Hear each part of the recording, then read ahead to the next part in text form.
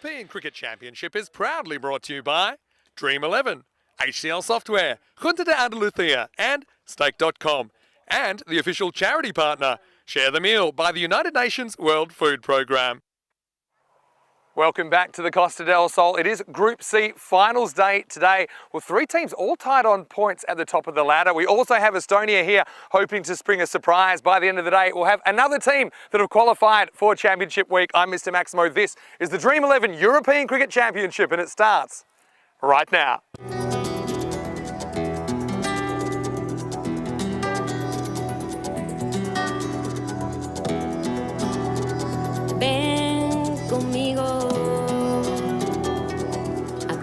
Su calle, a vivir su ambiente, ven conmigo, a vivir la vida intensamente.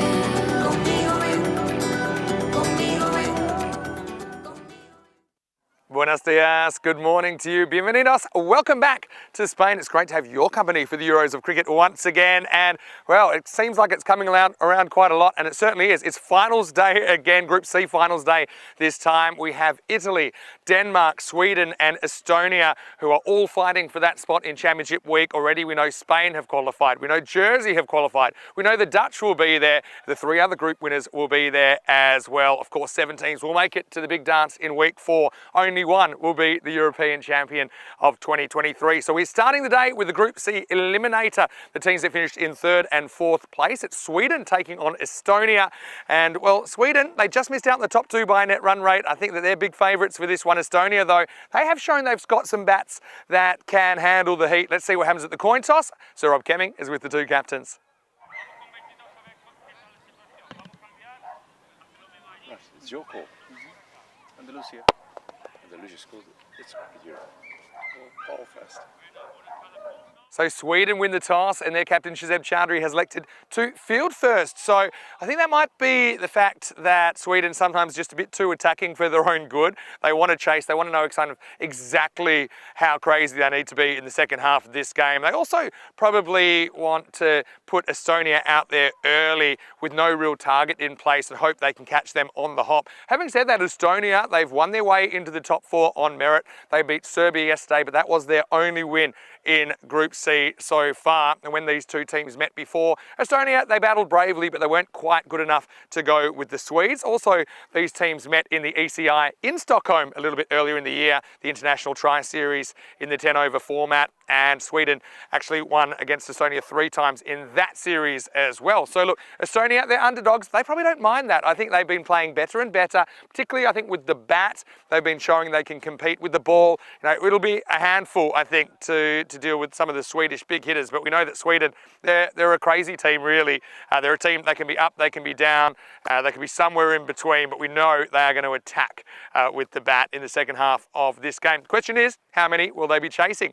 Let's talk about the weather today. Well, slightly overcast for the first time today, so maybe we'll see the ball swinging around a little bit or not. Not so sure. These Grizzlies have been going a little bit anyway, but we're expecting a maximum temperature of 27 degrees, currently about 22 to get this one started as we get ready for the first ball of the eliminator. Let's go up to the commentary box, and in the dream box we'll find none other than Rico Full, looking fantastic today already. Can't wait to see him on the camera. But the news from the toss is that Sweden have won the toss. They've sent in the Estonians. Let's get ready for Group C finals day.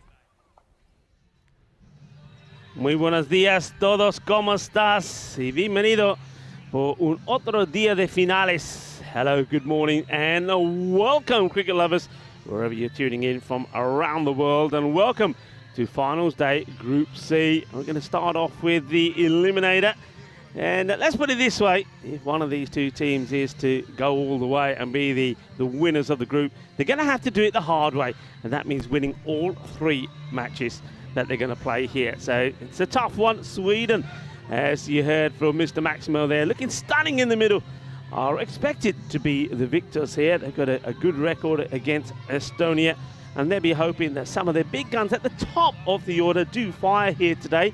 Yesterday, we didn't really see the top order clicking. Only Sher Ali was in the runs. I think Imal Zuak will be looking to get in the runs this time, as well as Khalid Zahid and Samuel Romani. Estonia, well, they've managed to always get somebody to fire well, and yesterday it was Stuart Hook and Masood that batted really well for them, and they're going to be counting on them to get good scores on the board here.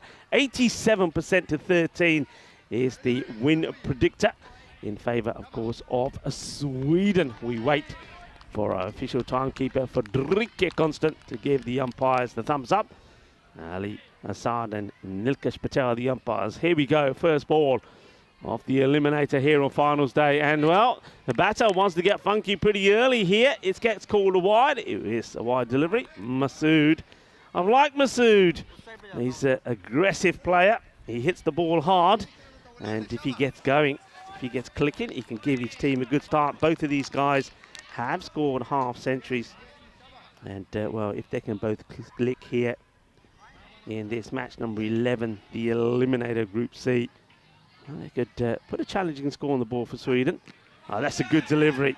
Just that's a little bit too much, doesn't it, in the end? Good comeback from the bowler. Nasir Baluch has probably been one of the pick of the players for me for Sweden. Not only has he bowled very well, but he's pretty handy with the stick in his hand as well, is Nasir Baluch.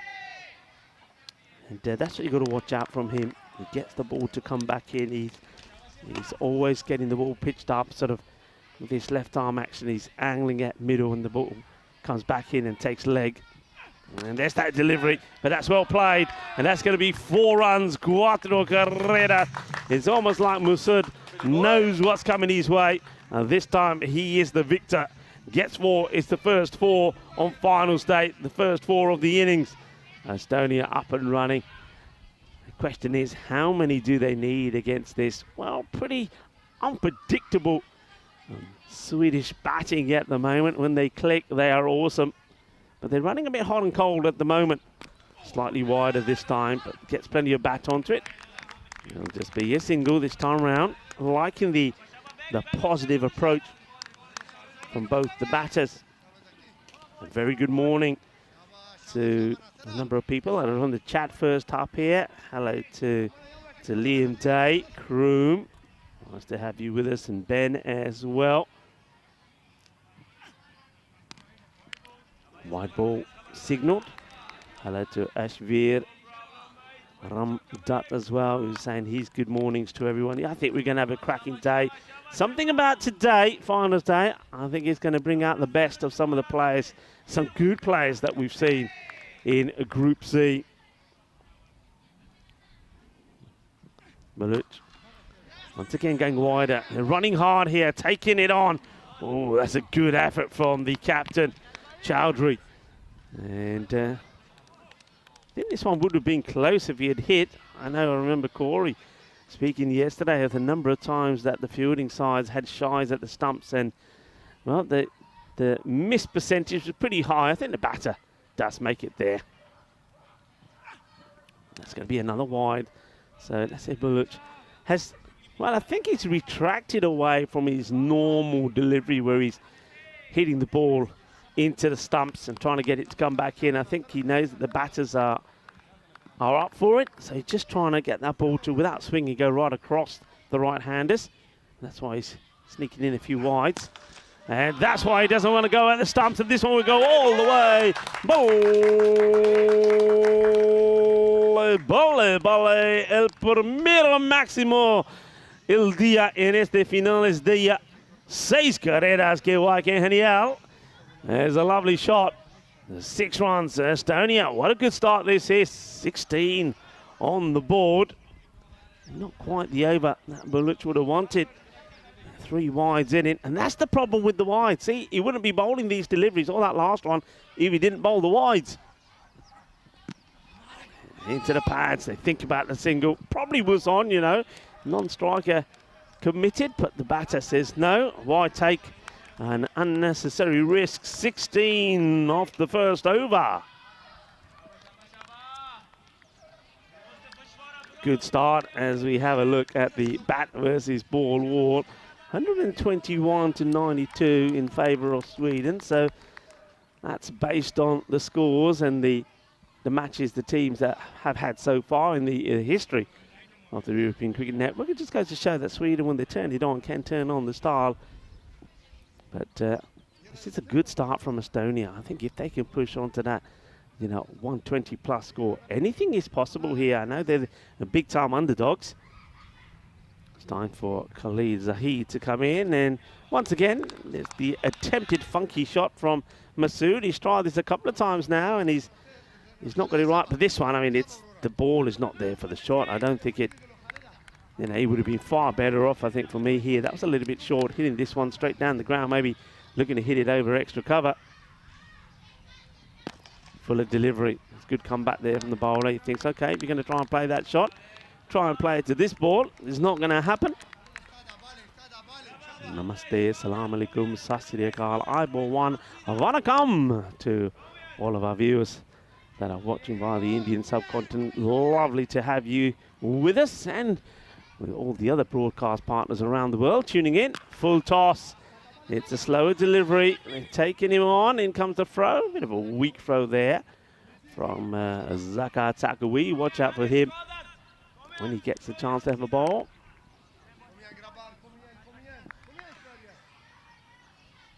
Tidy so far from Zahid. And just as I say that, he tries to sneak one in inside that wide guideline for the umpires. Goes too wide. It'll be another wide.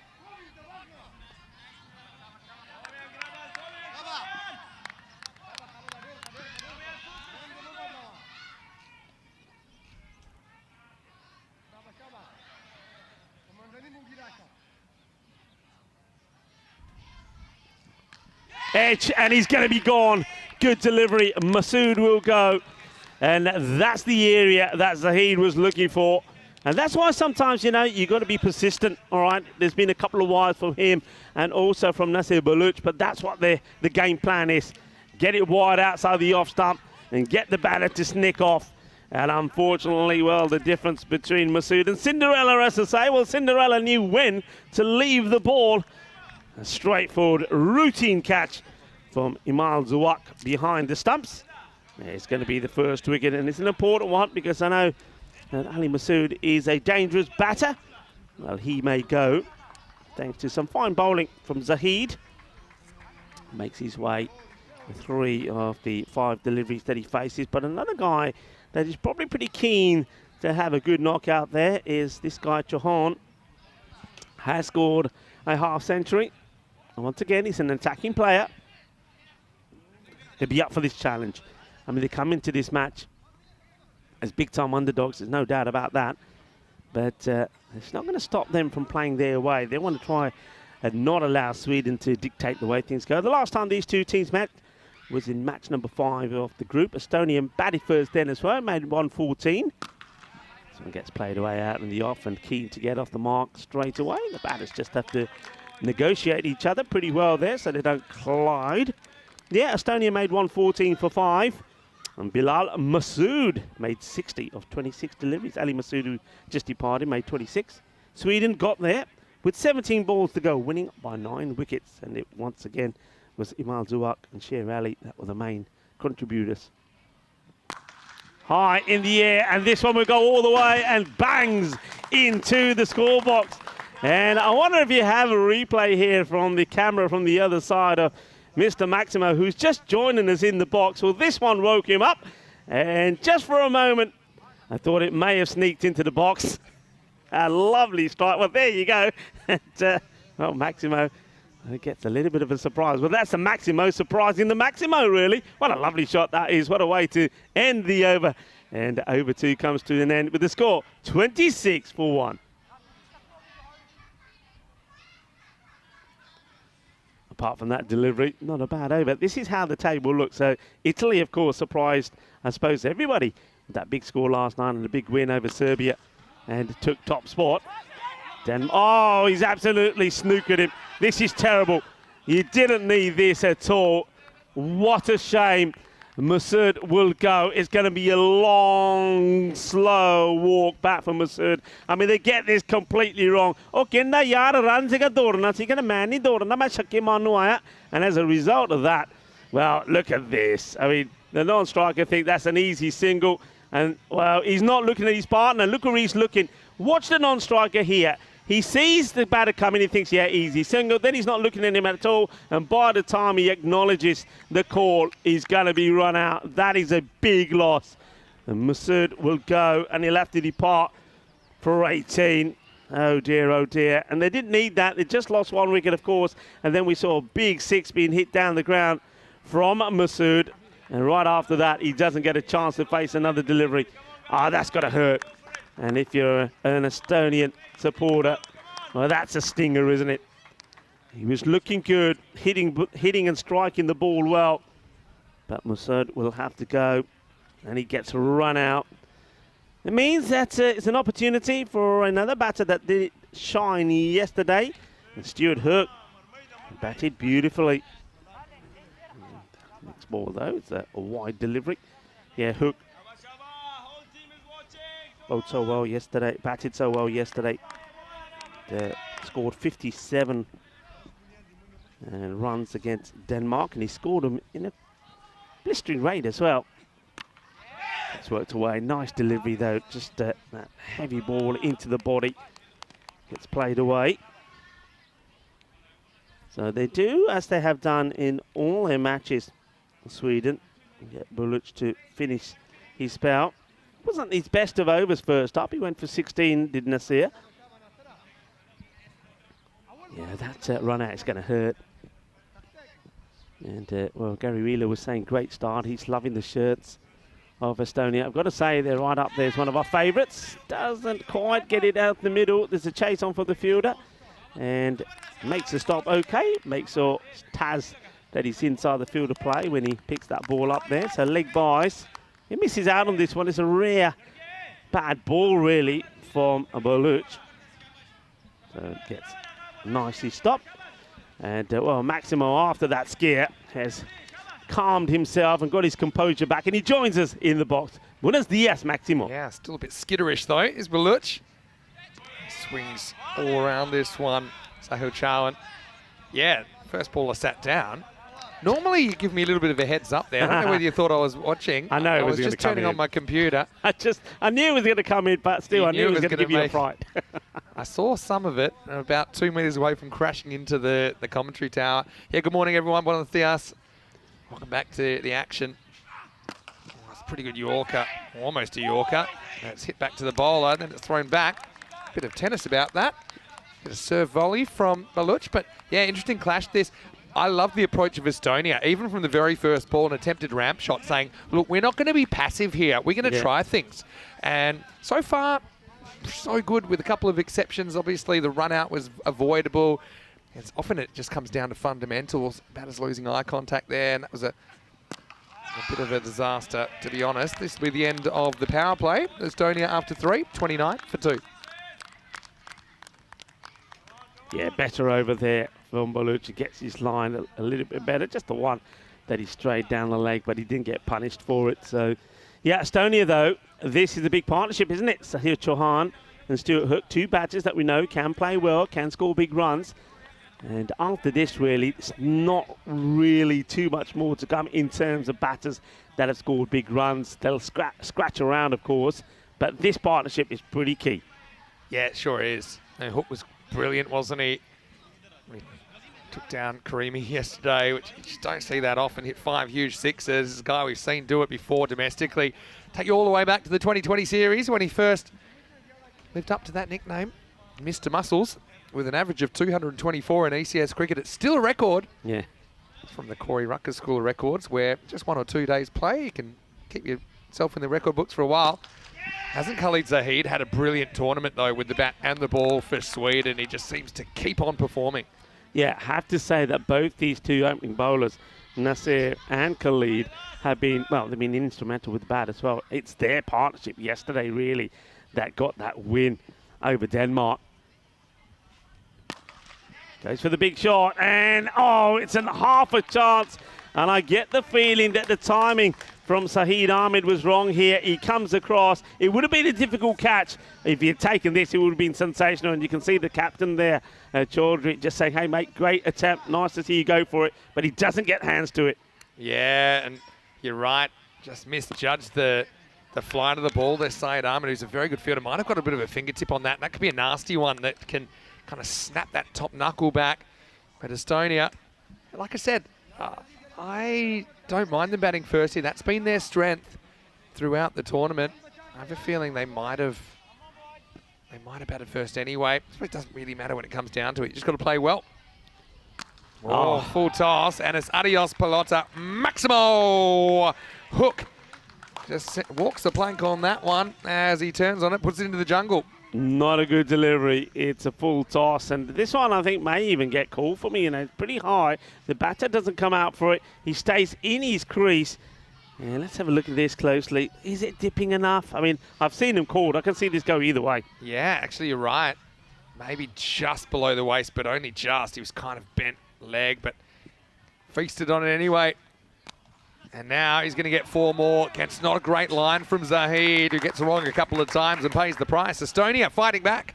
Yeah, 2 really good and yet really important shots. I mean, we mentioned Stuart Hook, and he's very strong when he's cutting the ball, but he's showing that he's has no issues playing the pull or the hook shot as well. Not very good deliveries here at all from the bowler Zahid. Yeah, that hook kind of feels a bit uncomfortable in the helmet. Only wears it when absolutely necessary. At the moment, it's working for him. Oh, it's a good Yorker, though, and almost knocks out his pegs. And, yeah, Hook acknowledges that delivery from Zahid. But he does survive it. End of 4 overs. It's 47 for 2. Good over that for Estonia. It's a nice way to come back after losing those wickets, especially the way they lost Bilal Masood. 18 come off it, a positive 1, so 47 for 2. Look, the rate they're going at is not bad at all, but like I keep saying, this partnership is key. One man who has come on and done the job so many times for Sweden in terms of breaking partnership has got the ball in his hand now, Zaka Takui. Yeah, he's a very clever bowler, isn't he? Zaka, crafty. Yeah, but I've got to say, once again, Estonia being mentored here by Richard Cox, who's a very good coach. He's certainly got them in the right frame of mind for this eliminator. It's going to be a wicket to start. Takawi's over. Chowan just tries to sweep that on length. Zuckett just pretty understated in the celebrations as Chowan goes for 9. It's 47 for 3. How many times, Vinny, have we seen this young man do it? He comes onto bowl and he just... I mean, this is all about just the line, the accuracy, straight away, very first ball. But that pace just slows it right down. You can see, look, how early is this played up by Chowan, and he just gets this through. Chowan thinks he's got it pretty well covered, goes for the sweep, gets it wrong, stump's taken. It's as easy as that. Easy as that. As Chowan comes up with fresh air, but contributes 9 to the total. It's 47 for 3. Yeah, big wicket. That was the partnership that I was talking about, and it is Zaka Takui that breaks it. Talented bowler. I can see that Zahid. I mean, he's still on the boundary, but that one that he wasn't able to take is still stinging his hands, and it's Saeed Ahmed. But he's going to feel a lot better because, of course, it was Chauhan that smashed that ball for 6, but Chauhan is gone, and he's only added just a further 1 run to that from when he was dropped. So he'll be happy with that as well. One man who hasn't really got going in this series, Aslan Gundal. Will he save his best for when his team needs it? Let's find out. Oh, first one straight down the line. Had a question from Shrug in the comment section. Hello, Shrug. Always happy to see you. He was asking, why isn't the 1 versus 2 match on first? It is a bit unfair that potentially the 1 versus 2 loser has to play 3 back-to-back. Walks him up here, Condal. Short answer is, it's not really back-to-back because of these gaps between the games, right? So that's one thing. And it's quite a significant gap between the second and third match if you play 3. Quote-unquote back-to-back. The other thing is, I think if you spoke to the players, the fact that they get to spend a couple of extra hours sleeping, they will say that's the best kind of rest. And they can just enjoy a leisurely breakfast and watch the 3 versus 4. So that's probably the main issues. We've experimented with both, and then we found, generally speaking, that the 1 versus 2 teams, they prefer, I suppose, spending less time at the venue and just able to spend more time back at the Sunset Beach Club. I can't blame them, really. Yeah, me His last either. ball, the over. Okay, has he got enough of this? Fielder comes across, huge moment, takes a catch, and that's huge disappointment. And Stuart Hook, he can't believe it. And what an amazing over from Zakar Takwi. He'll take 2 wickets just for one. Superb over. But this one really, you can see why he's so disappointed. It was there for being put away, but he puts it into the hands of the fielder. Yeah, and Hook's been so good on this shot as well, but this one's a bit of a top edge that he clunks. Pretty good fielding down there as well to judge the flight of the ball. I won't say it was perfect technique, but as far as getting in the right spot, he did it perfectly. And Hook, you can just kind of feel the frustration there. He's saying, "Oh, that was there." And that's cricket. It's a game of margins. Baluch delivers. Hook, unfortunately, gets tied up for 11, and it's 48 for 4. And it gives us a chance to welcome you into the Dream Box. It's Vinny Sandu here, Mr. Maximo, for the European Cricket Network on Finals Day, Wednesday here, Group C Finals Day. Rico Full with me, looking sensational today. You're blinging the box this morning. Estonia, I love their approach, but it's going to be hard work for them against this Swedish side, which only missed out on the top 2 on net run rate. It's going to be tough now, yeah. I mean, that's a big wicket, isn't it? I mean, all of the recognised batters, all the batters that have made any main contribution gone. Captain's going to play a big part in this, but this guy here yesterday, the captain of Sweden, was absolutely sensational. And, well, this is a bit of good work here as well. Yeah, I mean, he was superb with Shazab Chowdhury, and they almost get a wicket here straight away. But it's a missed run out, and Robson, not known for his ability to turn quickly. You see the bowler just drop the ball and hit the stumps with his hand, see, because he was miles out. But the ball got away. It's the hands that hit the stumps. Yeah, there was no appeal Robson, there. He was done like a dinner there. That would have been a diamond dunk for David. Full toss. It could be a no. You know, he's in the air. It's been called by the umpire. They're celebrating, but no ball called. In comes the throw. So no ball called straight away by Nilkesh Patel. Be interesting to see this side on. I think 1 or 2 on the field thought it might have dipped before he got to him. Yeah, I mean, it's pretty similar to one earlier. But I don't really have a problem with this being called. It's way too high from the bowler. The regulations are kind of set so that the batter gets the benefit of those line ball calls. 50 comes up and free hit to come. Yeah, free hit coming up here. So Chaudhry was, well, myself and Corey picked him as our player of the match yesterday because he's brilliant spell of bowling. He was so tidy. It's an unusual full toss from him. Free hit. And Robson, he hits it pretty well. But it gets dropped, but it doesn't matter from Saeed. And what he has to do is stop the boundary. But Saeed, I wonder if he still is struggling with that hand. And if he is, maybe got some better options to field in that position if he's conscious of that finger, which I think got flicked when he wasn't able to catch a Maximo earlier. Robson, it's not really a chance because it's free hit, but he's probably lucky to be there after he should have been run out first ball, that he was at the crease. Now it's going to be Takawi, who should make the stop, and he does.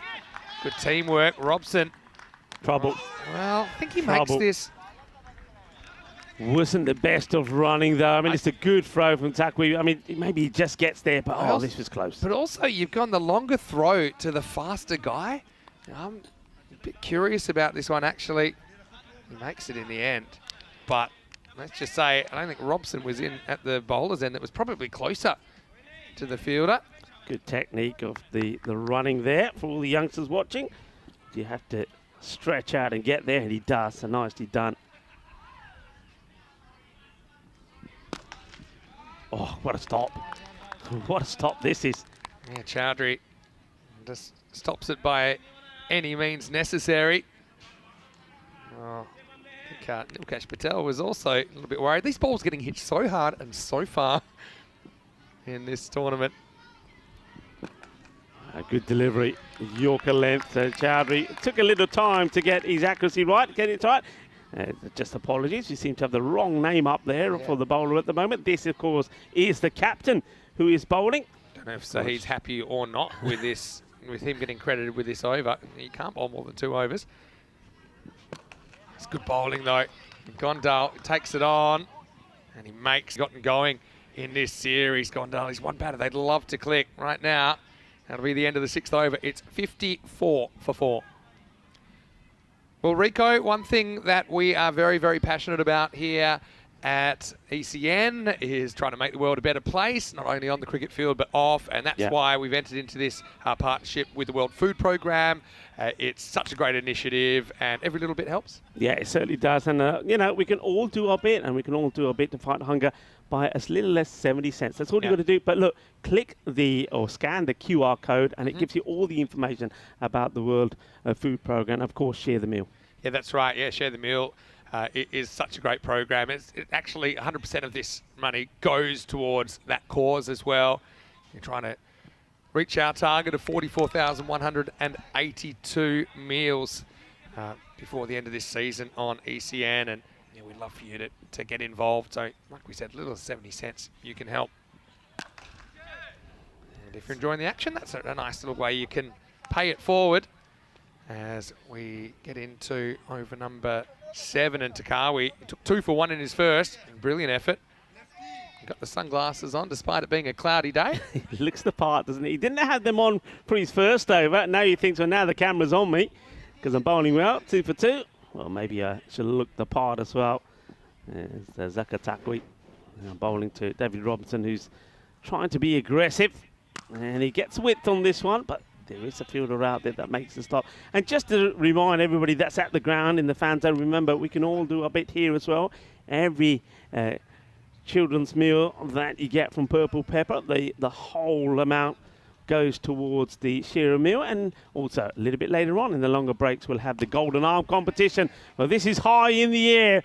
Is it going to make the boundary? It does only, but it's a good shot. It's going to be manos arriba from the El Vitro, as that one gets over Khalid Zahid and just makes it. So the captain, Arslan Gandal, trying to make things happen here. Yeah, he needed that one, didn't he, Gondal? Gets another chance. Again, just has never really found his time. Even that 6 was by the skin of his teeth. Robson's actually hit the ball pretty well in limited opportunities so far in the series. So Estonia at 90 pace at the moment, or thereabouts. Short. Goes for it again, but this time he's going to get lucky. He will drop just before Zahid can get there. And yeah, they just need one good over, don't they? One good over, maybe a magical over right now here would make all the difference. But at the moment, well, it's Sweden that are getting in top here. Zakwi has Zakar Takawi bowls a great spell. Just 10 runs from his 2 overs, and at the end of 7, 63 for 4. Having a look at Championship Week, we can see the lights have already gone out on Serbia, but they brought a lot to the competition. I really, really enjoyed watching them. Some very good young prospects there. Estonia staying alive here with Sweden. We'll see Italy and Denmark later in the day. Only one of those 4 remaining teams will make it through to Championship Week. And despite it being a bit overcast today, I don't really think there's any threat of rain, and a lot of people enjoying the cricket. As Gondal goes down the ground straight, and brilliant catch. Wow, Samuel Ramani has gone into that position, and he's robbed Estonia of a Maximo. And Gondal, if he was an emoji, he'd be the eye roll emoji, because this one was heading out of the ground until Sammy Ramani had something to do with it. Oh, what a catch this is. Well, are we already seeing HCR Software Player of the Day here? That is a great catch, isn't it? There's a little bit of slam dunk about this if you were watching basketball. Beautifully done. I mean, he comes across and he takes a sensational catch. And maybe they listened to us because we know that Saheed was struggling, wasn't he? So they swapped Saheed and they put another man there who takes an absolute fantastic catch. What a great catch that is. And Samuel Rahimi makes no mistakes as well. Great catch. And, well, more disappointment for the captain, Arslan. Nothing's really gone his way, has he? But look, he can still be a very proud man, whatever way this goes. He's led his team well. And, you know, they played some good cricket overall. But Arslan just hasn't been able to hit the straps himself. Chowdhury, the beneficiary of that piece of fielding. As the next ball to Rifat Khan crashes off his pads.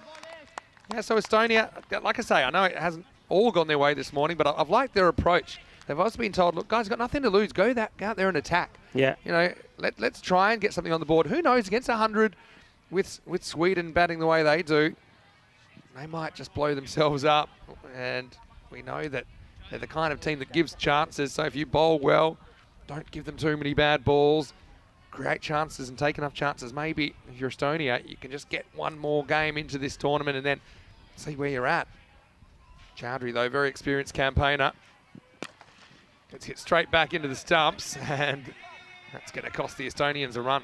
Yeah. For a moment there, I thought he could have got a run-out opportunity there, because Rifat Khan was disappointed he doesn't get anything for that shot as it crashes into the stumps. And the stumps are the real 12th man. Tell you who's not impressed with that is Rifat, who would have been off the mark. Still finds himself on the globe, but he will get off the mark this time. Knocks it down the ground for a single. Question here is, with the 2 balls to come in this over, where are these boundaries now going to come from? I suppose the good news for Estonia is that after these 2 balls, this guy who's been outstanding with the ball, the captain, Shazab Chowdhury, at least he'll be done and dusted with, as will Takawi, but they've still got good bowlers that can come and tidy things up here. Well, I think the man that they affectionately call Chewbacca in some circles, maybe he can whack one over the fence here. We know he's got the power. And he just times this away for 4. So Robson very composed. And, well, let's just say he doesn't spend too much time doing his hair in the morning. He's thinking about batting. He's thinking about bowling right now. He's thinking about getting Estonia to 100 plus. Yeah, nice shot this. Look, footwork is good. Gets his foot to the pitch of it, opens the face of the bat, gets 4 runs. So, well, that's a boundary. That's what they need. Yeah, he's such a lovable character as well, Robbo. Right now, he's going to have to go. So 4 and out as Chowdhury has the last laugh. Takes a wicket with his last ball of the eliminator, and Estonia lose another hitter. Robson goes for 6 at 69 for 6. Quality bowling. What else can you say? We were so impressed with him, myself and Corey, last night. Chowdhury, he just bowls well. He knows what to do. He keeps it simple.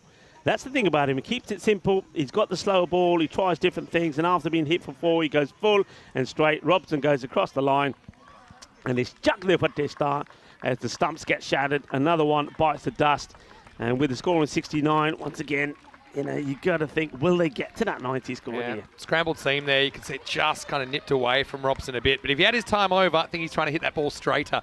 I think it's always a risk hitting across the ball on the stumps, and he'll know that. And I'm sure we haven't seen the last of Robbo, as he'll have a role to play with the ball as well. 69 for 6. This will bring out Aditya Panwar for Estonia. Panwar, he's got a big part to play here now with the bat, and also when they're in the field as the bowler. Nice to see the kids there from Kolahia, Lamata.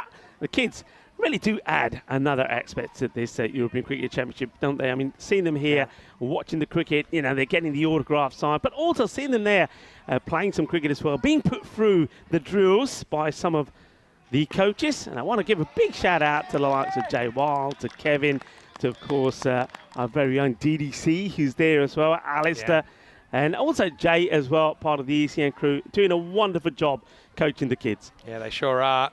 Oh, Terry O'Connor there, acting like some sort of low-rent security guard, just shooting daggers at the camera. Terry, good friend of the ECN. Swing and a miss here as Zabi Zahid gets this one through. They think there's an edge, I'm not so sure. But Zabi Zahid, the line man, he'll only get the one over here. He's a bit of a death specialist, but because they have kind of gotten on top now, they didn't go to him in the 8th, so this will be his only over. But I can't agree more with what you said there, Rico. And literally at the point now that thousands of Spanish kids have tried cricket, been around cricket, been at this tournament. It's a real team effort as well, the Cricket School project. And the one thing is, they love it. Yeah. The first question I always ask them, is this better than being at school? And yes. Although I'm sure they have a pretty cool school. I was there really this morning, and some of these kids, I mean, they were doing a lot of fielding drills. Some of these kids can catch a ball, you know. Oh, these are sporty kids. Got to start them young. Here's Zabi. Slower ball this time. Pretty clever shot. I think it'll be fielded, though. And they'll get 2. But the thing is, Zabi Zahid, he knows his role now. He's a closing bowler. He's there, changes of pace, jam in Yorkers. And it's about as simple as that. And he's pretty good at hitting his spots. Also hits a long ball if he does get a hit down the order. We call him the Lion Man because instead of a shirt number in a series a couple of years ago, he just had a picture of a lion. Again, attempted Yorker. See, whether it's slow or quick, he is just trying to stay full in that block hole. It's very, very effective. Yeah, and that's what you want to be bowling at this stage, don't you? You know that the Estonia side, they're struggling to get runs on the ball. They're looking for boundaries, and when he's bowling these Yorker lengths here. That one was slightly overpitched, but the batter wasn't able to capitalise on it. But yeah, it's very difficult to put away. It's a lot harder than bowling than facing a shorter delivery. Once again, it's full, it's in the block hole. So bat on ball, they take the single, the scoreboard clicks over, but it's tiki-taka at the moment, isn't it? Tiki-taka, tiki-taka. They need a little bit of boom, boom, boom as we get to the end of the 9th over. The score 74 for 6. Last over coming up, Estonia. I mean, brave, love the way they've approached this tournament and certainly won their way into 4th place. Who knows? I mean, I know it's not the Swedish team, but their club, Albizami, who can forget that back in the 2022 ECL, they held the German club MSC Frankfurt to 65, but then almost butchered it. They were 58 for 9 at one point. So, yeah, runs on the board in the final. As my coach used to say, no one can take them away from you.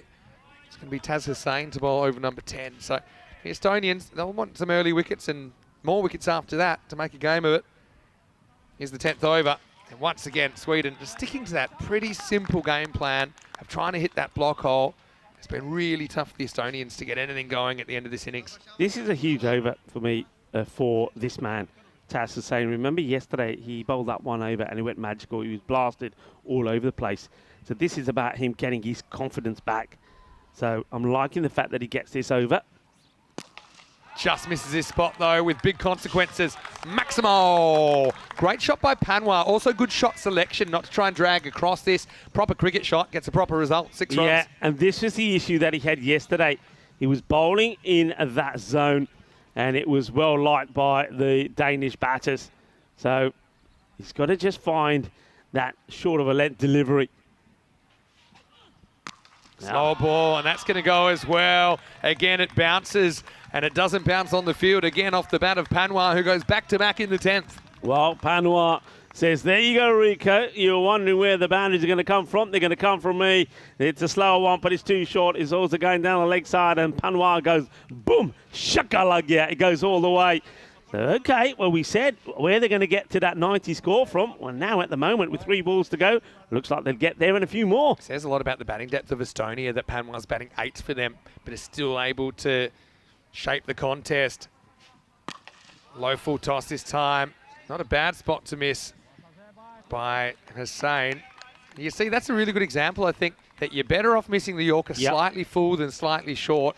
Low full toss isn't an easy ball to put away. Yeah, interesting though. Panwa, who looked dangerous, is now off strike. So let's see what Khan can do. He's 4 of 8 deliveries. Yeah. I get some bat on it. Probably couldn't hope for a better result, even though they would have been out by a mile. But what it does do, it gets the 4-man Panwa back to the other end. Yeah, I'd love to finish with a boundary, wouldn't he? A boundary here gets them into the 90s. Hey, I've also been looking at the ECN Superfan sweep, and of course John Gray, Keanu and Vipin, as well as Margaret McClellan and Oktay, they went out with Serbia. There's still a few left in it. And I know the people sweating on this result. Max O'Dowd, as well as Christina and Honza, as well as Shrug and Lee Tuck have drawn Estonia. So they're watching. I know that Shrug's quite engaged this morning. And as far as Sweden goes, we've got Louis Bruce, as well as Martin and Martha and Sam Bright following Sweden. So that's just a bit of fun we've had. Anyway, right now, 90 for Estonia plus this. Shot, really good shot. That's 4, that's laced. I bet they wish they had batted Panwa a little bit higher because he came out absolutely whacking them. Estonia, respectable 94 on the board, but plenty of work to do if they are going to keep their tournament alive against this volatile Swedish batting lineup. Yeah, and question marks also here now, I think, for the captain, Shazeb Chowdhury, over the bowler there, Hussain, because once again, it's been an expensive one. The last 2 times he's bowled, it's been expensive overs. He's gone magical again, and that just helps Estonia get to the 90 mark. They've got the runs on the board. Look, last time these 2 teams played, I remember Estonia got to 114, so they don't get to the 100 this time. Sweden won that pretty easily. Will it be the same again this time around? You expect it will. They're pretty happy with their work. And this is the way that it started, though. A positive start from Estonia. I like that all the way through. They remain positive. Yeah, and they weren't going to be passive against someone like Baluch, who's a real top-order destroyer. But you saw it from the very first ball. Masood tried to ramp him. Okay, didn't all work out for the Estonians, but they certainly weren't going to go down without a fight. Wake up, Vinny. Wake up. Yeah, that woke me up as that crashed into our our 10, unfortunately, as I woke up, Batter was put to sleep there after a big mix-up. A pretty unnecessary one, wasn't it? As Bilal Masood had to go. He'd made a bright start as well, 18 off 6. This was a bit of a break for Estonia as it went through the hands of Said Ahmed for 6. Hook looked like he might be able to continue. Once again, he spends more time looking at the helmet than wearing it. But I know a couple of their key players went down in the middle as well, including Chowan, who swung all around that one. Takawi was outstanding again, once again, wasn't he? 2 for 1 in his first over, including a couple of big wickets. Yeah, I mean, that was a big one, and that was the one that Hook was very disappointed with. He said, I can't believe it. He said, that would be normally putting away big, but he puts it into the hands of the fielder, and well, that one is going to go on the burner, isn't it? He's not a happy chappy, Hook, but a good catch there from Baluch. Yeah, you can see how much it means to them. You know, I like to see that kind of passion. These guys, you know, really sense an opportunity, which won't come very, very often, to go one game further. Robson played a couple of nice shots, but unfortunately he played across that one. Sweden kind of cool, even though, you know, Estonia were throwing everything at them. 2 teams that know each other pretty well. I think this is the 5th time they've played each other in 10 over cricket this year. Estonia yet to register a win, but they would love to do it here on the big stage on Group C finals day. Estonia, yeah, they're definitely behind in the match, but it's not like they've collapsed for kind of 60 or 70. I mean, 94 has won some games here at the Cardamom Oval, but they'll have to be almost perfect, I think, against a very aggressive Swedish batting lineup if they're to hang on. 20 for Panwar. He tops the scoring at number 8, and he only faced 6 balls. And when you look at some of the guys above him that didn't get going, Gondal's one, I hate to say it, but it's true, the captain, 13 off 15. Rifat Khan, for example, a spot higher, 5 off 9. I bet they would have loved for Aditya to be able to face a few more balls in the innings. For Sweden, though, once again, variety is the spice of life. I think Takawi came in, changed the game, 2 for 10. His figures, Chowdhury bowled really well, 2 for 12. Khalid Zahid, a bit expensive towards the end, but did take a wicket. Baluch, once again, you know what you're going to get from him. 2 really tight overs, but he couldn't get a breakthrough. Zahid only gets to bowl the 1, and that's kind of what you were talking about. Strategically, they had to go to the 6th bowler, Taz Hussain, who couldn't keep it quiet in the 10th. And that score went from 74 to 94 in that last over. So we'll take a break. We'll be back in just a few minutes, and we'll see if Sweden can bat their way into qualifier 2, or whether the Estonians can spring a surprise. Vinny sound to him is to Maximo alongside Rico Full. We'll see you after this short break for more Dream11 European Cricket Championship.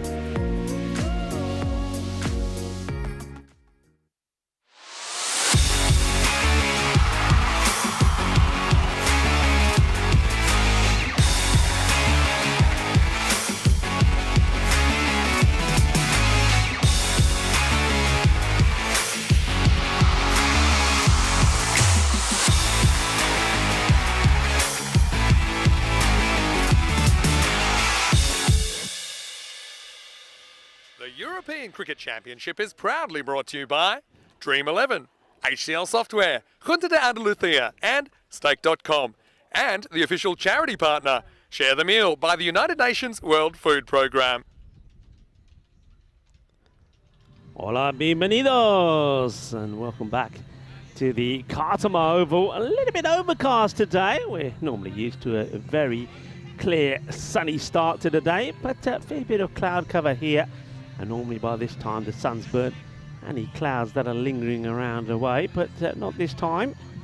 So we expect to see maybe the ball might do a little bit. Well, I suppose Estonia are certainly hoping it does, because they need to get some quick wickets here. One thing I will say with this aggressive approach from Sweden when they bat, they always give you chances. The thing is here, can Estonia take what comes their way? David Robson is going to start things off. Here's the first delivery. Bowling to Imal Zuak. It's going to start with a wide. Right idea from Robson, but goes too wide. So David Robson, Chewy, as well, a nickname that has become known for him now. I think it's quite fitting. It's a great character, better areas, and gets respected by Imal Zuak. I wonder if, just seeing that shot there, I wonder if the coaching staff have spent a bit of time having a chat with the batters, just to say, look, we've got to be just a little bit more carefree in our approach. This is down the leg side, so it's going to be a wide ball.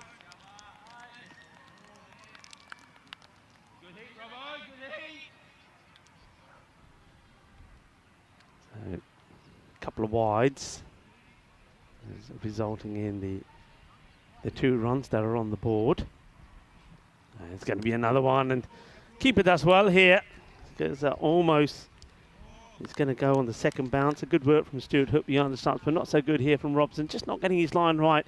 I suppose this, in a way, could be a little bit frustrating for the batter as well, because I think Imal Zuak does want to whack one, doesn't he? And probably getting a bit frustrated. He's not getting an opportunity to get a hit.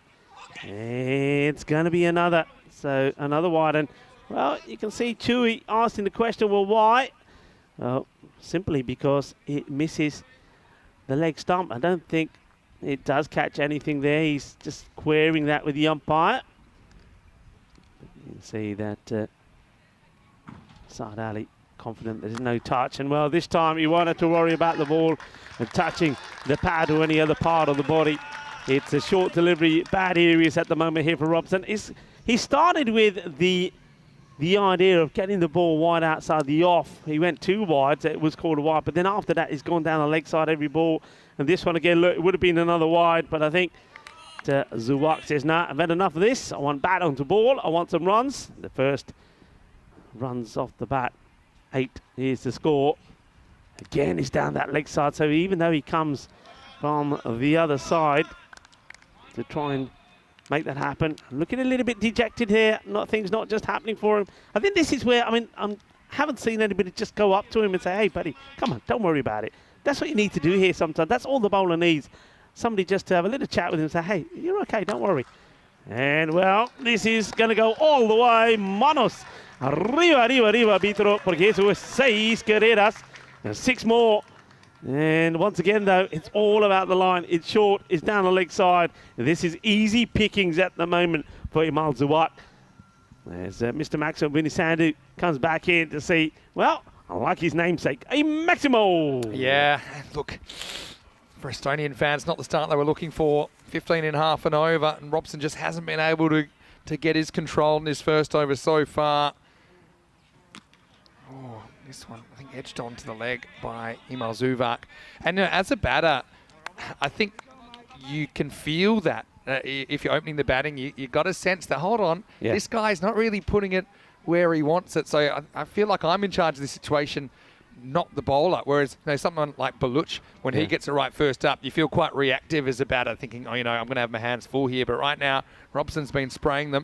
This is better, though. Hit straight down the ground. Not hit well enough to get to Gondal, though. Just a single. We'll bring Sher Ali on strike, who momentarily he held the fastest century record, didn't he, on ECN earlier in the year, scoring 100 off 25 balls. And then Jamshed Khan of the Düsseldorf Black Caps scored 100 off 22 balls, which is just insane. A record that might stand for a very, very long time. But Cher's had a very good summer. He's going to start by lifting one up over the leg side. Not really timed, but no outfielder back there. That'll be 4 runs. End of the over as well. First goes magical. It's 20 without loss. Yeah, magical start, isn't it? 20 off the first. And Estonia did hit 16 off their first, but yeah, that one just beautifully clipped over. Good shot to play in the power play. Hey, talking about the fastest hundreds, and of course we were there. Well, I was there to see that one from Jamshed Khan. It was quite amazing. But yesterday, last night, 100 came off 25 balls. Equal second with Sher Ali. 42 matches since the Golden Ball.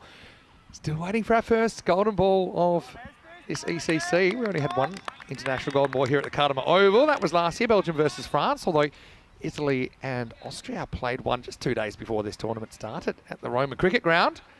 But yeah, I was there with you, of course, for that brilliant innings from Jamshed Khan. It was something unbelievable. So basically scoring at over 4.5 runs per ball in that innings. Incredible striking. As it's going to be Pranay Giwala to get us going here in over number 2. This is more of an edge than a genuine shot, but it'll be another boundary for Team Sweden. Yeah, well, they're happy at the moment, aren't they? But there'll still always be a few nerves, won't they? I mean, if you're going to do it, you're going to do it the hard way. You've got to win all 3 matches that you play here if you're going to be the winners of the group. Sweden, remember, last year they lost out to Denmark in the qualifier. Denmark went on to play Netherlands in the group final. Netherlands, of course, won that and then went on to win the whole thing. Yes. Sweden beat Denmark twice in the group stages and then went down to them on finals day. They won't want to do that again. This one bites in a lot from Giwala. Yeah, but to give you an idea of that fastest 100, 22 balls, the fastest 50 we've ever had is 10 balls on ECN. And so you're pretty much saying that you're going to get, to beat it, you need to get a 10-ball 50 and an 11-ball 50, essentially, which is crazy. I know that recently we saw a 9-ball 50 in Nepal, right? Yeah, in Nepal versus Mongolia. Another in swing up. This time it goes with the swing, just inside the boundary rope. Cuatro carreras más. Zuvak kind of picked this, didn't he, from Giwala, who's getting some pretty predictable movement on the charge. Sweden get 4 more. Yeah, when Sweden have batted well, these two have made the good starts. I think the start of this championship, the first 2 matches they played, both of these batters brought up a 50-run partnership for the first wicket. And then after that, things went a little bit wrong. But I just get the feeling here there definitely was some conversation about the approach of the top order batting. You could see the seam position there, actually. Perfect for an in-swinger, but it's a bit too short. This is a bit fuller. That's a bit more effective. He'll throw, but he gets home for a single. I want to say a quick hello to Alexander Gregg, who is saying he's really enjoying the entertainment here, and he said he's just made a donation to share the meal. Great cause. Fantastic. Thank you for promoting it. Thanks, Alexander. It's really kind of you. And yeah, everyone doing a little bit, we can get our goal of 44,182 meals. And the reason we picked that number, because in 4 years, ECN have organised a staggering 4,182 cricket matches. That's where that number comes from. As, again, slight adjustment in length from Giwala proves effective as Sweden knock it out for a dot. So what do you think? Do you think there's a definite change in gears here from the Swedish side who are just conscious of not blowing themselves up in the power play? Yeah, I think it's been a simple chat, just saying to the batters, look, you know what you have to do. You know when you have to go crazy, and you know when you don't have to. So, just pick and choose. Don't go crazy straight away. You're batters, not sloggers. And sometimes you've got to go out there and look like batters as well and play the part. And play a bit of smart cricket as well. It's not about trying to smash every ball to the boundary. It is the end of the over. 2 overs down. 29 without loss. So if you're Estonia here, you're leaving it all on the table. You're just searching for a turning point.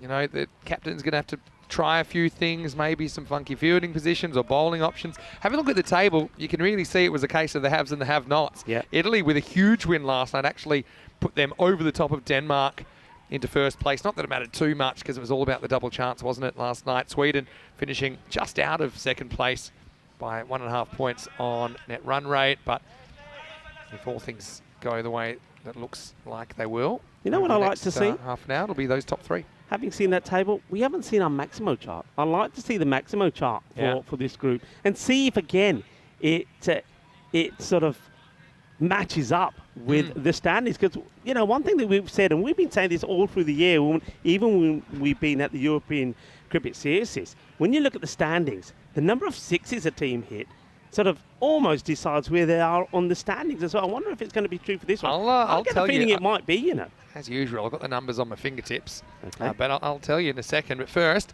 let's have a look at Aditya Panwar. Wasn't he great with the bat late in the piece for Estonia? Now he's bowling over number 3. A little bit too short, though, and he's going to get some of his own treatment as this one leaves the ground. Maximo! 6 to Zuvak.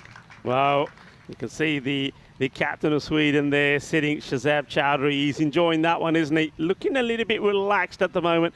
Yeah, once again, they bowled too short down the leg side. And both of these two batters, well, they're great pullers and hookers of the ball. You're going to bowl there, then really you're going to get hit and going to get hit hard, and this match could be over pretty quickly. Panwar needs to pitch it up quickly. Better ball. Has he nicked it? He has. Well, there you go. A little bit of late movement as Panwar reads the room. He's not going. Look, he can't believe it. Well, Zuvak cannot believe it, but the umpire picks up an edge. The fielding team seem pretty certain as well. Panwar with the breakthrough. It's 35 for 1. Yeah, well done to Panwar. He's having a fantastic game, isn't he? And you can see there that Imal Zuvak, well, after playing and well, he thinks playing and missing at this one. He goes and he's practicing his shot. Great shot. Just have a look at this. Look at the slow-mo, brilliant. And don't really see any movement there, so you can see why he is a little bit surprised. But look, the keeper is pretty confident. Yeah, if it's a nick, it's a feather. And often it'll look like he's missed the bat, but there's really no way to tell. Even the super slow-mo, Zuvak, you don't have to be a body language expert to know that he doesn't think he hit it, but credit to Panwar. You could really see in the super slow-mo how much that ball moved sideways. Hook does the rest, and perhaps an opening for Estonia as Sweden lose their opener at 35 for 1. Well, you said got to pitch it up. He pitches it up, it gets a reward. Yeah. Tell me what you got. Okay, and I was talking about Maximo rate. So the top 3 are pretty close together. Sweden actually had the best Maximo rate, 13.5, sixes per 10 overs, and then Denmark 13.2, Italy 12.3. Bearing in mind that those two are only separated on net run rate, they are clearly the top 3, 13.5, 13.2, 12.3. Yeah. But then, it's been nailed a big swing and a miss. Today's Khan coming in at 3. But then Estonia, he finished 4th. They were 8.5 Maximos per 10 overs, and Serbia 4.7. So, yeah, typically you hit sixes, you win more games. Yeah, there you go.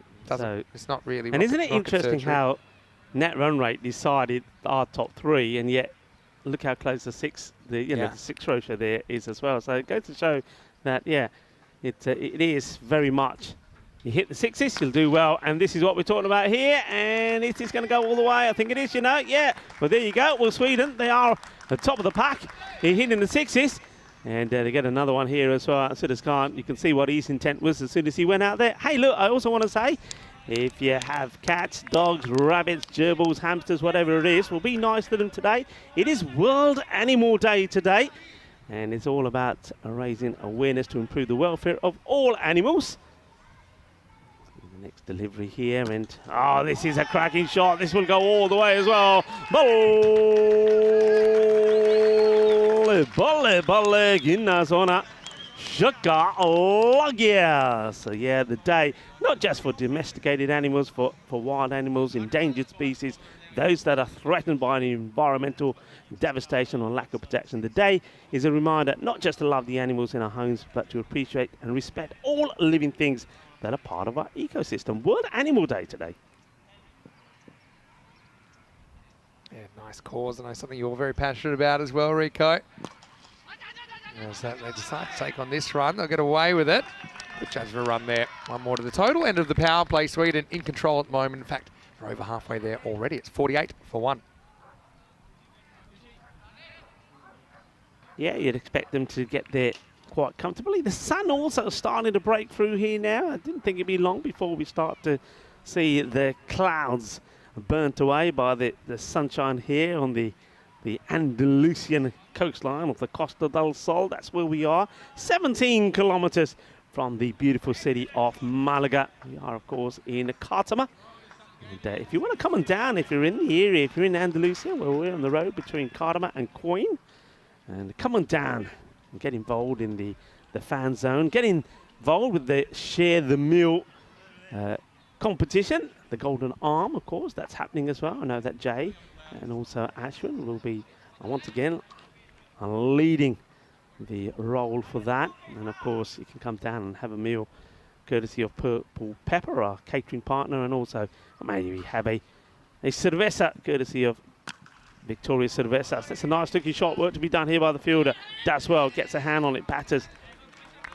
Think about the second, decide against it. No need to take a risk. Beautifully played. And the Kroom is saying, yeah, World Animal Day, including Derek's. Yeah, including Derek's as well. And yeah, maybe when we see a Derek, we can once again throw reference to World Animal Day. Hello to Deck is saying Happy World Animal Day to me. This is just a simple little push. So once again, I think that's another example of something that I think may have been discussed with the batters. And I think myself and Corey were saying this, that really they need to be sort of in between where they are and maybe where Denmark are. So sometimes be prepared to take a single. You know, when you're in front of a game, when it's not necessary to take a risk, don't. And that is a nice shot. And Sidus Khan, well, he's there to be aggressive. Vislapu is the bowler. And his first name is Kalle, and Vili told me a story that Kalle basically means fish in Estonia. And unfortunately, Kalle, he's got an unfortunate nickname because when he played his first T20Is, he got 2 golden ducks, and now he's known as Goldfish. And yeah, I love the Goldfish nickname for Kalle. He's had a really good series, hasn't he? And I'd love a breakthrough right now. It's been an awkward pace. Kind of too slow to be fast, but too fast to be slow. And some of the batters have had trouble timing him up. Yeah, that fits in quite nicely with a World Animal Day, doesn't it? Vislapu got the Goldfish coming on to have a bowl. I think he hears us, you know. Don't worry, he won't remember in 3 seconds. Quick look at the box. Oh. Do you know that's a myth about goldfish having 3-second memories? Yeah. Apparently that's a myth. Yeah, I know. Listen, people say that, you know, they talk about it all the time. It is nonsense. I have fish at home, and yeah, that's nonsense. The things that they know is quite amazing. They know when it's food time and everything else. So yeah, very much a myth. Yeah. I won't say that goldfish have the memories of elephants, although I don't even know if that's true either. Elephants never forgetting. That's well bowled. This has been Vislapu's go-to, hasn't it? And look, credit to him. He's bowled a very good over there. And he goes for 7, and at the end of 4 overs, Sweden 55 for 1. You could quite easily say Vislapu has been the pick of their bowlers yesterday. He took 2 for 42 against Denmark. He also was in the wickets again against Serbia when he took 2 for 11. So he's had a very good series. What's that? They can be very proud of the way that he's played. End of the over. And you can see from that graph, Sweden well ahead of where they need to be. Yeah, they sure are. But look, we've seen some pretty dramatic turnarounds on ECN before. Sweden don't necessarily see any panic there at the moment. I don't think there will be, as long as they're well ahead of the rate. Uwala comes back for his second. And nice shot, but he might have found the fielder. Goes over him. Maximo! Now, Goldfish, not known for their jumping ability. I think Vislapu crept in a bit. Whether he would have got it or not, I doubt it. But still, 6 to the total. Well, he was like a fish jumping out of the pond here, wasn't he? He did it. The only thing is he just strayed away from that line. Crept in. Yeah. Didn't have to. We'll never know, I suppose. But yeah, Kalle will be disappointed. He didn't give himself the best chance of making a play on that ball. So ace to 25. Gets a full toss now and deposits it. Over the field. It's going to be 6. Wow. Oh, this is kind of casual, isn't it? Rifat Khan is out there and he just lost his bearings. He thought he was miles over the boundary. He was only just. And I think at least he can stop this. Maybe he can even catch it. It's a catching ball. He stands in the wrong place. Oh dear. I mean, if he took one step in, he's catching that quite comfortably, sort of roundabout waist to chest He just high. lost his bearings. He thought he was well over the line there, but he wasn't. Oh boy, that really hurts. Now top edge, which is going miles in the air, and it's going to travel into the jungle. Maximo! And so on Estonia, they've been hanging on, they've been hanging on, they've been hanging on, but you feel like they've just lost their grip on being competitive now, as Sudays puts another one over the fence. Yeah, I mean, you can see that that ball was a ball that was bowled after disappointment of knowing that Giwala should have had a wicket, and he's got, see there, doing the double D pot, takes a big sigh there, just thinking, on another day he would have had a wicket. Disappointment here for him in Estonia, as they can see that, well, this contest is probably going to be over pretty quickly. Just 22 required now. Giwala tries around the wicket then. That's a brilliant shot, but straight to the field, and it's dropped. So Ali Masood, I mean, to be fair to him, it was a bullet. It was hit pretty hard. He couldn't hold on. Nothing going right for Estonia in this over. Yeah, I mean, you got to take those, though, Vinny. That's at a nice catching height, and even though the ball was hit pretty well, it should be a comfortable catch. It's in, is out. Giwala can't believe it. I think at this moment in time, he's just thinking, right, let me get these 2 balls done and dusted, and let me get out of here. Ali Masood might remember that ball hitting his hands for quite a long time. 2 to come in the 5th. This is going to be slashed away for another Maximo. Sher Ali's barely faced, but reminds us of what he can do. That gets them 6 closer to the total. Hey, Deck was saying in the comment section, Happy World Animal Day, Rico. He can't wait to give his pet giraffe a hug. Well, very, very funny. But to be serious, let's be extra special to Derek the Duck today. Yeah, I think so. See him. I think All so. right? Hey, listen, you laugh about, giving his giraffe a hug, but there are people all over the world, and you can all do this. If you go into the WWF, the World Wildlife Fund organisation, you can actually go out there and adopt animals of all sorts. So, wonderful. yeah, it can be done, Just give a small donation. They send you a nice little packet through. I've got a few tigers, of course, that I've adopted. Not that I can go and give them a hug, but take still. them out for a walk. So you're the new Tiger King, are you? I get sent pictures of them and all stuff. So, yeah, we can all do a bit. All right, here's the last ball of the over. And it's going to be cracked away. That's a good stop by Visselpoo that time. It will be a single. Sherry will retain the strike into 5 overs, and the score 81 for 1. A good opportunity to invite you back into the comms camp. But look, you talk about good things. We can all do a bit. It's World Animal Day. It's another big day as well, which I know a lot of school children around the world have done their bit for the environment today. Is Walk to School Day. Once again, it's all about helping the environment. So well done to all your kids that have been walking to school today. Well done. Yeah, definitely. I think anything you do to be active, and obviously, you mentioned the environmental benefits as well. Very, very important. So, look, there's a few causes that we're proud to be supporting, of course, and that's something that we keep track of. Also, while we're talking of being here in Spain, I want to give a special thank you to the Junta de Andalucía, which is the local government area here, the Andalusia region, for their support of European cricket and hosting the Euros of cricket here. It is magnificent, and we've really forged a strong partnership with the local authorities. Yeah, it's been absolutely wonderful. Yeah, muchas gracias por su apoyo, because Andalusia have been absolutely fantastic. Not only just in what we do here, but their support and their backing for the cricket school program has been absolutely fantastic. So, yeah, muchas gracias. Yeah, definitely. Now, don't forget, this is just the start of finals day as well, because the winner of this game will go through to qualifier number 2, who will actually play the loser of Italy versus Denmark. And it looks at the moment that it will be Sweden that will make it through to qualifier 2. Whoever wins the next match, Italy versus Denmark, they'll go straight through the Group C final. Next match is coming up in about an hour and 15 minutes right here on the European Cricket Network. So stay tuned for toss news pretty much straight after this game. It's also on our website, europeancricket.com. So it looks like we'll have Aditya Savio here in over number 6 to see if we can keep this game alive. 13 required.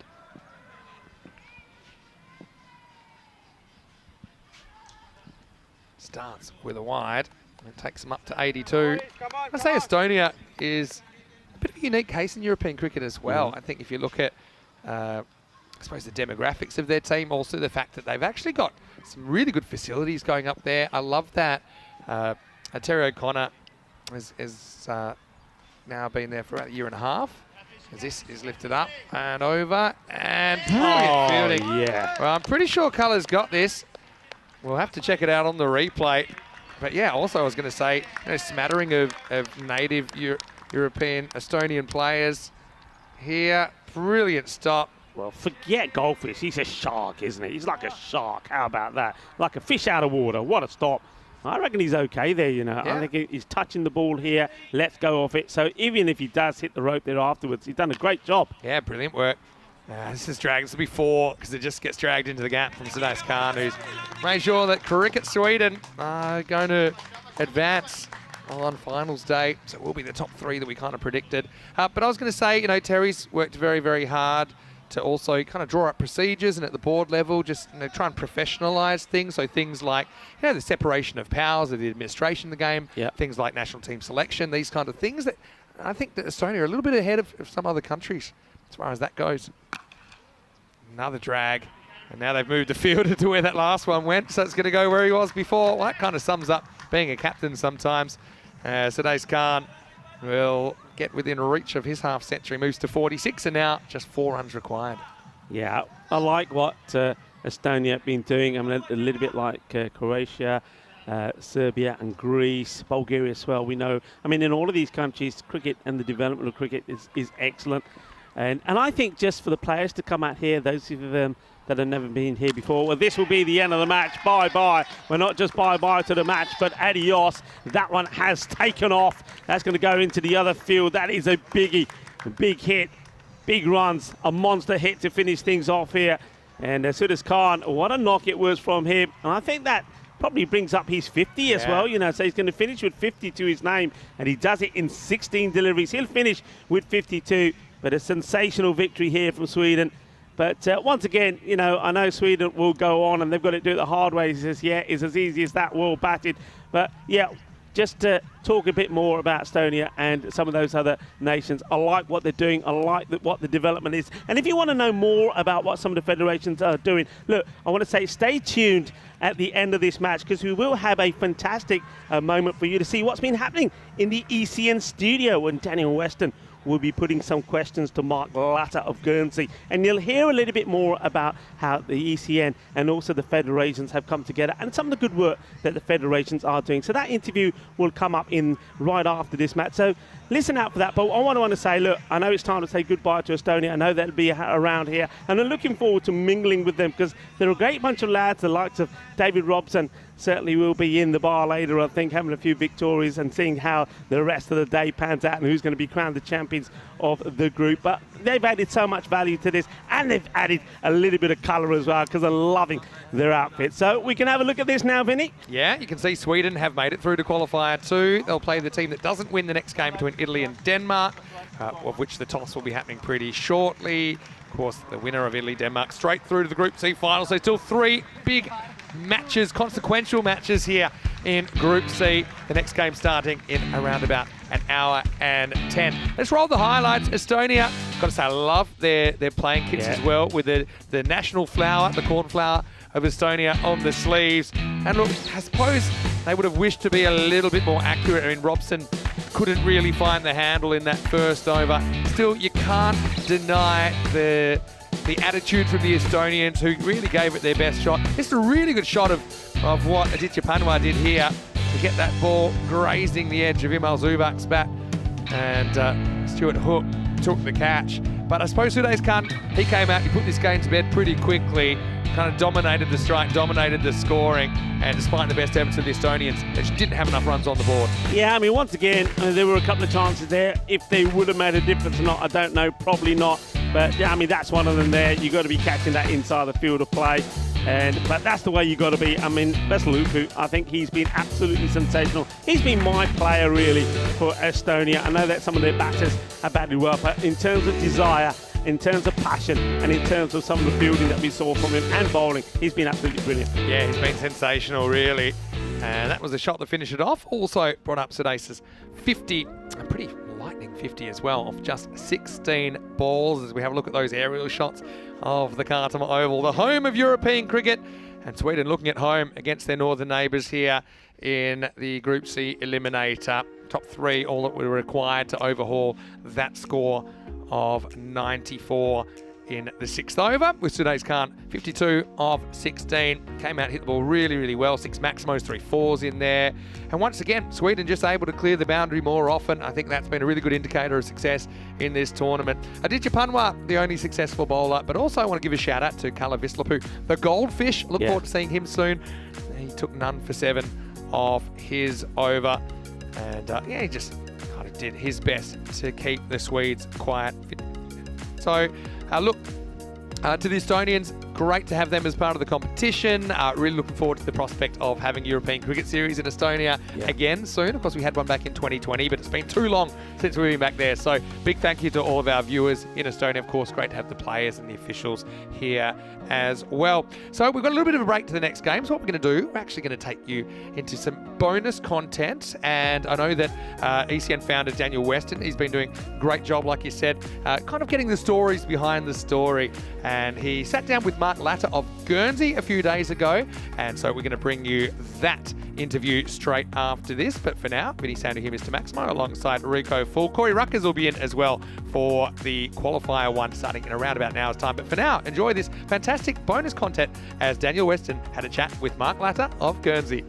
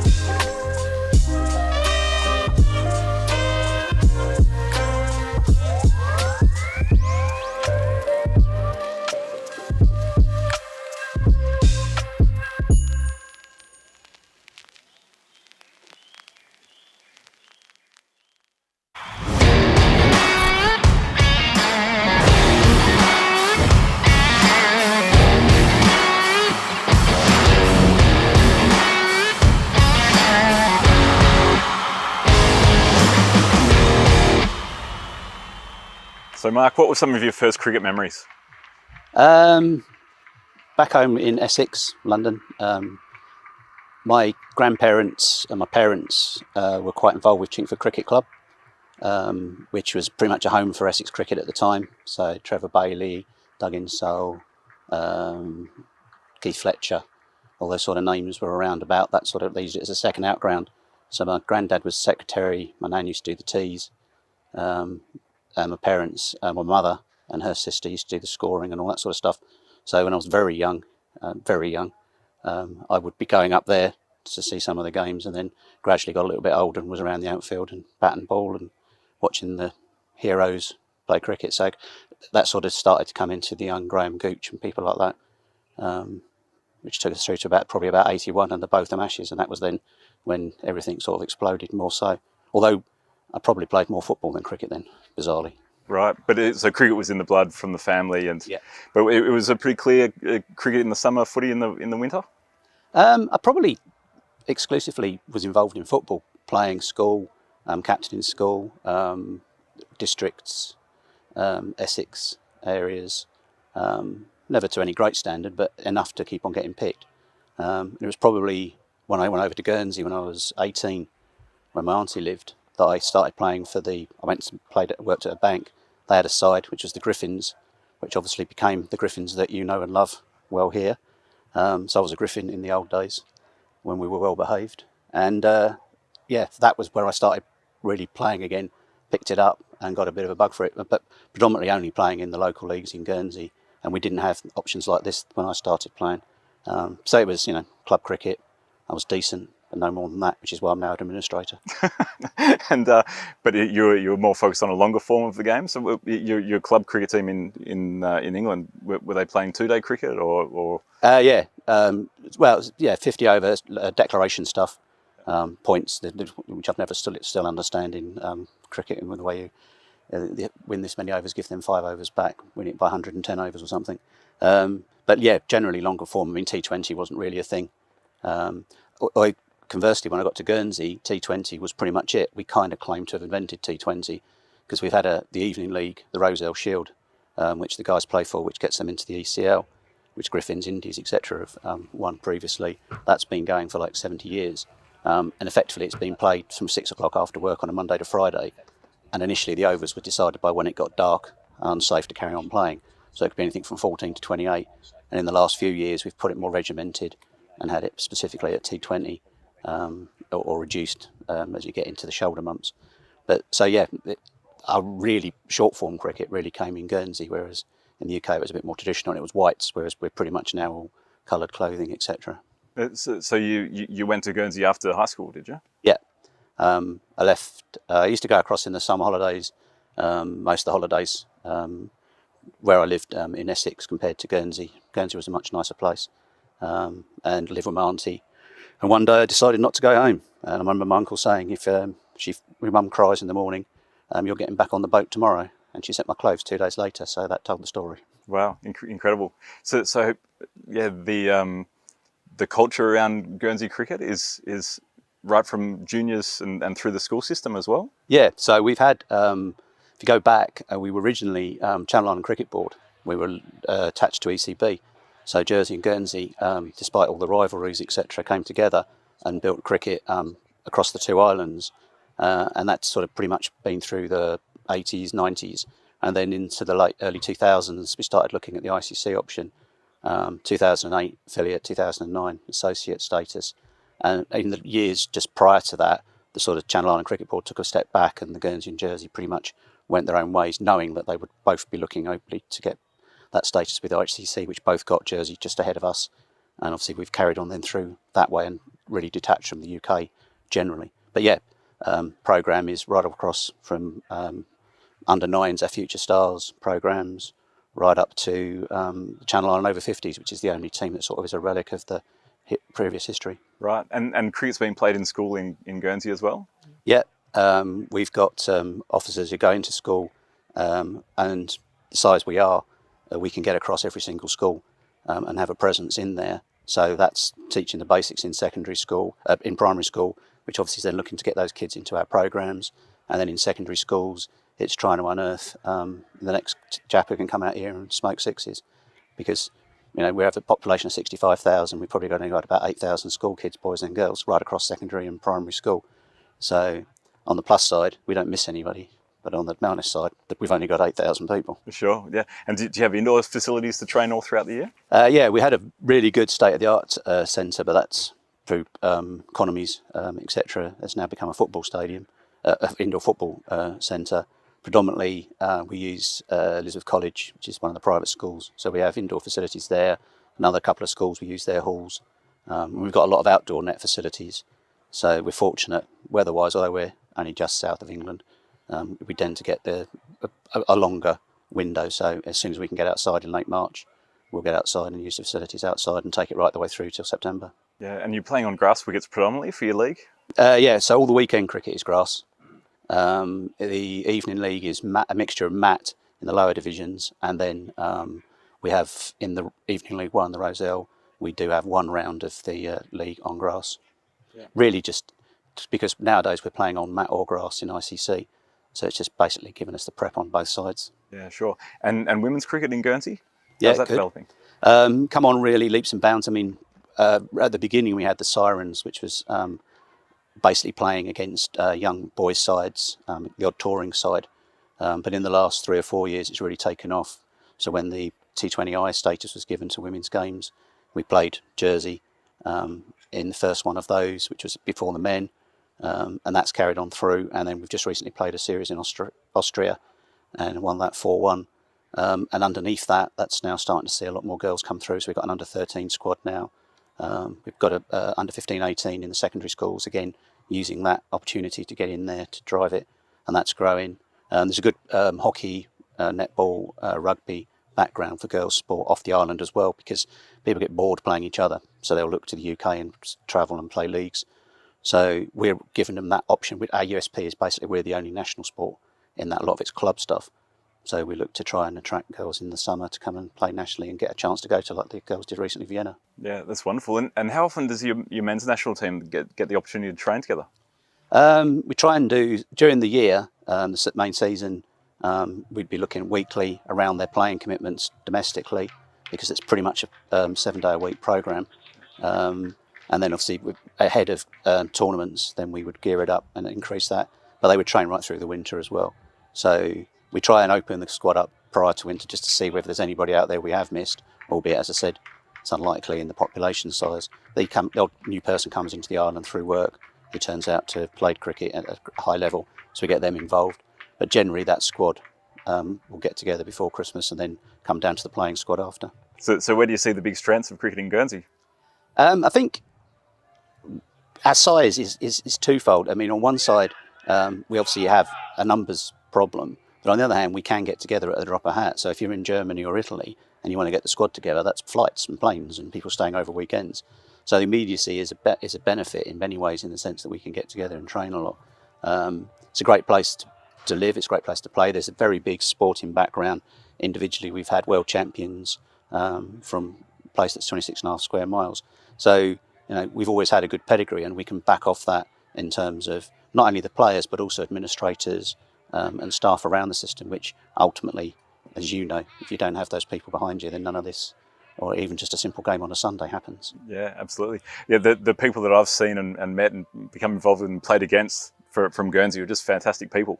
Very friendly, very nice, very welcoming people, and then got the chance to go to Guernsey and play as well. And the facilities there are just state of the art, phenomenal. And even my parents came to watch, and they absolutely loved their experience in Guernsey. It's it's a wonderful place. So you should be very proud of that culture that you've set up there.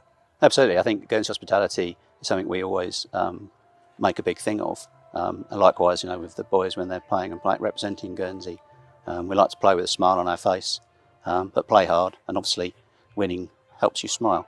But it's not the be all and end all. It's the opportunity to play in some fantastic places and meet some really good people. And example of the few days we're here. Yeah, no, that's great. And I think your midweek evening leagues, this is such a great asset to have, to bring the families and the community together. Yeah, no, definitely.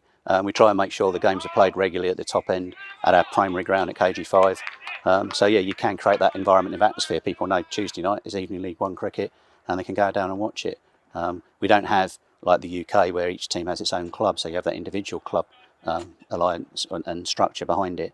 So we use the venues that we have access to through the summer to try and build that same environment. Yeah, no, that club community, you could really sense it while I was there. It was, it's a fantastic place. And the way that the Guernsey boys have improved, whether it was in the ECL or now in the ECC, the intent to score fast and score big is you can see it developing so fast.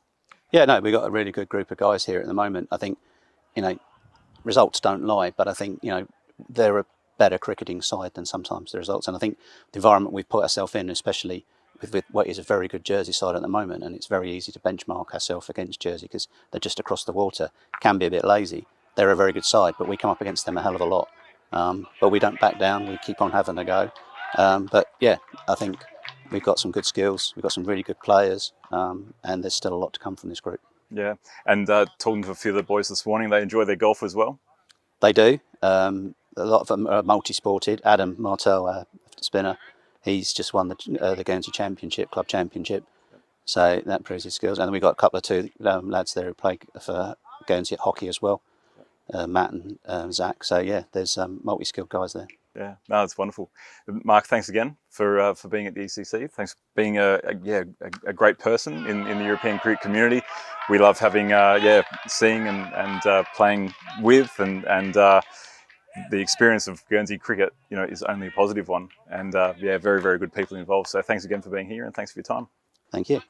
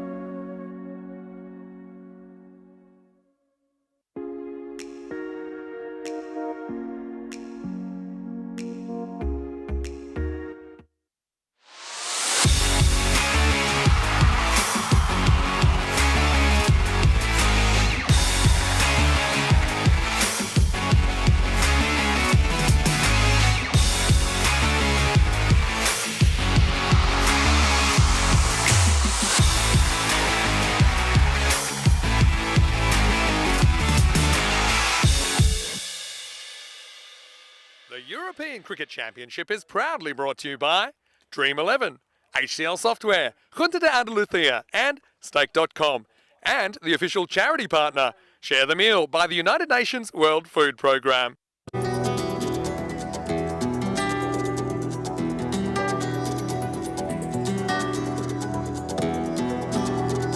Ven conmigo a cruzar su calle, a vivir su ambiente. Ven conmigo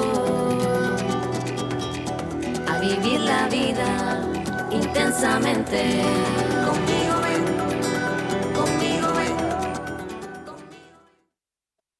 Welcome back to the Costa del Sol. Got to say, it's great. Every day we have more and more Spanish kids getting involved in cricket here at the Cartama Oval as part of our cricket school project. I haven't interrupted them today because they are busy at work, working on their fielding, working on their bowling and their batting skills. And so it certainly is something that we're really passionate about building here at European Cricket. Right now on the field, it's time for qualifier number 1. The 2 top teams from the group stage, it's going to be Italy versus Denmark for a spot in the Group C final. Rob Kemming has the coin. He's got the 2 captains as well. Let's see who wins the coin toss. Denmark, your call. Heads. Heads is called. It is heads.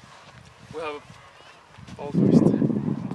So the news from the toss is that Denmark have won the toss. Jonas Henriksen decides to send in the Italians. If you go all the way back to Monday morning in Group C Match 1, Italy were kind of stifled in their batting attempts against the Danes, being held to 100, and the Danes, they chased it down fairly easily. So I think that's the thinking from Denmark, to try and do something similar. Having said that, Denmark started really strongly, but they kind of fell off the pace a little bit yesterday, losing their first match of the series. So whoever wins, they won't be undefeated in this group. We know that already. I really think there's not too much between the 3 teams that are left. So pretty entertaining contest coming up, and it is going to be Italy batting first after getting sent in by Team Denmark. I'm going to sit this one out. Rico Full and Corey Rutgers will take you through the action in qualifier 1. Big thanks again to all the kids who love being here for the Cricket School project, and special shout out to all the coaches too. Let's get ready for the start of this match. Over to you guys in the Dream Box. Thank you, Mr. Maximo. Yeah, great to see the Colegio La Mata there. Well, being put through the drills there. Excellent to see the likes of Alistair, Daniel Dolkaya, Kevin, Jay Wild, and also Jay Singh there doing their bit for the Cricket School program. And so many thousands of kids make their way here to the Cartama Oval during the 4 weeks that we are here. And they're loving every moment of it. And I think they're going to love this competition as well between these 2 teams. Italy taking on Denmark. You heard there from Mr. Maximo saying that the last time these 2 teams met, it was Italy that batted first. That only managed to get just to 100. Tinadu Marage, 22 of 19, and Zain Nakvi were the main contributors. And Denmark, well, they knocked the runs off with 18 balls to go. Abdul Hashmi made a fine half century, 57 of 24 balls. And Jonas Henriksen, the captain, 27, not out of 14.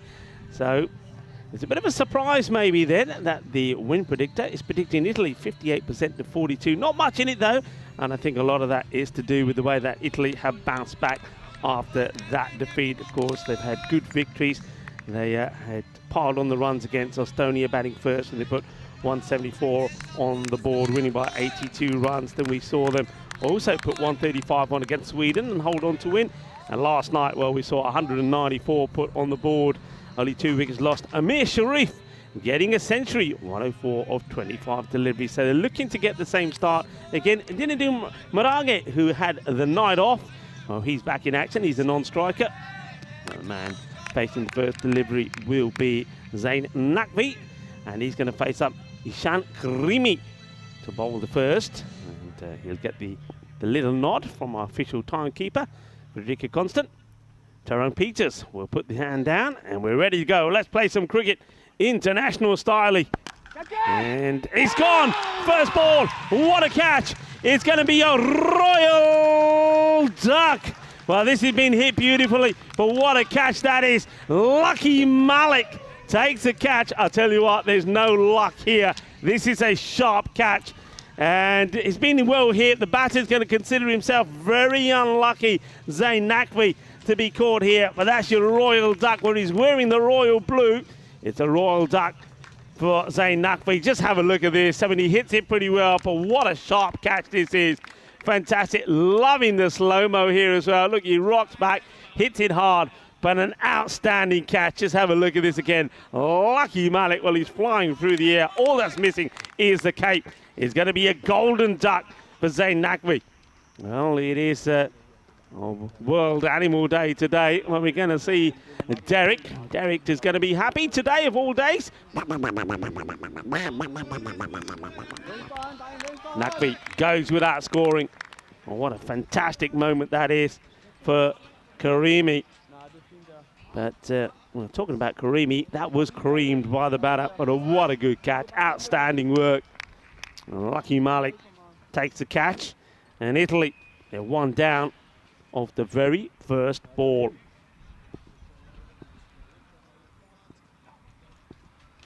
Ishan Karimi now to the left-hander. Places out, wants a single. In comes the throw, and this could be another. I think this is out. This is out. 2 balls, 2 wickets, and it's going to be Dinadu Morage is going to be run out. Oh my word, what is going on here? Well, I thought he was slow, but, well, this is just outrageous. Rajmani just plays it out on the offside. Dinadu Morage very slow to get going. So a dangerous batter is going to depart. Watch this. In comes the throw. Beautifully above the stumps, and he's gone. Not even in the shot. Crazy. Craziness. I can't believe that wasn't the best of running, I've got to say, from Morage. So, well, that is going to be a diamond duck. Well, maybe we can get Diamond Derek up there. Well, then we see Diamond Derek from Morage. What a start this is for Denmark. And, well, there he is. Right into the mist there of the Italian side. Well, the Italians have lost 2 wickets straight away. Remember what's at stake here. The team that wins this books their place in the final. And well, it's not quite going to be a hat-trick. Could be a team hat-trick, though, but we can always remind you of the hat-tricks that we have seen. Of course, Lon Burns has taken one in this European Cricket Championship. Are we going to see a team hat-trick? 2 balls, 2 wickets. What a fine time to welcome back into the commentary box Corey Ruckers. Corey, what's going on? Oh, I tell you, that's not far away. Oh, Could be he's running into trouble. I don't know what's happened, Rico. Just look, the first ball's not the best ball you'll ever see, but he cuts it upishly, gets caught. Great catch. The second one's a bit of alert fielding. Morage not really backing up too well.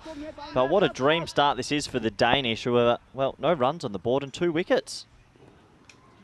The centurion of last night is out there now, Mir Sharif. Well, they certainly need some fireworks from him again. Well, he certainly provided last night. A century came off just 25 deliveries, the second fastest that we've seen, joint with Sher Ali. Hits this well, and that's going to be the first runs on the board. It's, well, just a gentle delivery, really. You expect to put this away, and he does. Nice shot to play in the power play. That will, well, relieve some of the tension there from the Italians. Yeah, that does relieve just a little bit, but they are well behind to start this T10 fixture. This is what you want the double chance for. Some days just aren't yours, but they need to respond strongly here, Italy.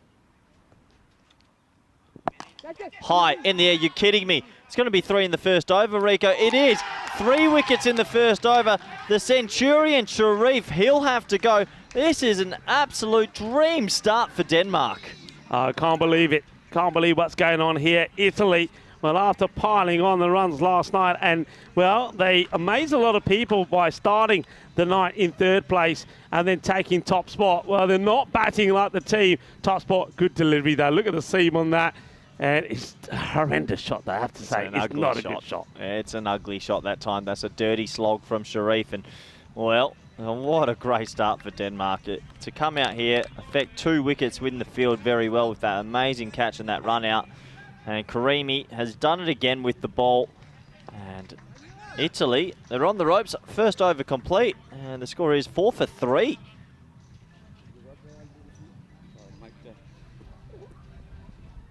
Yeah, Denmark, what a start. Incredible. I can't remember the first time that I've seen a start like this when 3 wickets have gone in the very first over. And 4 for 3, incredible. Denmark, cracking start. A team, remember, last year did make it through to the group final. Lost out to the Netherlands, who went on and won the whole thing. And that's the match that you see in play here. Italy taking on Denmark. The winner will book their spot in the final. In comes Shakil Zeb. And nice looking shot, beautifully played. Well, if you ever need Rajmani to find his form, now is the time. That's a classy shot, 4 runs. Yeah, there's always something beautiful when a left-hander plays a cover drive, and that is gorgeous. They've still got plenty of batting, Italy. It's a disastrous first over. They'll have to put that behind them. Joy Pereira's walked out there way earlier than he would have thought. But if they can still get themselves a decent score, 120s maybe, they've got a good enough bowling attack to defend it.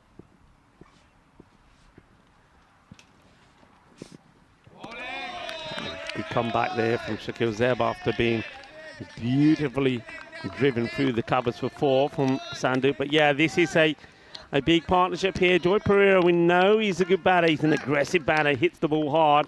Normally when he's come in, he's just had to throw the bat and try and get valuable runs late on. This time, though, he's got to make an innings of this.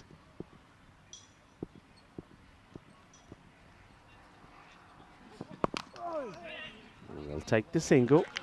Another one to the board. Corey, I see that both of us played it pretty safe with a wardrobe choice this morning. You picked a shirt that there's no way I could get my hands on, and I picked something that I think you probably couldn't get your hands on. So I think had to play it safe today, didn't we? We're not going to embarrass ourselves today. Mind you, I think it was pretty good with us both being in. We were twinning yesterday, Rico. Yeah, we were twinning indeed. Pereira's first ball, obviously plenty of experience. The captain, he's a mighty man, and this is why the Italians won't be stressing too much just yet. They've still got plenty of batting to come.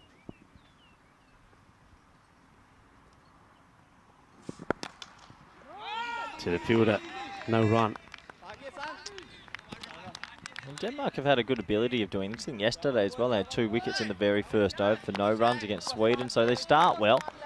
And I was on the bus with them this morning, Rico. They were pumped up. They're an energetic bunch, and they desperately want to get to the finals week for the very first time in their T10 history. Shot. And that one will go all the way. That's a blistering strike, isn't it? Powerfully struck.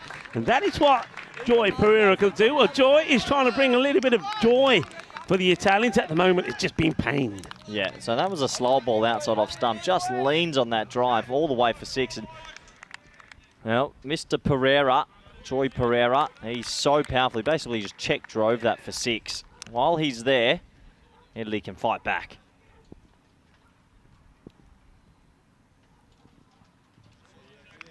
Uses his run there, Zeb, so gets an opportunity to go back. Also an opportunity to maybe look at some of the other. I mean, they've got plenty of batting still to come. We know the likes of Jasprit, Jagmeet Singh. These are all guys that can hit the ball well. I mean, Fernando, for example, Simranjit Singh is also inside. So they got the batting there, but those guys just need some sort of platform to be built for them before they come out. Good delivery, liking the sound of the ball in that bat though. It sounds properly tuned in, doesn't it? Yeah, it does. That's 2 overs complete. All the Danish at the moment, they have Italy 15 for 3. 15 for 3. A bit of a poll went on our chat. Who will win, Denmark and Italy, and be the team that books their place in the final? This is how they get there. Remember, Italy, they stunned everyone with a great performance last night, which gave them that top spot, that big win over Serbia. But at the moment, they've got a bit of work to do here. We saw Sweden book their place in the qualifier 2. That follows this. Doesn't get this right. This could be another. And, oh, just out of reach off the fielder. So a little bit of luck there for Rajmani. Yeah, he's trying to get a bit cute and whip that over backward square leg. He skied it, but there was no mid-wicket in the ring. So, will they try and see Karimi off, who's been mighty effective with this new ball, or do they stay to their true colours and try attack him?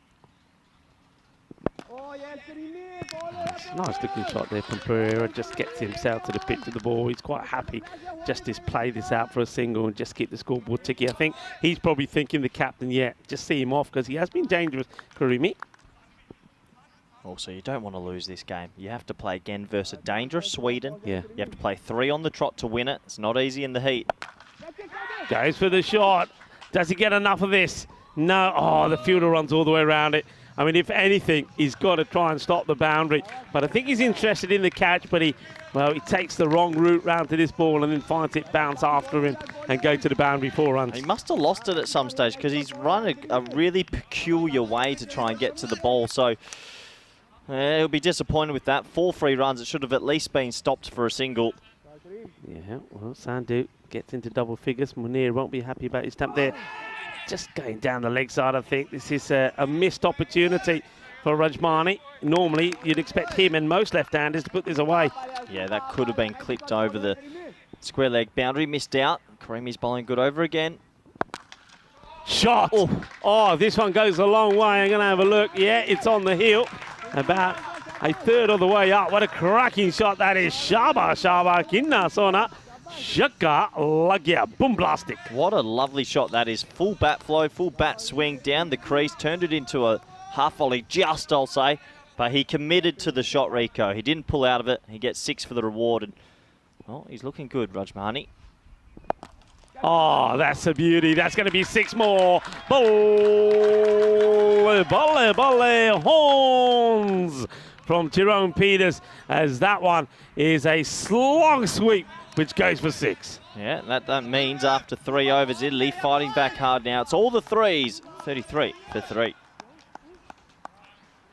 It's one thing, Rico, about the Italians. You always notice, seeing them on a lot of different tours now when we go. They're the most calm people. So even though they lost 3 wickets in the first over, tranquilo. They're very relaxed bunch. They won't be too stressed. Yeah, not getting too panicked. You're absolutely right. And well, the partnership that these two are putting on, led by Rajmani Sandhu, 22 of 9 now, and Joe Pereira on 7. It's what they need here. So change in the bowling attack, and it will be the captain who's going to come on and have a bowl. Jonas Eriksson. Starts short, and he's going to get blasted away. There is a fielder out there, but this one goes like a rocket, doesn't it? 6 runs. Well, Pereira's built like a certain type of house, and when he hits it, it stays hit. That was a flat 6. And this is a good counter punch from Italy now. They lost 3 wickets in the first 5 balls, and now putting on a partnership. Well, Henriksen, the short ball certainly doesn't work. What's the reply going to be? Goes outside the off and takes a bit of pace off this as well. Squeezes it inside. Dot ball, good response. Great response. Really smart, clever response from Henriksen. Realised he's got to take a bit more pace off and kept it outside the arc. Good game of cricket. You just feel this is going to be a really tight one. The remaining games in Group C really could go either way.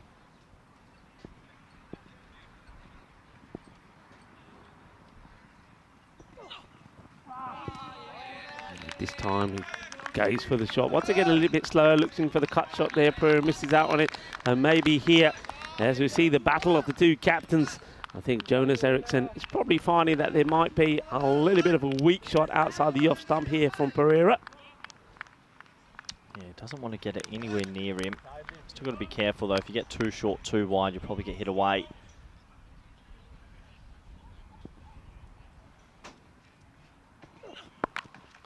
Well, goes for the short one again. Pereira is ready for it. And I think this one just drops before the boundary. I mean, I think this is because Pereira makes the early movement there.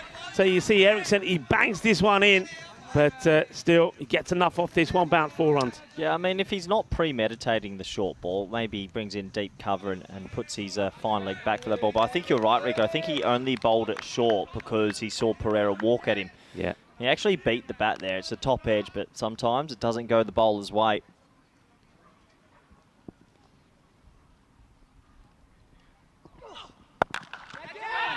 There's a man out there. They'll take the single. So once again, finds the player. So maybe not his strength outside the off, but Henriksen keeps him just to a single. So now he's got to get this right now to Rajmani. Rajmani has been super aggressive so far. Even though those wickets went down early, he wasn't afraid to play his shots, and that's what's got him to 22. But he seems to be timing the ball pretty well. Yeah, always handy to have the lefty-righty partnership in the middle as well, just to try and negate some of the spinners that are likely to come on.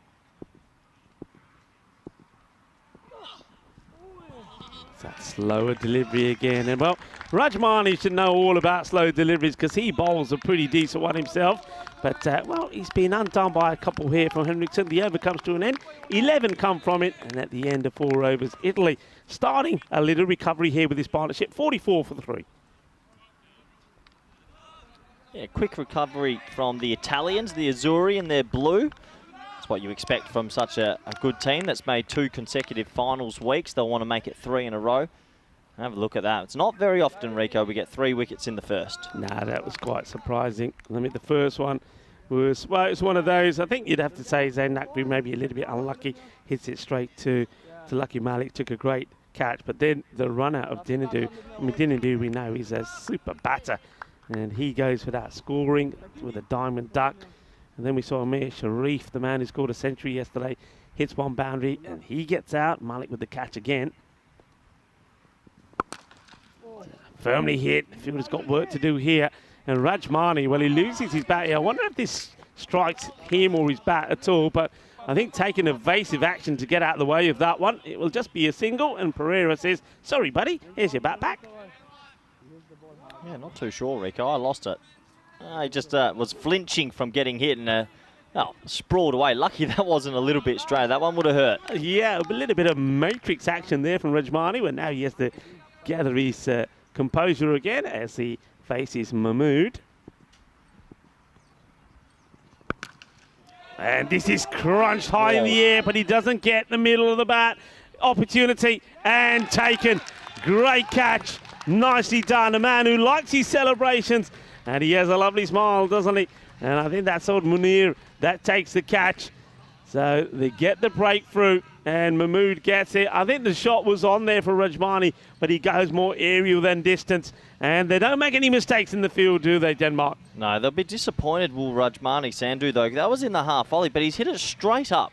That went miles in the air. It wasn't distance. And, well, a good catch in the air. He does like his celebration. Why not? And another wicket goes down. Denmark keeping themselves ahead at the moment.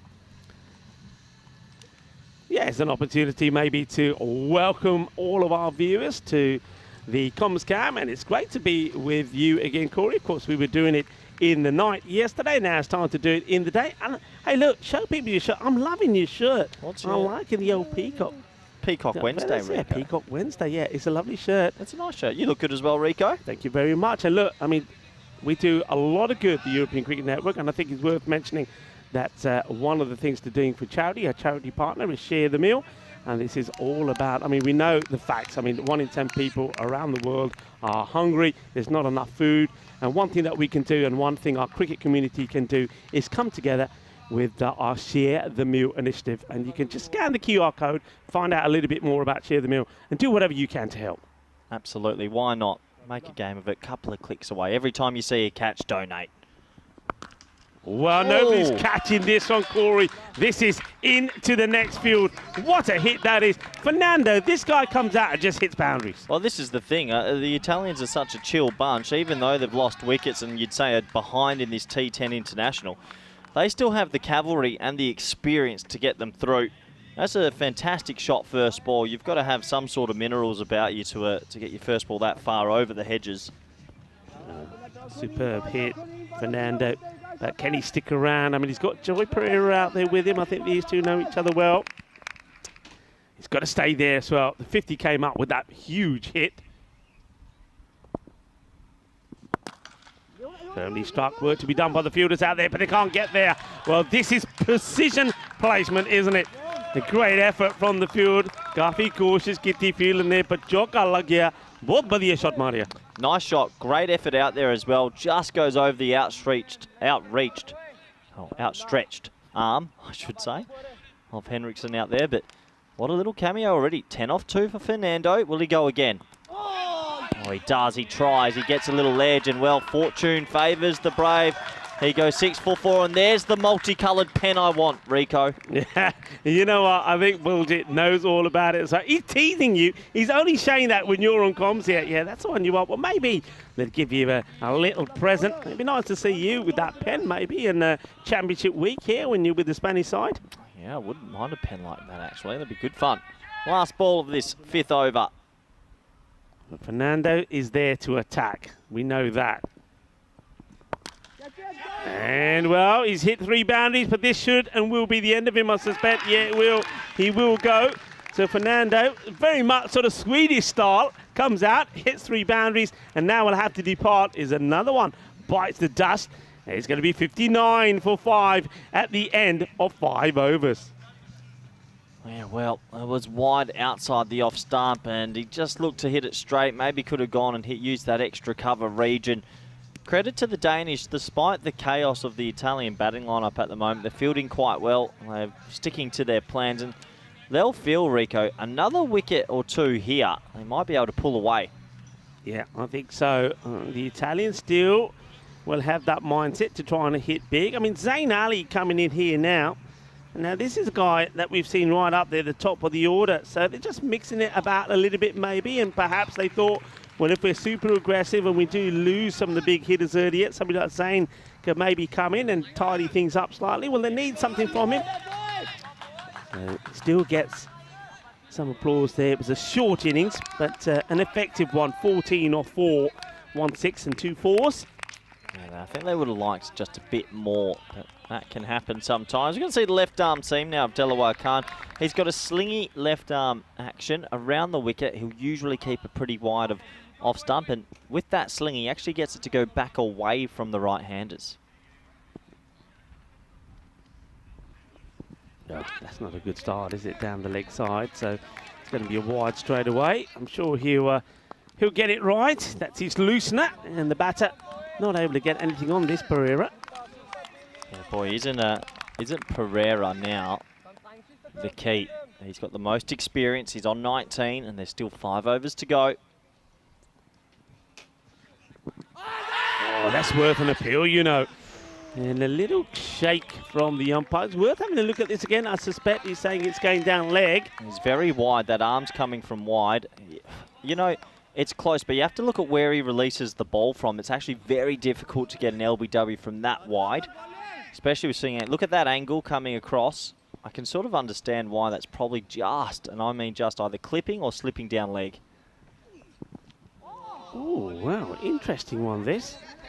And I think it lodges into the pad. So I think he gets surprised by this one, Pereira. I think it comes back in and he just takes a bit of evasive action and he holds it up there for a bit. I'll tell you this, if somebody runs up there and does catch this one, I mean, it's not lodged into anything. Off the glove, take a catch. What do you reckon? You're looking at me and saying, no, Rico. No, Rico, I don't think so. Is that dead straight away? Hey, we've seen it all happen on the network. You never know. Okay, good luck. He goes a long way up. The bowler wants it himself. This would be a stunning catch. And, well, almost takes it. That would have been quite amazing. And, well, we could have seen the HCL software play of the day there if he holds on to this. That went a long way up. That's hurt him. See, for me, deep mid-wicket and deep mid-on actually have to come screaming in and get this. It's a really tough catch for Delaware Khan off his own bowling. That went miles in the air. I want the man running in to take that catch. Small margins, Pereira gets a life, and maybe that will breathe some life into Italy.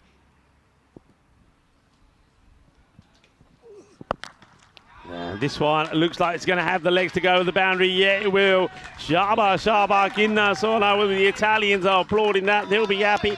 One or two of those out there won't be so happy. Certainly didn't do Morage. A diamond duck for him. I have to feel for him. Oh, golden duck and a diamond duck to start. And despite the 5 wickets, 67 off 5.4, it's not awful. It's not like it's a giant collapse now. If they can have a good finish, Italy, they're still looking at 130 plus. Yeah, I think 130. If they get to 130, it's a score they're looking to defend. And this one is going to have to be a sharp catch. It is dropping. And he just doesn't get there, Corey. What do you reckon? Chance or not? Chance. Absolute chance. He ran around at the first moments as well. That's 2 now. That's Shangiv out there at deep mid-wicket.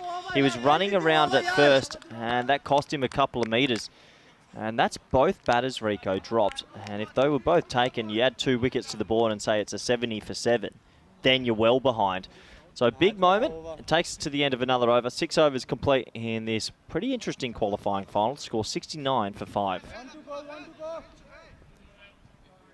69 for 5. And was that?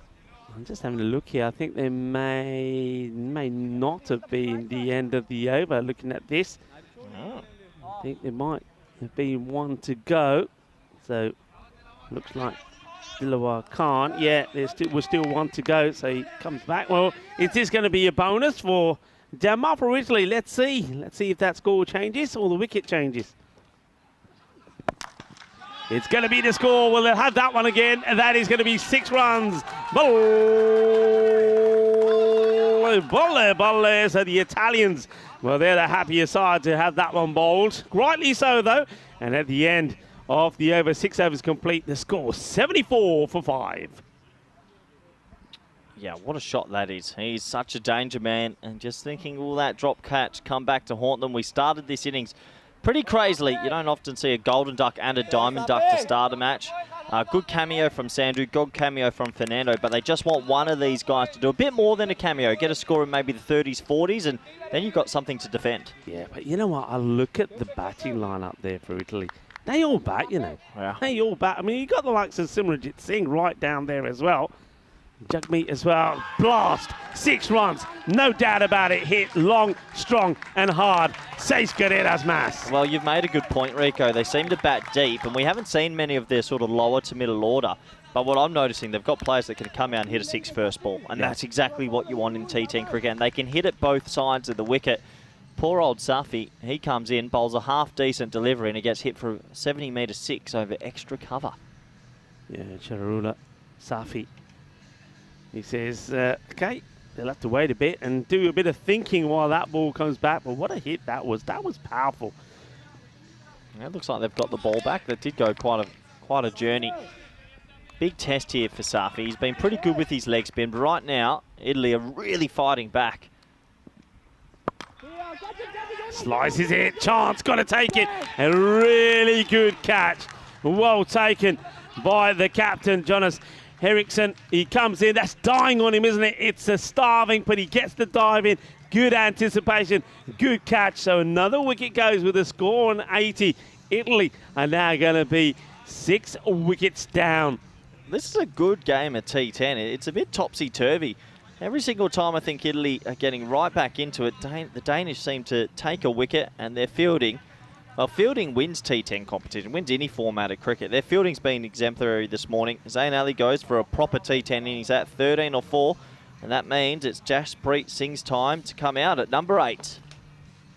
Yeah, I mean, just have a look at those innings. 13 or 4 there. Remember, Fernando before him, 14 or 4. I mean, if the batters are coming in, if they're hitting that sort of strike rate, and somebody like Pereira stays there, and they finish the innings not out, I mean, again, like you say, that 130 is on the cards. Yep. I mean, 13 or 4 is good if you have one player. You're right. That's a bit more the lock, and he might bat through and score a decent-sized total.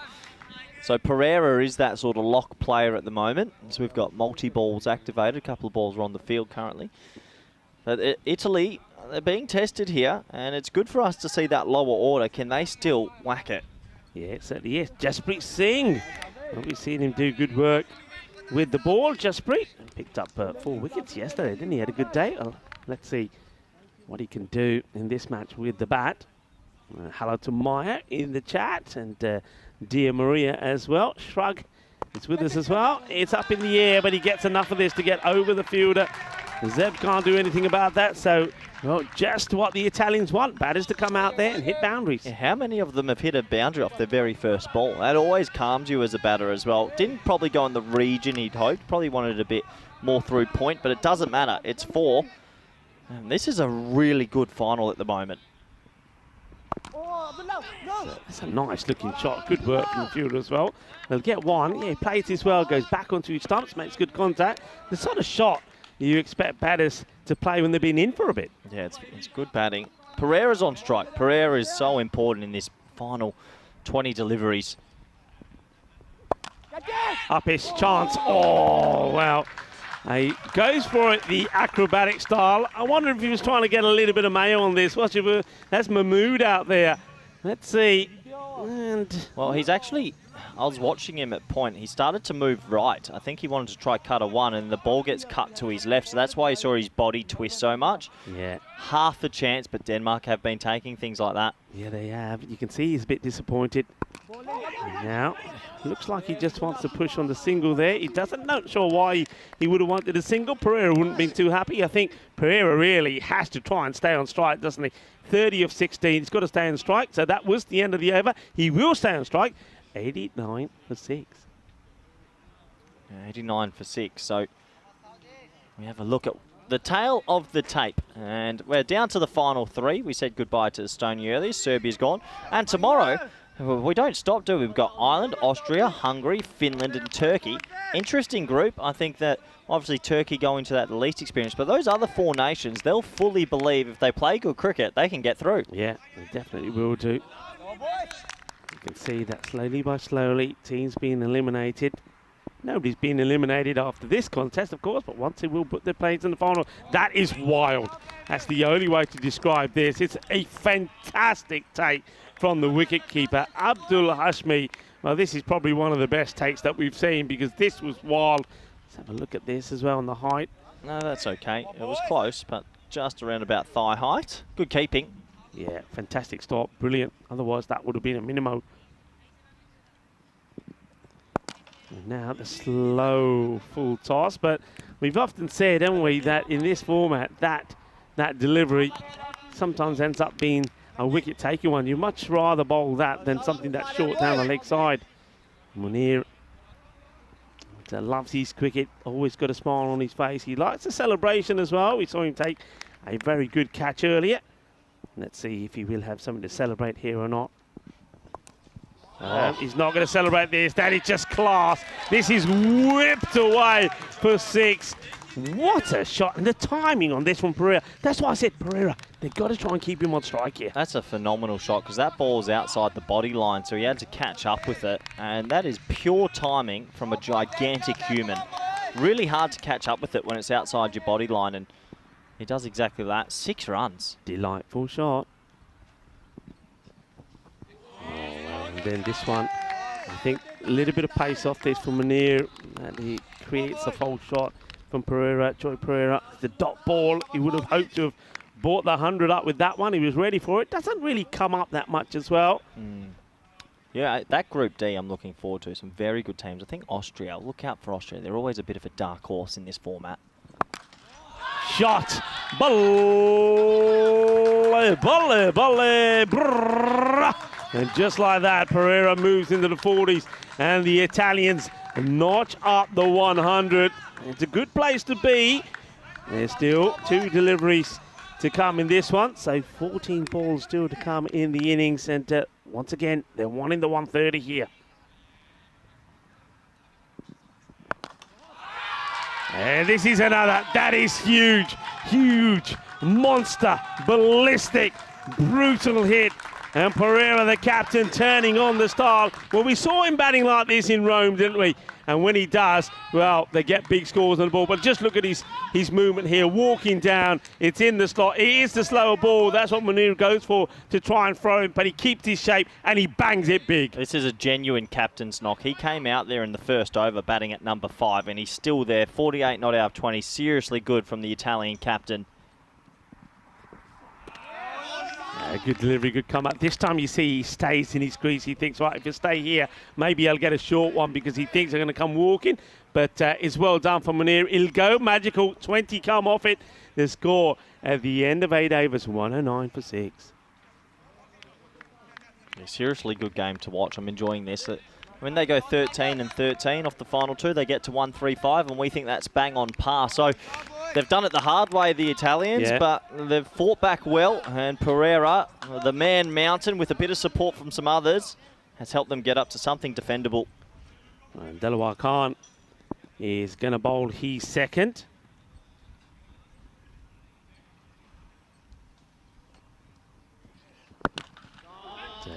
That's the right thing to do, I think, here for Jagmeet. Jasprit just gets a single. Gets Pereira back on strike. He's on 48. Yeah, Pereira. The more balls he faces, the better for the Azuri. 48. Can he get himself to a personal milestone? Well bowled. Really good delivery. That's one thing early on when Pereira went out there. They did fire a few deliveries outside the off where he wasn't at his best, and they sort of forgot that the last few overs, and now, well, Delaware remembers it. It gets him outside the off. It's a dot ball.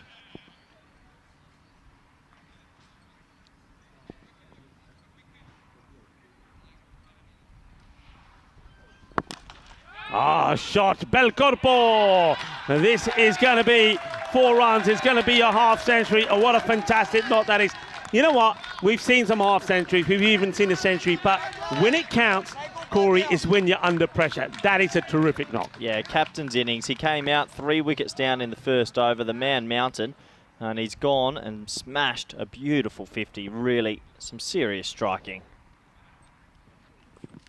Yeah, he's gone. Well, he gets his 50, and then look, just moving around a little bit too much here, trying to put off Delaware Khan. But credit to the bowler, he gets the ball on the spot. Outside the off is what I was saying, that they need to bowl to Joy Pereira. That's where he gets it, gets a feather edge to it. No mistake from Hashmi. Yep, nice easy catch for Hashmi. Got a little bit funky there, Pereira. Wanted to back away, which is probably the wrong option against a bowler keeping it well outside the off stump, and it costs him. It's a weird sort of waft. But he's done a lot of damage. He'll be pretty happy with his effort. And this one is right in the balance at the moment. Could go either way. Pereira, 52 of 24, 6 sixes, 3 fours, striking at 216. Yeah, so Khan gets the break for Pereira there. I mean, just having a look at that shot as well. I think if he had made contact, it was pretty unlikely the ball was going to go the distance. One hand came off. He lost his shape, is the best way to describe it in cricketing terms. So he goes, and it's an opportunity for us to see Simranjit Singh. Now, this is the guy that we're used to seeing bat right at the top order, really. So coming in low down, but he knows he's coming in just to try and get going, hit the ball big. Hits the ball really well straight down the ground. And, oh, that's brilliant. Absolute fantastic fielding. Will they take the two? No, the batter goes down at the other end. What a save. Well, is this your HCL software play of the day? This is incredible. Have a look at this. Sensational from Sanjeev. Brilliant fielding. He saves 5 because they only ran 1. So let's remember that. If they go on to win this game closely, that could be a match-winning save. He saves 5 runs for his country. Oh, wow. That was extraordinary. What a save. Catching opportunity. And no mistakes. It's taken right in front of us. Magnus Kirsten makes no mistakes. And that is going to be the end of Jasprit. He'll go for just 7 of 5 deliveries. So Delaware doing the damage with the ball, picks up another wicket. And that is also the end of the 9th over. So they're on 115. And myself and Corey were saying that 130 would make this interesting. End of the 9th, 115 for 8. Yeah, a sensational over from Delaware Khan. Some sensational fielding from the Danish, who look like the best fielding team in the comp so far for me. That over actually only went for 5. So that is a huge swing in this game, because nearly every over before that had been going at 15s. A huge peg back. Yeah, it is. But remember, only went for 5 because of some magical superhero type of fielding there from Sanjeev. I mean, that was quite amazing. Sanjeev Tanakasasan, absolutely brilliant. Last overtime. That's a nice looking shot. Oh, that's a lovely bit of timing there. What a shot that is from Simi. Simranjit Singh gets his first boundary. Beautifully played, 4 runs. So they're eyeing up this 130, aren't they? 119. Yeah, what a shot that is. Well timed and in the gap. 4 runs to start the last.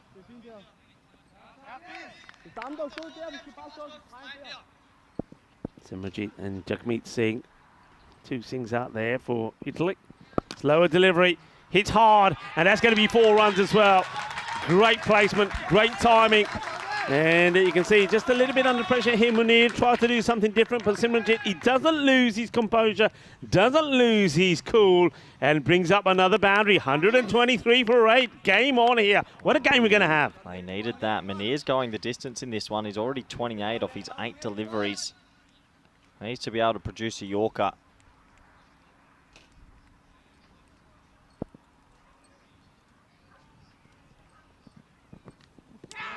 Oh, that's his. He's dropped it. He's dropped it. There was an edge. You can see Simranjit. Well, the umpire, I think the umpire was giving this out. He was. Well, he doesn't see it drop, so you can see the decision being reversed here by Croucher. Because look, there's an edge. He thinks it's taken. He's got his. He can't see the ball pop out, so he's giving this out at this point. And then he says, no, actually it's not out. Well, he thought it was out. Simranjit thought he was gone. The good thing about it is, it's a dot ball.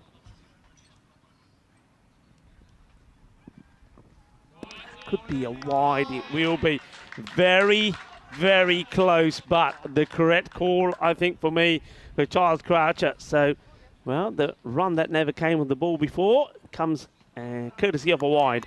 Yeah, that's a good call. It's on the line, and you have to call them as you see them. Important. 3 balls left in this first innings. अरे वाह कितना सोना गया shaka lag gaya. Well, that's the big hit.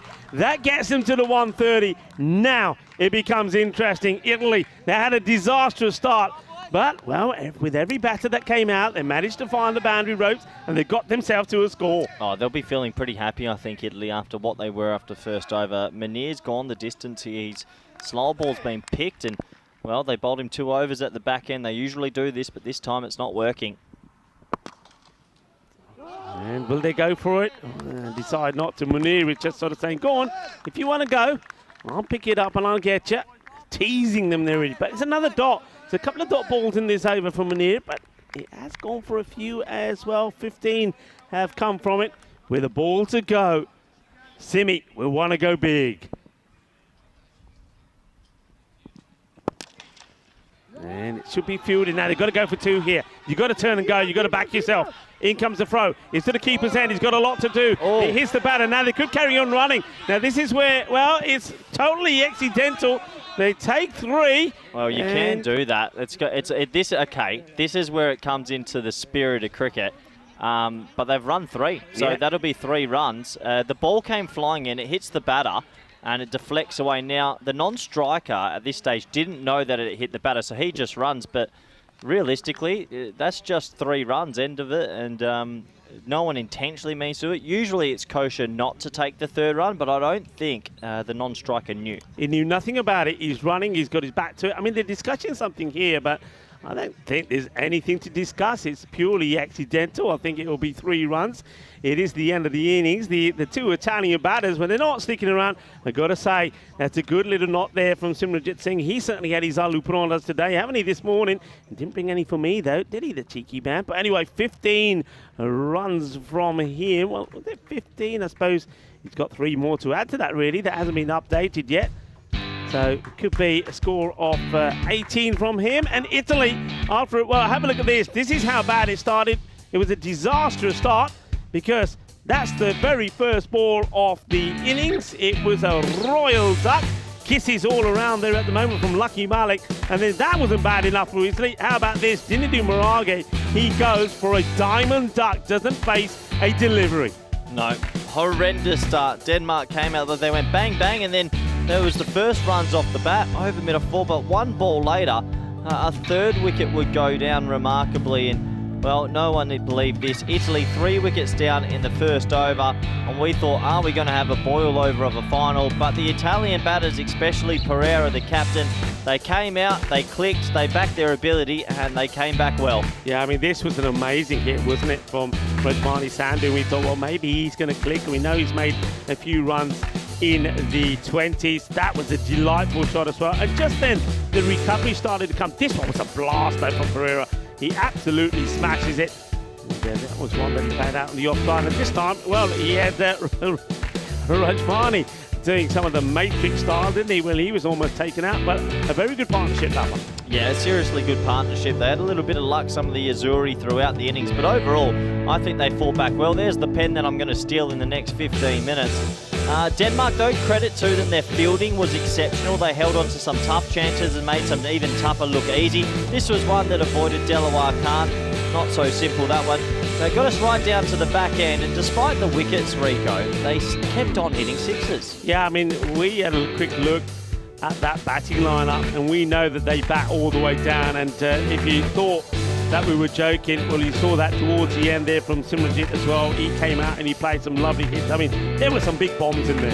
Yeah, there were some really big hits. This was Pereira getting himself to the 50, and, well, a special innings from the skipper, a talent to watch, and if they do make it to the final tonight, he's their key batter. Yeah, he is. That's the wicket, and he goes, he gets his 50, then gets out. But how about that? Look, those 5 runs could be so important, because I tell you what, that is something that was quite amazing from Sanjeev Thanakasasan. It was the brilliant bit of fielding. And news coming in, just looking at that highlight there, that third run has been rescinded. So the coach and the captain of Italy have said we don't want the third run. Good sportsmanship. I knew that he didn't realise it had deflected off the batter. So that final ball is a 2, not a 3. Good to see some sportsmanship even in the heat of the battle. Yeah, look, I like that as we have a look at that scorecard. You know, that's what it's all about. They're going to be very competitive, these teams. Of course, you want to win the group. You want to be here again representing your country in Championship week. But you want to do it fairly. And, you know, you don't want talking points over one run. So well done to Team Italy there. I mean, it was purely accidental. They didn't have to do that, but they turned around and said, no, we want to keep it sporting, so we don't want to take that third run. So they'll get 2, not the 3. So 132 for 8. And like you say, after the disastrous start, they did really well. But how about this guy, Ishan Kareem? He's been absolutely brilliant. 2 for 22. That first over of his, only 4 runs come off it. Remember, 3 wickets in that first over because there was the run out there as well. Check out Zeb. I'm quite surprised that he never came back, really. I mean, you know, when you have a look at that, you saw that Munir was put back on. He went for plenty. Goes for 37. That last over of his also goes for 17. So a little bit surprised that they had other options, did Denmark, for bowlers to come back bowl that last one, but they went with Munir, a little bit expensive. Italy, though, they'll be over the moon. I think at one point, if you was to say to them after that first over, hey, we're going to give you 120, do you take it? They would have said, yeah, we would. They would have bitten your hand off. So 132, 132 required for victory, 133 required for victory for Denmark. I think this is going to be an outstanding run chase. Italy, they've got a few tricks up their sleeve. They've got some paces, but I think maybe the spin of Italy could be the key in this one. I'm going to leave you with the mid-match summary. Denmark are going to come out and they need 1-3-3. Whoever wins this match will be in the group final later on tonight. Join me, Rigaful and Corey, when we come back in 10 minutes' time. Hasta pronto, mi familia!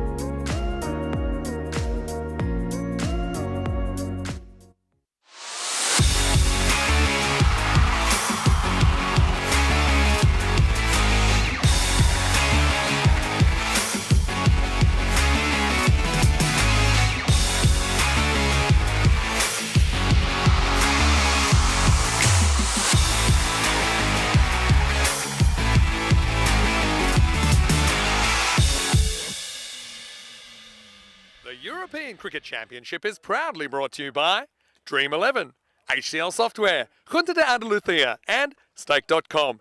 And the official charity partner, Share the Meal by the United Nations World Food Programme.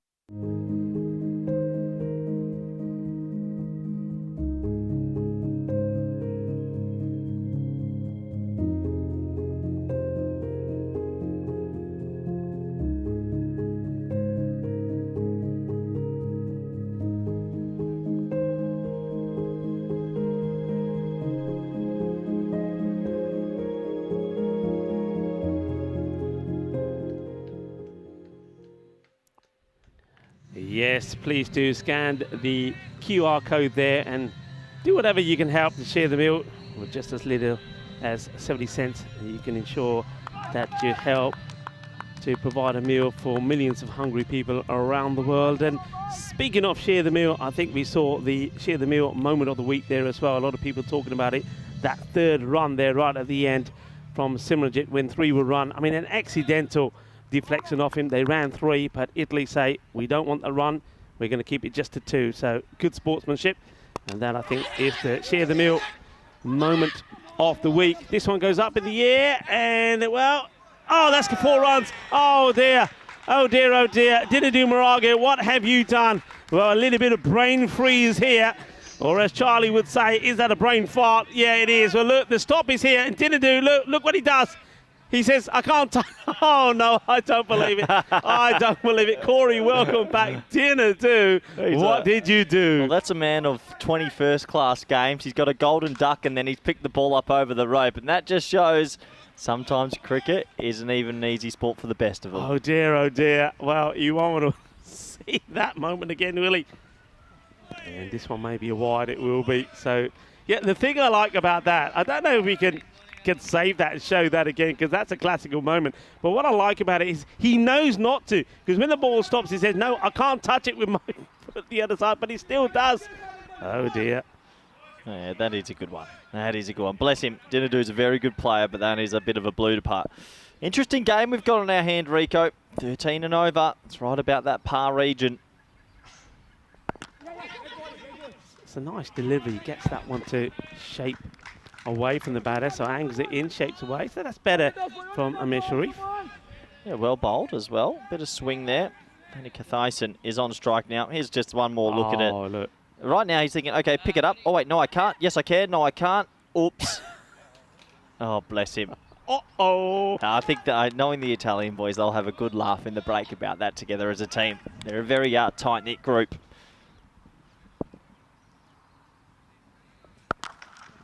Up in the air, and it will go all the way. Manos. Arriba, arbitro. Well, that's Tyrone Peters doing the old horns. That's his signal for 6. Well, Tyrone. And he likes to show us a bit of horns. It's a nice shot. Hits it on the up, doesn't he? A lovely clean strike from Sanjeev. Yeah, he's got some beautiful timing, this man. And when he gets going, he's one of the most destructive players in the whole of ECC, I think, in the European Cricket Network. So if he bats 4-5 overs, he could really try and take this away.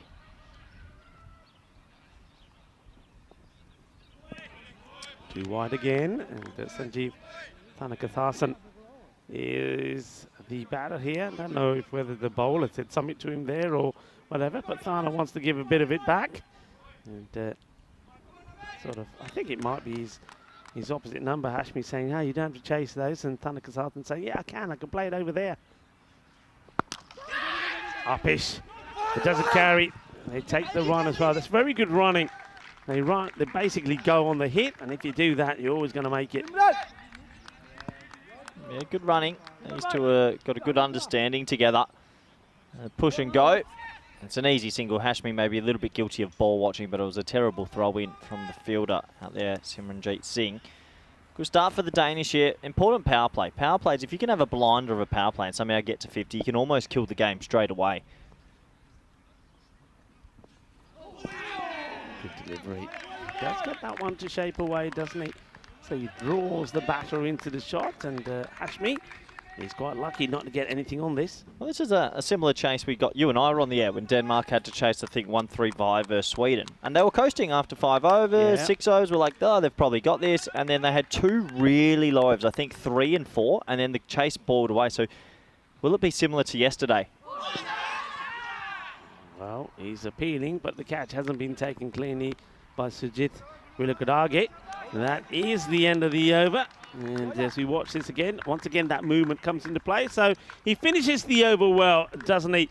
Amir Sharif, 1 over complete. Denmark, 14 without loss. 43 games since a golden ball. You'd have to say this one would be a candidate. 2 very evenly matched teams and the score in the Goldilocks zone. It'll be interesting to see if we do get one during this ECC. I hope so. Whose game is it in the sweepstakes, Rico? It is Andrew Ryan's. Well, let's hope it isn't. Well, we can always lie to him as well. We can just cross that off. Has he got evidence of that, though? That's exactly. I doubt that he has. Yeah, Alex Rhino, he was absolutely sensational. It's great to have him here during Groups A and B. Taking this on, got a rush, and they do it. Very, very good running. What I like about that is the batter on strikes and G doesn't know too much about this. He doesn't know where the ball is, but he reacts to the call, doesn't he? Yeah, watch this again. It's a great call. If you go straight away when the ball dies near the stumps, you're going to get through. So good aggressive running, and they get an extra free single.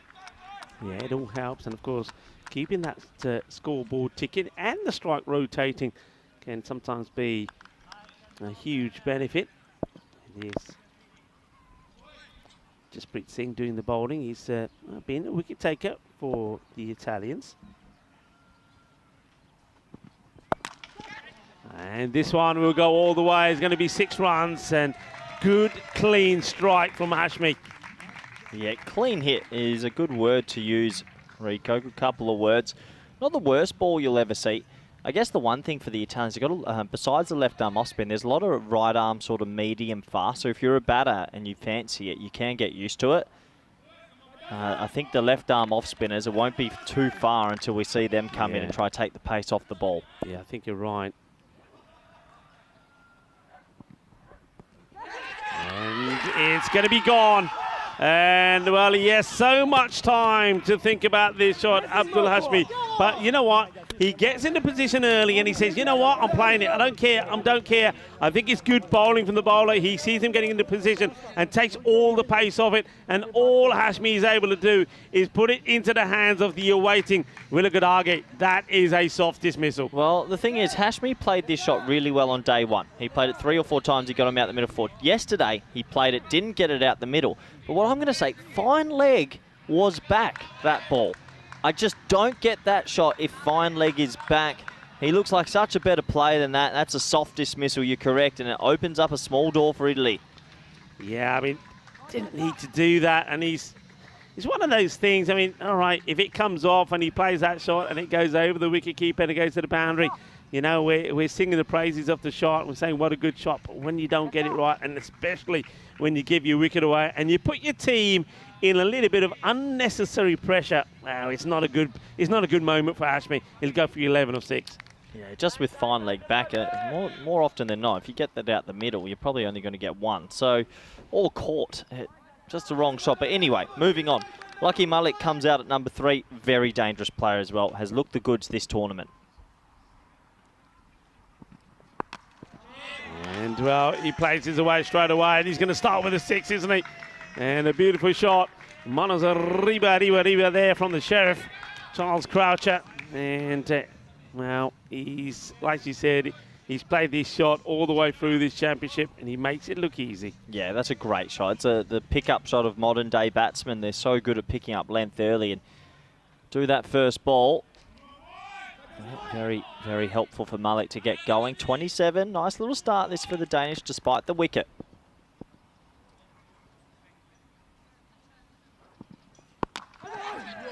Bit of a false shot. He gets rushed into that one, and nobody in that circle though for the catch, and that's disappointment there for Jasprit because it was a false strike. It could have been.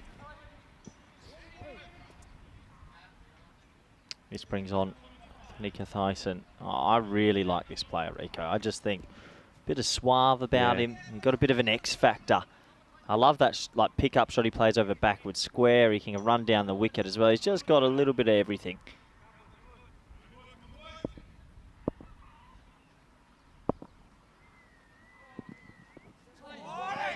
It's a bit of a loose shot that he played. It's a dot board, so it's a good finish, I suppose, for Jasprit Singh. He'll go for 13 off the over. The 1 wicket as well. So 2 overs complete with Denmark. They're on course. They're where they want to be. 28 for 1. This is how the table wrapped up, and obviously we had the 3 teams even, and that's why we think today it really could go either way. I guess the good thing you say, Rico, to win the trophy tonight, you have to play 2 very good games. For Sweden, 3 very good games. And if you do that on Pfizer, you are the deserved team to go through. If you're going to get past Denmark and Italy, or you're going to get past Sweden and Denmark, whatever the combination is, you have to have played good cricket. Yeah, well, we know. I mean, you can see that from the group with these top 3, Sweden, Italy and Denmark. They all finished on the same number of points, so we know it's going to be close. I think when we had a look at the Maximo chart, the teams, the number of 6s that have been hit, they've been very, very comparable on that as well, very close to each other. So it's going to be a close contest. Any one of the 3 can win it. Maybe it's the team that has a little bit of the rub of the green, if you like, will go all the way. This one should just be a single. You can see the shouts of only one, only one. It gets screamed down. And Rajmani Sandhu, he's done some good things with the ball, and where he's been successful is with his pace-off deliveries, and I'm sure he's going to fire 1 or 2 of those in this spell. Yeah, he's been effective with his slower balls, and that's what the right-arm seamers from Italy, the Azzurri, have to do. Use those slower balls wisely and pick the right times to use them. That is one of them. It's a little bit over-pitched, but he gets away with it. Full toss, and gets a little bit of bat onto it. So Jerome Peters. Well, that dipped a little bit, but that really should have been pumped for 6. That's an opportunity missed there for the Danish. Rajmani gets away with it. You can see the bat he was coming out to. It's one of those where you think if he just stood still, he would have been able to club it away. Okay, here we go now. Rajmani has to get the line right to the left-hander. And he doesn't. It's not a good delivery. It's going to be another Maximo horns there from Jerome Munir. Well, he likes to show his emotions, doesn't he? And there's Dinadu. And he's hoping that you don't show what he did do earlier. He messed one up on the boundary. How important could that be? He says, do I have to get it? Yeah, you do. All right, then I'm after it, he says. Yeah, really good start this is from Malik, who's come out and, well, gotten 2 6s over backward square. He's kept the tempo going, and I think this has got a lot of more twists and sort of turns in this match. Really curious how the Danish play the spinners that are probably going to come on from the next over, you'd imagine. Yeah, I guess so. Okay, coming around the wicket. And well, this one is out of the middle as well, so he's not holding back. He's saying, it doesn't matter which angle you come at, I'm still putting it away to the boundary.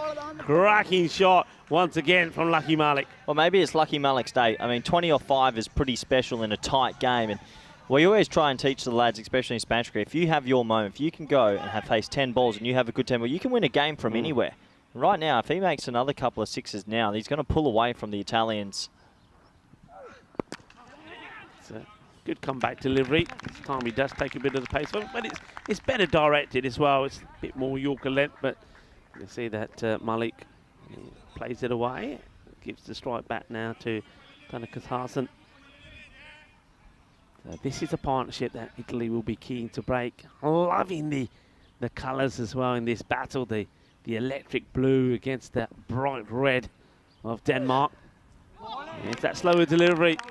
There's always a grunt that comes with it as well, and he will finish the over with a dot, but 15 do come of it. Denmark still looking good here at the moment, 43 for 1 after 3. Yeah, good start for the Danish. Sandhu, the 2 on-speed balls he bowled went for 6, so maybe he could just run in bowl 5 slower balls, or maybe just have the 1 on speed. But we look at that, 14, 14, 15. I guess one other thing the Italians can take out of that, Rico, as well, is if their top 3 were all removed for 4 runs and you still end up with 132, they have a double chance. They're playing again no matter what in a final. that will give you a lot of confidence. It basically says no matter what position we're in, we can all strike it. We're all going to be ready. Yeah, absolutely. And it's the sort of things I think maybe, Sweden will be saying to themselves as well. Look how many times not the last match, but the last 2 times before today, they were in a similar position. The top order just didn't click. Okay, high up in the air, and the fielder, well, thought for a moment maybe he's going to be in a chance for this one, but it's not to be. It's clipped away beautifully. And Lucky Malik, well, his timing at the moment has been absolutely fantastic. Lovely hit. Well, Lucky Malik's actually the point of difference in the 2 teams at the moment. He's walked out and he's just hitting 6s. He's in some serious touch, it looks like. And they're not slogs, are they, Rico? Nice pull shot, nice sweep. Yeah. A 27 off 7 is a very, very good T10 innings. And if he keeps going like this, well, the Danish team, they're going to be in complete control. And now he goes down the ground, but he hasn't got all of this. He has to take a good catch, but he's not. The 2 fielders bash into each other. And that's an opportunity that gets missed here. It really is. They look at each other, the 2 fielders. There is hand onto this, but a little bit of argy-bargy, a drop chance, huge moment in the match. Well, Italy are one of the few teams that have deep mid off and deep mid on very wide, but they have no one straight. That landed right in between the 2, and they couldn't figure it out. Big opportunity missed. Jaspreet was the man who gets his hands to it now.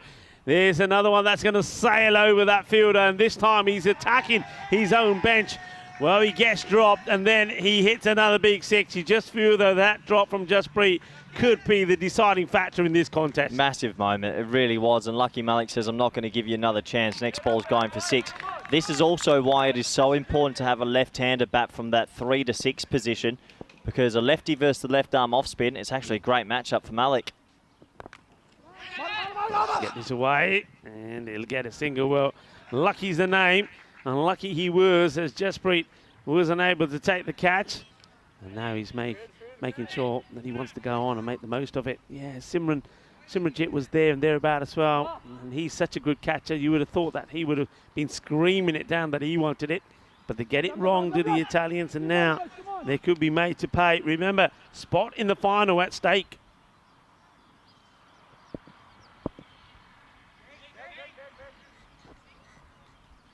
Yeah, the Italians need a wicket. They need less than 12 and over, and 12 and over is 2 boundaries and over. So they got work to do, the Azzurri.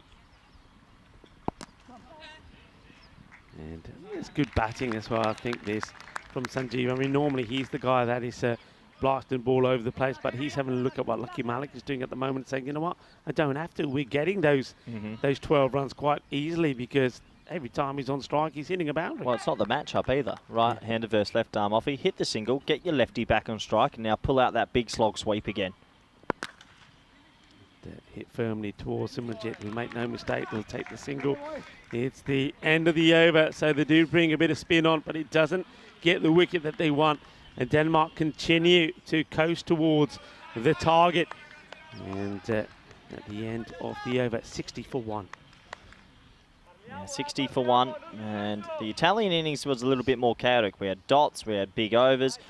Well, this is perfect from Denmark. Get above the rate and stay above the rate, and some educated batting here. This is more their game to lose, it feels, but, well, we know Italy, they fight hard, they're experienced, they're calm, they'll believe they can come back. Yeah, they're slightly going back to a little bit of pace here. They're going to continue with Jaspreet. He did get the wicket, didn't he? So, see if he can get another one here. He's been their main striker. But the man they want to get is on strike here. And again, sort of, I think he just stopped his shot here. Slower ball again into the pitch. So the Italians have the right arm seamers. They've got 3 right arm seamers. They've all said, look, we're going to go slower balls and pace off. So for Thanika Thyssen here, I actually think you got to set up for a slower ball, not expect the pace on, and try and adjust if it does surprise you. He's only 9 off 7, which is quite sedate for him. Well, he goes for it, and this is going to be a teaser. But the fielder makes no mistakes, and, well, Gatharson will have to go once again. It's the pace off that the Italians are seeing work to their favour. No mistakes there from Zain. He takes a nice catch. Zain Naqvi taking the catch, and is once again the bowling of Jaspreet Singh. that brings the wicket for the Italians. Another slower ball into the pitch. It's a rolling leg cutter and got it to move a little bit off the surface as well. And a desperate wicket there for the Italians. They needed that just to get the boys in the huddle and see if they can, well, get a bit of composure about this defence. Thanika Thyssen wasn't his game. He's got a 6 in there out of his 8 balls, but yeah, very slow for his standard. Yeah, it was almost like at one point he decided that he was just quite happy to be there in the middle and watch Lucky Malik play those extraordinary shots that he's been doing. But I suppose he felt the need to go for this one himself, doesn't get it right, and the catch gets taken. Sometimes that's what can happen if you change your role, if you stop playing your natural game for a while and then try to go back to it. Yeah, you get yourself out. I've got deja vu. Yesterday we were in a similar situation. Denmark were chasing Sweden's 130 score. They were in control like this with a good run rate. And then in these sort of middle overs, they just lost their way through some poor ball striking. So they need to be careful. Need to make sure they stick up above the rate. Magnussen, we know he's a dangerous player. Didn't have, Magnus Christensen. Magnussen. I'm thinking Magnum ice creams. He's a dangerous player, but needs to find his boots today.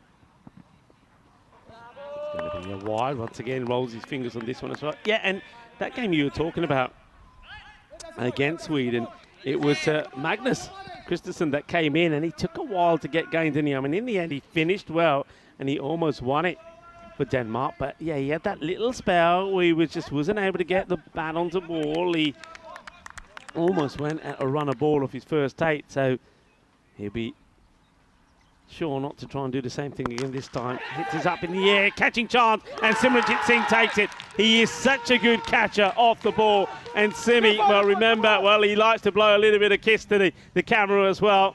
Mi amor, what a catch that is. And Simi takes the catch.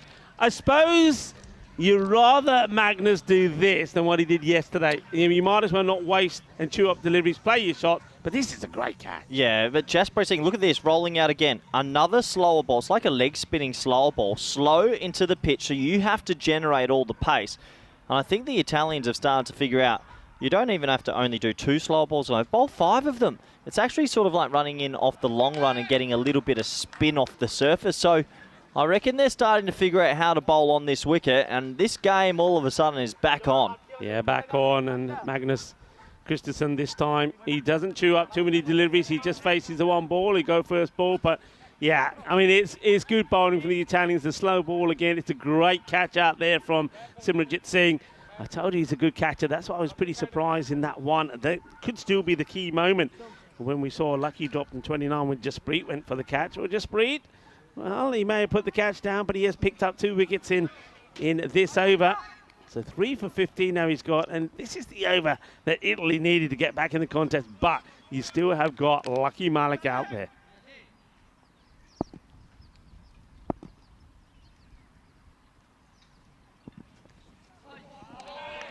Well, Bob, that's the rolling off cutter now into the pitch. Delaware Khan coming out.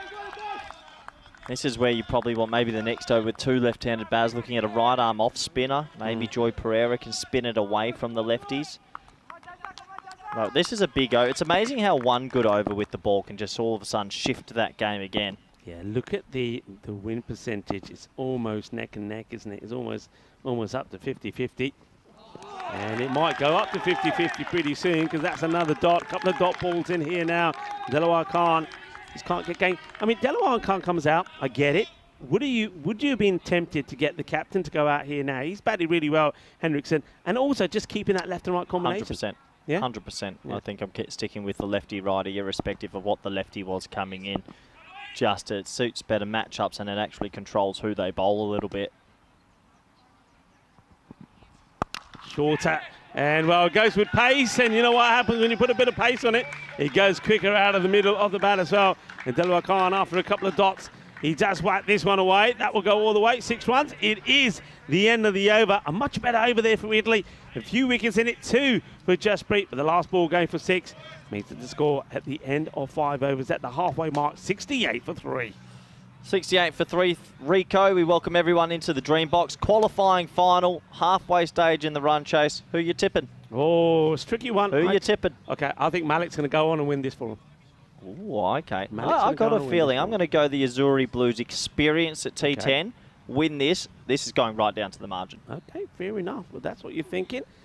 Look, I think it's so evenly poised. We haven't had a golden ball in a while. Could we have a golden ball? What we could do, as the players out there having their strategic timeout, thanks, of course, to Frederica Constant, our official timekeeper. And once again, I suppose a good opportunity for us to mention our initiative this time round. Of course, we are all, our charity this time round is Share the Meal. We know that 1 in 10 people go hungry every day. So it's a way that we, the cricket community, can combine together and do our bit. And for as little as 70 cents, we can make a difference. We could make sure that somebody, somewhere in the world, is getting something to eat. Just to scan that QR code, learn a little bit more about Share the Meal, and see what you can do to help. Why not help a good charity while you watch the cricket? What a great combination, because the cricket has been fantastic and helping a charity is fantastic as well. Yeah. Interesting, Rico. I'm looking forward to this. 5 overs to go. I tell you who wants a close game as well? Sweden. They want these teams battling it out, using a lot of energy, because I'm looking at Sweden over there. They're eating some lunch. They're nice and relaxed. Any 3 teams could easily win this group. Yeah, you're spot on, actually. Very good point. I mean, if these 2 heavyweights have a real tussle, let's say it goes all the way down to the wire, and they're being made to work hard, well, that just means that maybe that fatigue could come into play later. And especially the team that's going to be playing Sweden. You're not looking forward to that contest, I'm telling you. It's a nice looking shot. It'll just be a single. Italy are hoping that, as normally happens, they can get a wicket straight away after drinks. So Italy have had to avoid bowling the left arm spin here. We haven't seen Fernando, we haven't seen Moraga. That's because 2 left-handers are out there. So they go to Ali. Now, I dare say they would have said to Zayn Ali, pace off into the pitch, slower balls, because that's what's working for them. Like that. They've all of a sudden, and this is what good teams with experience do, they find a way. And you can't discredit 2 finals weeks in a row. They've been England twice, I think Vinny told me the other day. They've had some stellar performances, so they've been under the pump before. This team gets it, and they're fighting back hard. Yeah, they are. They've pushed that rate back up to about 13.5. Oh, well, this is another opportunity. It's going to be a great catch for Pereira if he gets there. He's backpedaling. Oh, that is a tremendous catch. That really is a sensational catch. Really well taken. He's backpedaling here. I'm just wondering whether it was his catch or maybe Jaspreet is going to get a call on it, because it's a difficult one for him to take. I tell you what, he's a tall man and he needs to use his height and all of his experience to pull off a wonderful catch. Seriously good catch. Once again, I think this is an outfielder catch. I'd rather deep mid-off running forward come in and take this, but it doesn't matter. Joy Pereira tracks back 7 or 8 metres and holds it above his head. That's an exceptional catch under pressure. This is why I do think that man at mid-off has to come out and call him out of the way, but it doesn't matter. What a catch from the skipper. Yeah, well, a little bit of a joy for the Italians as Delaware Khan will go for 6. So there is a wicket straight after drinks.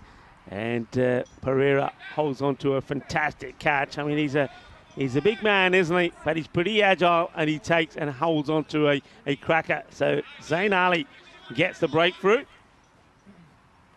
And Denmark now 4 down.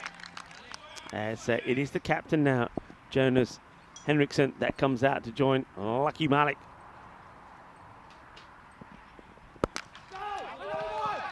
They have just flipped this game. This is very, very similar to the chase we saw yesterday of Denmark. They were in control versus the Swedes. They had 2 poor overs in the middle and they couldn't come back. Right now, that rate, which was down to 11.5 only about 10 balls ago, is now 14.7. Yeah, and reflected in the win percentages as well.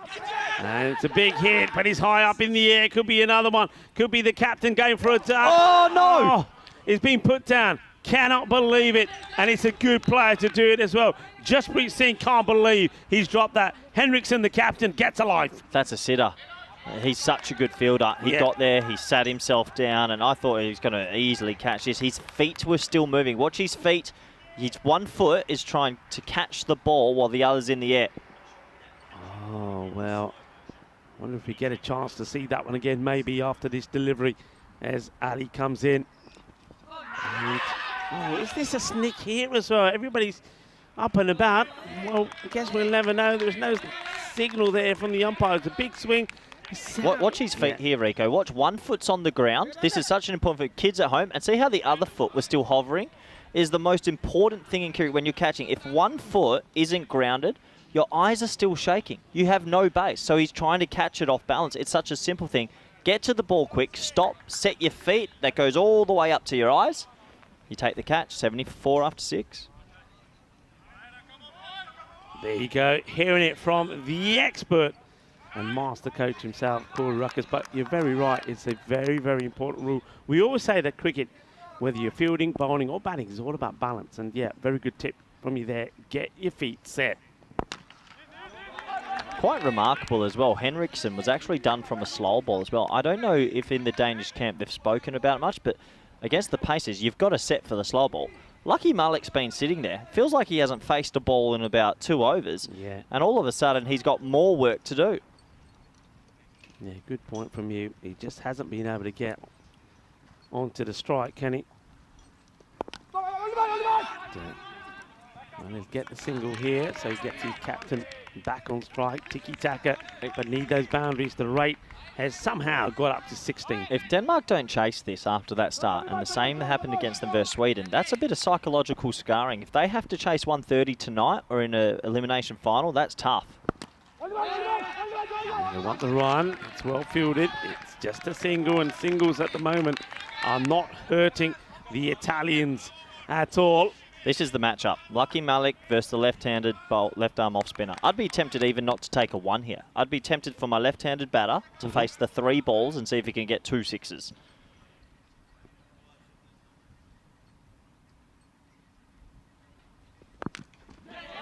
Lucky Malik misses out on this, but I think also what you can see here now, whereas Lucky Malik early on, he was in flow rhythm. The pressure wasn't on. Now there's pressure, and he's trying to force it, isn't he? Yeah, trying to force it. Pressure creates this new vacuum in a player's mind. They lose their shape. Boy, do they need a boundary. Remarkable from the Italians to come back. Goes for it, and this is a lovely shot. He needed to nail this, didn't he? And good, quick footwork. Hits it clean, hits it sweet. And, well, he's the key. And when you were asking me the question, I was saying, well, I think Lucky Malik could win this for Denmark. I think he's going to have to. Yeah, it looks like it's up to him, and he'll need some support from Henriksen or whoever else decides to come out. 54 off 19, though. It's definitely, if the Italians can bowl defensively well, they're probably well ahead in this.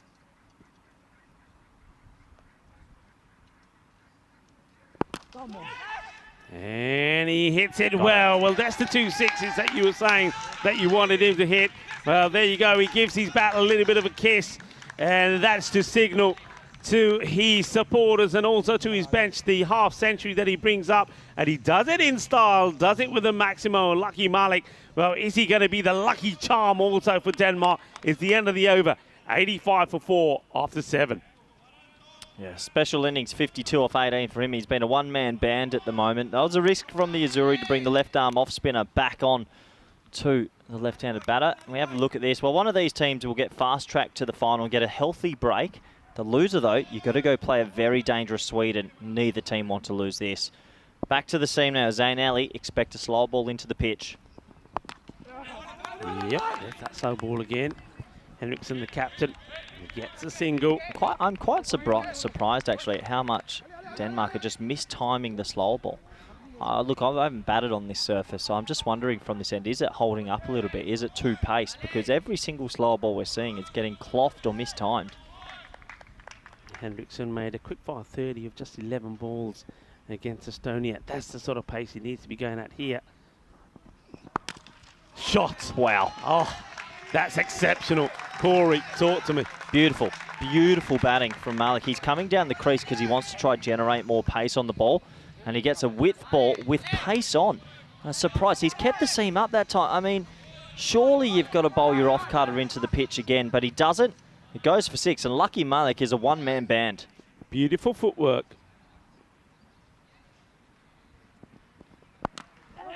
Shot. Oh, that is just pure class. You know what? If you can show both of these shots, first you saw the sheer power, the muscle, the brutal hit for 6. Now this time, this is the class and the finesse. Top draw. That is a seriously good cricket shot, and that's a good way to play the slow balls into the pitch. Instead of trying to force them straight for 6, use that little bit of pace and go backward of square. So Lucky Malik is honestly playing a bit of a barnstormer, and his last 4 deliveries he's faced, he's hit 3, 6 and a 4, and he's got them back in it. It's a good delivery, running hard, they'll take the single. Don't mind that. This again is about the rotation, left and right combination. I mean, Jonas Henriksson hasn't quite been able to hit a boundary just yet, but he knows it can come. He's got some power as the captain, but he'll be pretty happy at the moment, especially with Malik going the way that he is. And that's an easy hit. Goes with pace again, doesn't he? And he just whips this round for 6 runs. Shaba Shaba Kinna Sona. Boom. Shaka Lagya. Oh, it's crazy bowling. He goes pace on again. He just... Sometimes when things are working, stick with it, you know. But Henriksson, we said Lucky Malik's playing an amazing innings, but he needs a bit of support. And that's exactly what he needs. 30 off 13. I mean, we got tingle time. Rico, this really could be golden ball territory. Yeah, this next ball coming up for me is huge. The 100 has come up. You can see, as Corey said, 30 required of 13. What a match. But this ball for me is important because I think both batters have taken a liking to Zayn Ali in this over. Yeah, it's gone for 18. A magical over here changes everything. Interesting. What a game. I mean, the win predictor's saying 59% Denmark. I don't think so. For me, it's probably a 55 Italy, 45 Denmark. But what do I know? Keeps changing though, doesn't it? Every time there's a boundary, it goes in the favour of Denmark. A dot or a wicket. Oh, misses out on it. But again, as you said, Corey, keep the pace off. That's what worked for you. Why change it? It is the end of the over. They don't get the runs that they wanted of that last ball. So finishing with a dot. Ali goes for 18 the over. End of 8 overs. 103 for 4. Yeah, we have a look at this comparative worm, and it is tight. It is extremely close. Well, these are the moments for your country. Someone steps up. Who's going to win that game? Who's going to fast-track you to the final? I'll tell you right now, the last thing in the world you want if you're a player in this match is playing Sweden in a couple hours' time. You do not want that match. No. Sweden are just such a dangerous team. Big over. Sandhu coming back. Look out for that slow ball, back of the hand. And he could have a wicket straight away. Sandhu wants it and put it. Oh, no! Oh, Never! Never in a million years. Pereira has dropped an absolute sitter. Sandhu is celebrating when it's in the air. He thinks he's gone and done. You think it's over. You're about to scribble down another wicket. I can't believe they dropped that. I cannot believe it. What's happened here, Pereira? No. That's a genuine goober. I was off. I was going to write some notes. I can't believe he's actually dropped that. That could actually drop the match. Pereira doesn't drop many either. Malik dropped on 63, and now the next one is swung at hard.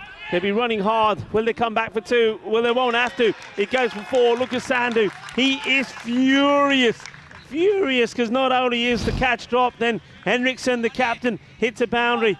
Oh, twist and turns, but you gotta say, remember, Lucky was dropped by Jasprit on 29, and then he gets dropped there on 63. Well, unbelievable. Sandhu's come in, bowled 2 slow balls out the back of the hand. He's getting him to turn off the surface. Should have had a wicket, and then that gets edged for 4. Chaos game. This is going right down to the wire.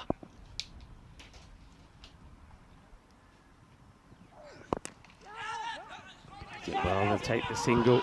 It's good running. And you can see Lucky Malik gets himself back on strike. Well, Lucky the name. And lucky in this match by nature as well, being dropped twice. And gotta say, that second one. That's one of the worst I've seen in a long time. That's a huge dolly from a man who took an outstanding catch earlier. Yeah. All right. Lucky Malik. Prepare for a slow ball. I can't imagine Sandhu's going pace on here. He's played a special innings. Yes, a little bit of luck, but 64 off 22 is still special. Gets a full toss, hits it straight down the ground. So once again, it was all about the pace. It was nice, it was slow, just a single. Ooh, we are going to the wire here, aren't we? Definitely. Close, Rico. I think it's dipping. It's He's the so slower far out in the delivery, crease, and isn't it's a he? long way out, yeah. What's the situation here? What is it, 23 now? Need at least 1-6 in the next 2 balls to feel a bit more comfortable. Captain, Hannes Henriksen. Hits this firmly and takes the pace of it, Sandu. Fielding is so important. And I suspect that this would have been one to try and stop for Simranjit. If he doesn't get anything on it, that could be an important save.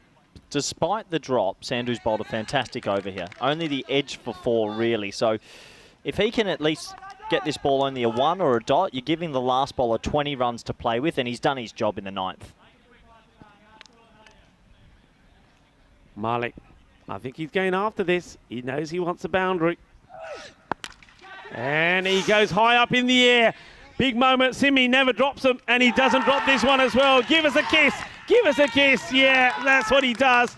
And, well, lucky Malik. He's had some luck, but he finds and picks the wrong player this time. Simranjit Singh, he never drops them, does he? Saag de naal makkiyan diyan rotiyan kha ke aaya. Any catch apne shot that, and he takes the catch. And with that, I reckon he's probably sealed the win here for Italy. Oh, I don't know if it's fully sealed shut, but Sandu again bowled 4 back of the hand slow balls and 2 pace on that over. He mixed it up better than the rest, and he finally gets rewarded. Lucky Malik will have to go. He played a pretty special innings. Here's the kiss Rico asked for. He got it sent up to the commentary cube. 65 off 24, 270 strike rate, 8 sixes. But right now, it looks like Denmark might have to do it the hard way today. Yeah, they will. Look, it's a special knot from Lucky Malik. And he gave them the brilliant start, didn't he? He played some glorious shots on his way to that 65, 8 sixes and 1 4. And then he went quiet for a bit when he just couldn't get on strike. He went a little bit rusty, but he got strong again, played some important shots. And now the situation is pretty simple. 22 required off the last over. Terrible delivery. Oh, no. Oh, no. It could be a minimo. It's going to be a minimo. Oh, game on. Oh, I can't believe it. I can't believe it. 22 you could defend easily, but 17 now? 5 free runs? Sacrilege. This game's back on. It's 3 boundaries away. Even 2 sixes and a couple of singles. That completely changes it. I can't believe Amir Sharif, of all players who normally bowls so tardily. Even Rilla. Rilla's a great keeper. He barely misses them. Yeah. Game back. Rico, that's a huge swing. Game is back on. 17 off 6. Wow.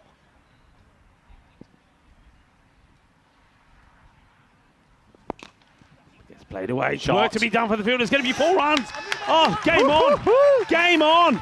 And the captain, Hannes Henriksen, is trying to win it here for Denmark. Unbelievable. Well, Sharif hasn't bowled in a while. I think he needs his seamers to talk to him. He's bowled 2 quick deliveries and they've both gone for runs. 9 off the first ball of this over. This is what happens if we get a golden ball.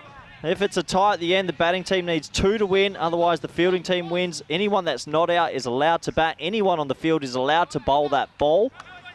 Oh, boy. We got a finish on our hands, Rico. 13 off 5. Ow, ow, ow. Sharif. And he gets a dot in. Slower delivery once again. Doing the job. So makes amends, I suppose, for that first delivery. Gets a dot ball. Dot ball, gold dust. 13 off 4. Oh, boy. Can Henriksen get one out the meat of that bat? 20 off 12. Plenty of cricket experience. The Danish captain. Can he do it for his nation? Got to get something on this, you know. It's got to get something on this. Well bowled. In the block hole. It'll just be a single, no mistakes this time from Jasprit. Oh boy, such small margins in this game. It's been to and fro throughout the whole 20 overs. One of these teams will have to play again shortly. Sweden must be loving this, Rico. They are. They're sitting back, they're enjoying, and they're making sure that these 2 teams are working hard and then sweating under the sunshine and under the pressure. Sweden awaits the loser. The winner makes the way to the final. Amir Sharif. It's out. Gone. Well, Corey calls it straight away. Huge delivery. He wants it. There's the appeal. And the Sheriff puts the finger up, so we get to a point where it's going to be 12 needed of 2 deliveries. 2 sixes will win it for Denmark. Are we going to see the most dramatic finish to a European Cricket Network fixture here at the Cardamom Oval. Yeah, that's out. He shuffled across. It hits him on the back leg really deep in the crease. That's going into leg stump. Have a look how across the stumps he is there. Watch this. Pitches on middle. Yes, it's tailing in, but that ball's touching some leg stump, and that has to go. So that's a shame, because even a 1 there would have brought Henriksen back on strike for the last 2, but it's going to have to be a new batter will have to come out and basically play the best 2 shots of his life. Yeah, it's going to be a golden duck for Abdullah Mahmood. And, well, he's going to see the duck in his face there on World Animal Day. Well, we like our ducks, don't we? Derek is enjoying the moment, but this is the moment here at the moment. New batter has to come in. It's Saud Munir, a man who's always got a big smile on his face. Is he going to be smiling at the end of this? He's got to send this to the boundary. They need a 6, otherwise it's all over. And it won't be a 6, it will just be a single. So Italy, they are going to defend this. They've done it the hard way. They've dropped some sitters along the way, and normally you don't get chances, do you, when you drop big batters, when you make those mistakes. You don't normally end up on the winning side, but well, they've done it, and they've done it because they've got that slower ball going. And this one gets whipped away. The wrong man maybe was capped at the wrong end.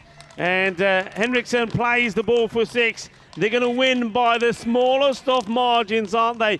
But Italy have booked their place in the Group C final. And they're absolutely overjoyed with it. The captain, Jonas Henriksen, does hit the last ball for 6. But Denmark will finish 4 runs short. And Corey, let's go back to that bit of magical fielding that we saw Sanjeev Tathisen making that stop, saving 5 runs. He could have won the game there. It almost won them the game, but unfortunately, it was just that middle overs again for Denmark. They got pegged back. The Italy thought on their feet, I would say. They started to bowl slower balls. They were quite clever and deserved winners to fast-track themselves to the final. And I tell you right now, Denmark playing Sweden. Sweden beat them yesterday. What a game on our hands. Yeah, what a game. Congratulations to Team Italia. Muy bueno, chicos, muy bueno. Estás en el final. Yeah, they're in the final later tonight. Winning by 4 runs, 132 in the end was enough. Despite some of the errors there, remember how it started. We'll probably see it on the highlights when Dinadu gave 4 runs away in a sort of childish manner. There were some dollies dropped there by Justpreet and also by Pereira, but they held their nerve and they go on to win the match. Yeah, let's have a look at the highlights. This was a bit of a comical one for Moraga, who want to forget this match, but overall, Denmark started well. There were some nice shots. Lucky Malik came out at number 3. Unfortunately, Hashmi tried that ramp again. Hasn't been working for him in the last 2 days, so he might put it away later against Sweden. But Lucky Malik, Rico, came out and batted beautifully, and at this stage, the Denmark team were very confident. Oh, he was batting so well, wasn't he? He was picking the ball up and timing it absolutely sensationally. And, well, there were chances as well. That one was when Justpreet put him down. What a big moment that could have been. Lucky at that time was at 29. So they had a few flaws in their game, but somehow they still ended up being victorious. There were some good catches taken. This was a sensational one from Simranjit Singh. We know he's a great catcher of the ball. And don't forget the important role he played with the bat when he came in late on and scored 17 of just 7 deliveries. That was important. This catch, though, was a great catch. But then the thing is, how did he miss the one that he dropped afterwards? Yeah, no idea. That's a really good catch. This was another simple catch that went down. We thought, Italy throwing this away. Lucky Malik hit 2 sixes in a row against the left arm off spinner, brought up his 50. And this is when it really got down to a 50-50. That was maybe shot of the innings, Rico. Lucky Malik was still there. This drop, and you thought Denmark are going to win it, but Italy kept fighting hard. Yeah, we couldn't believe it. That was quite sensational. Look and shock in your face, but no shock about that. Give us a kiss. Thank you very much to Simranjit Singh. Then this one was so close. It's well, you look at this innings from both sides, and well, you could pick up moments where you think it could have gone either way, couldn't you? Yeah, this was the moment to confirm it. The LBW meant there was too much to do off the last ball. That smacking into leg stump, and he knew straight away. Look at those great pitches. The boys were saying calm. How do you say calm in Italian, Rico? Tranquilo, tranquilo. Probably very similar to his face. Hey, but got to say, Amir Sharif, what a comeback in that over, because after giving away 5 wides at the first ball, then the next ball goes to the boundary as well. He came back well, then he kept his nerve. Just not enough support from the top 5 around Lucky Malik. Nathaniel Cathyson took 8 balls, Hashmi 6 balls, 5 balls for Khan, and they didn't really score. They'll feel Denmark. It's another game. They were in control, and just a few poor overs, the bowling. Well done to these guys, because I think sometimes bowlers run in, they get hit, they get run in, they're hit. Good to see them think on their feet and find a way to win that game. Yeah, absolutely right. I mean, just have a look at that. 3 wickets there from Jasprit. What a game, and we were pretty close to perhaps getting the golden ball as well. Italy have booked their place in the final. They always come good when they have to. Didn't have the best of starts. Remember, they lost this fixture, match number 1, when Denmark only kept them to 100. But this time round, they get to a decent score. We said that 130 was the score that they had to get to. Well, Corey, me and you were absolutely right. Well done to Italy. Denmark now have a very difficult match up against Sweden. You'll see that one coming up in a 1 hour, 16 minutes time. You've got a bit of time on your hands, but well, boys and girls, remember, we always give you something exciting. I know that a lot of people love the interview that you saw earlier when our boss, the founder of ECN, Daniel Weston, had a chat with Mark Ladder from Guernsey. Well, we've got another interview coming up for you as well this time. Daniel Weston was talking from Mate Juic from Croatia. So we're going to leave you to have a listen to that interview. I'm loving these interviews where we get the opportunity via our ECN studio to invite some of the guests from the Federation to have a chat. So Daniel Weston speaking to Mate Juic from Croatia. That's coming up right now. But remember, the next match coming up is going to be the all decisive on qualifier number 2. Who will join Italy in the final? Will it be Denmark or will it be Sweden?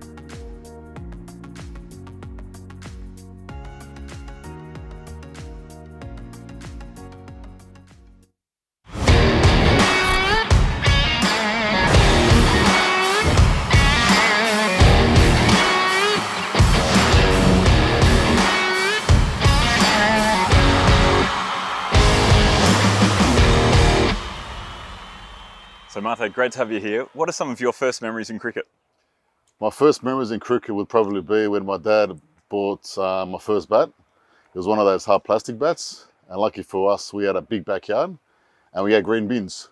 So we kind of drew stumps on those bins and made a little pitch with our lawnmower.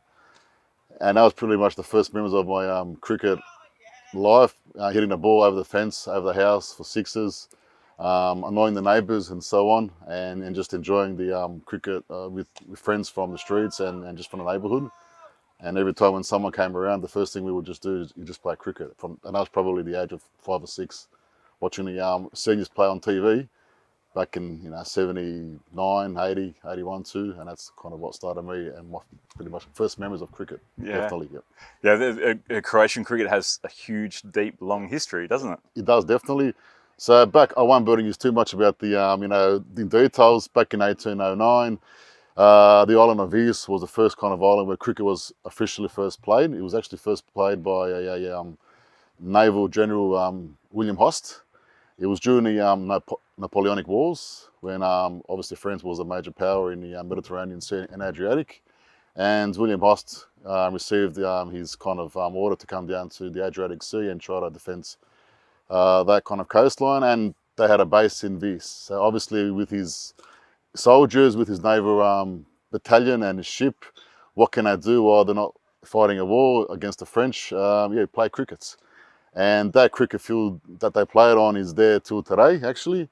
It's called Plisko Polje, and it's one of the most unique cricket grounds you'll see anywhere in the world, with vineyards around and short boundaries similar to this to Qatar Oval. And from then on, cricket obviously was always in the history of Croatia, and definitely back in the early 1900s, cricket was once again kind of mentioned officially in Zagreb at the faculty, sport faculty.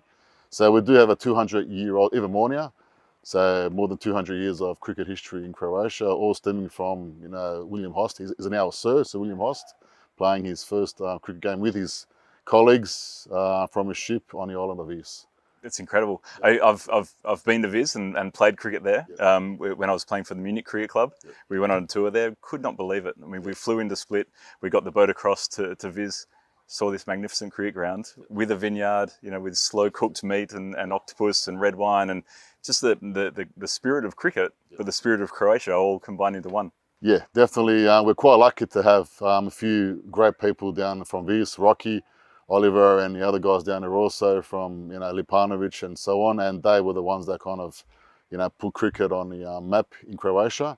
And then from then on, we managed to gradually develop other cricket centres in Zagreb.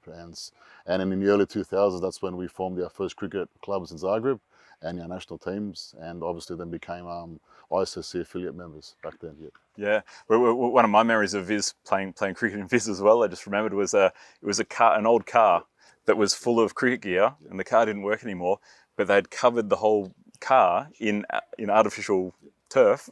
So it was like a cricket pitch car with the stumps coming out of the bonnet, and this bag of, this whole car was full of cricket equipment. It was incredible. And then, Rocky and the guys there, we had an unbelievable time. And then I think it was Rocky's dog that actually was on the steering wheel driving us home in the van that night after that game. So, very, very special experience. Actually, that car drove all the way from London. So over the Channel Islands, over the La Manche, all the way through to Europe, Germany, and made its way all the way to Vis. So obviously how we went through all those checkpoints and borders, I think a lot of the countries were stunned to see that road on the Autobahn or on the freeways, but that's where it came from London. And I'm not quite sure if it's still there. I do have to ask Rocky, but last time I was there, he was there. So it's been there for years. But that's kind of like a monumental statue or, like trademark of this cricket, just showing what, cricket does. And the friendships they have with especially English touring teams and German touring teams. They do have a lot of touring teams come there every year. And not only to enjoy the cricket, just the lifestyle, the weather, the food, and just the environment and the beaches. Yeah, it was incredible. And I also remember the scoreboards were actually wine barrels that were cut in half and then, turned into the cricket scoreboards. So it was incredible. They are very original, and thank God for that, because you cannot see that apart from in several, like for example here in Spain, you can't see those unique items that kind of associate with crickets. And you look at it and you go, wow, how did they think of that? And you're definitely right, they made the scoreboards. And it got a massive tree right in the middle where all the teams get shade.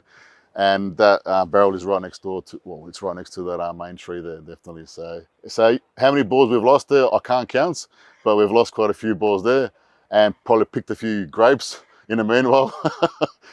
But that's what just makes it unique for all the teams that come there. And we're quite lucky to be, to have Vis, who put pretty much cricket on the map for Croatia. And your first game of cricket in Croatia was in Vis? That's correct. Yeah. It was in Vis. You've got some other grounds as well now. Yes, right? we have, apart from Vis, the first game I played was pretty much in 2009, and that's when MCC came to Vis. They toured Vis for several days, so we had to get one of our best teams to kind of play the MCC. So that was my first game actually for the Croatian national team. We have other grounds in Splits. It's near a hotel complex. I think we obviously played there in the 2021, the ECS series. And then we have two grounds now in Zagreb. Last year we played in Budenac Oval, the ECS 22, and now we've got one new ground in Mladost in the central part of Zagreb, and that'll be the host ground for the ECS 2023 series in Croatia also. So we've got 4 grounds. We've got 1 or 2 grounds that are like portable grounds because we've got flexi mats, so we kind of use just those grounds just to kind of develop junior cricket. Yep. But for now we've got proud of 4 grounds, and we've got 1 ground in a process, and that's in Zadanin. So we're just still working on that, still progressing, and logistically we've got everything in place. It's just finalising just the final details, and also hopefully in the years to come, probably another year or 2, we can count 5 grounds and another cricket centre in Zadar, which for us would be very important, definitely on the coastline. Yeah, and I think we need to give a shout out to the Mediterranean Cricket League and Jeff, the founder there. There's some incredible things been going on. Yeah, well, the MCL was first played back in 2015-16, and that was in Resnick. And then from then on, we've played it every year, apart from the COVID years. We kind of cancelled it twice. But apart from that, well, now last year we played the MCL in Montenegro. We have fantastic regional friends from the Montenegrin Cricket Association, Serbian Cricket Federation, Slovenian Cricket Federation, and we always try to bring all these federations together. And obviously, there is a lot of interest in cricket, especially with the expats that live in these countries, and obviously the locals also. We had that in Porto Montenegro, that was in Tivac, and that was a success. We had a few guys, senior first-class players from England and Australia, Darren Matty and Brett Lee and Brett Hogg. We had Brett Lee's son who came there also. We had teams from India, from Estonia, our friend Tim Heath and Stu Hook, they were down there also, and just Croatian teams and the local MCL team, which was captained by Jeff.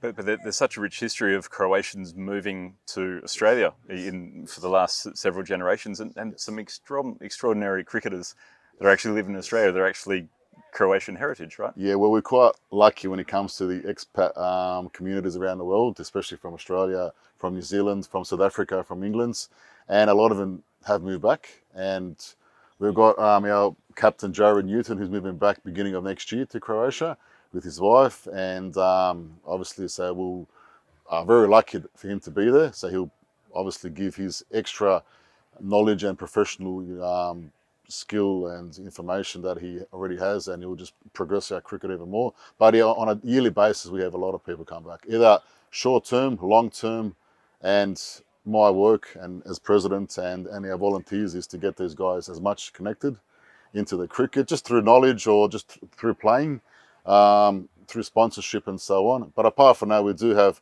the local roots, or the local players coming from the schools. And we have a lot of players from the subcontinent region also who work in Croatia. So we're just trying to, mix them all together and, introduce them to the game of cricket. A lot of people still don't know that cricket is played in Croatia. So then our goal is to kind of give them that pathway so they can know that cricket is played and invite them. And as you always mentioned, just from one player can form a team and then potentially become the champions of Europe. So that's something which we always say to our volunteers and to our enthusiasts and future potential players. And is there a lot of immigration coming from cricket-loving countries into Croatia now? Yes, so most of them from India, Pakistan, Bangladesh. They normally work in the hospitality industry, construction industry, shipyard industry also. And we're quite lucky that Split, Zagreb, Zadar, Rijeka have a lot of companies who have a lot of workers who work there. And then we just try to introduce them to the game of cricket just through Creo Crickets, giving them just the basic cricket equipments. And then from then on, putting them through pathway events like the ECS and our domestic cricket also. And that way they get the more knowledge, the more skill, and potentially, after fulfilling requirements can play, for a club or for the national team. Yeah, so how many clubs do you have now in Croatia? Yeah, so we have 8 clubs. That's our domestic league. We have pretty much about 12 teams. Okay. So, but obviously 8 clubs. So we have women's teams also. We've got a domestic league. We've got our form junior league also on top. Pretty much our junior league is school-based, where we have a lot of success there. But obviously, as our domestic league, we always want to improve and increase the domestic, potentially have a Division 1 and Division 2, like many other countries out there have. So, but for the time being, we're going forward at a good, nice pace. But as I said, our work is never done.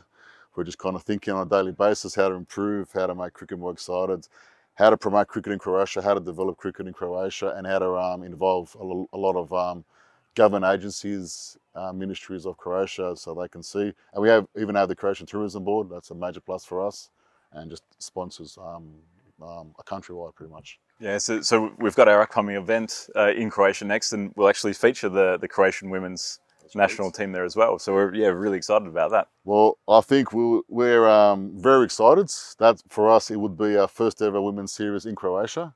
We're really excited, and we thank ECN and yourself for the opportunity to host this kind of events. For us, that's something which we've been working on for the past 2 or 3 years.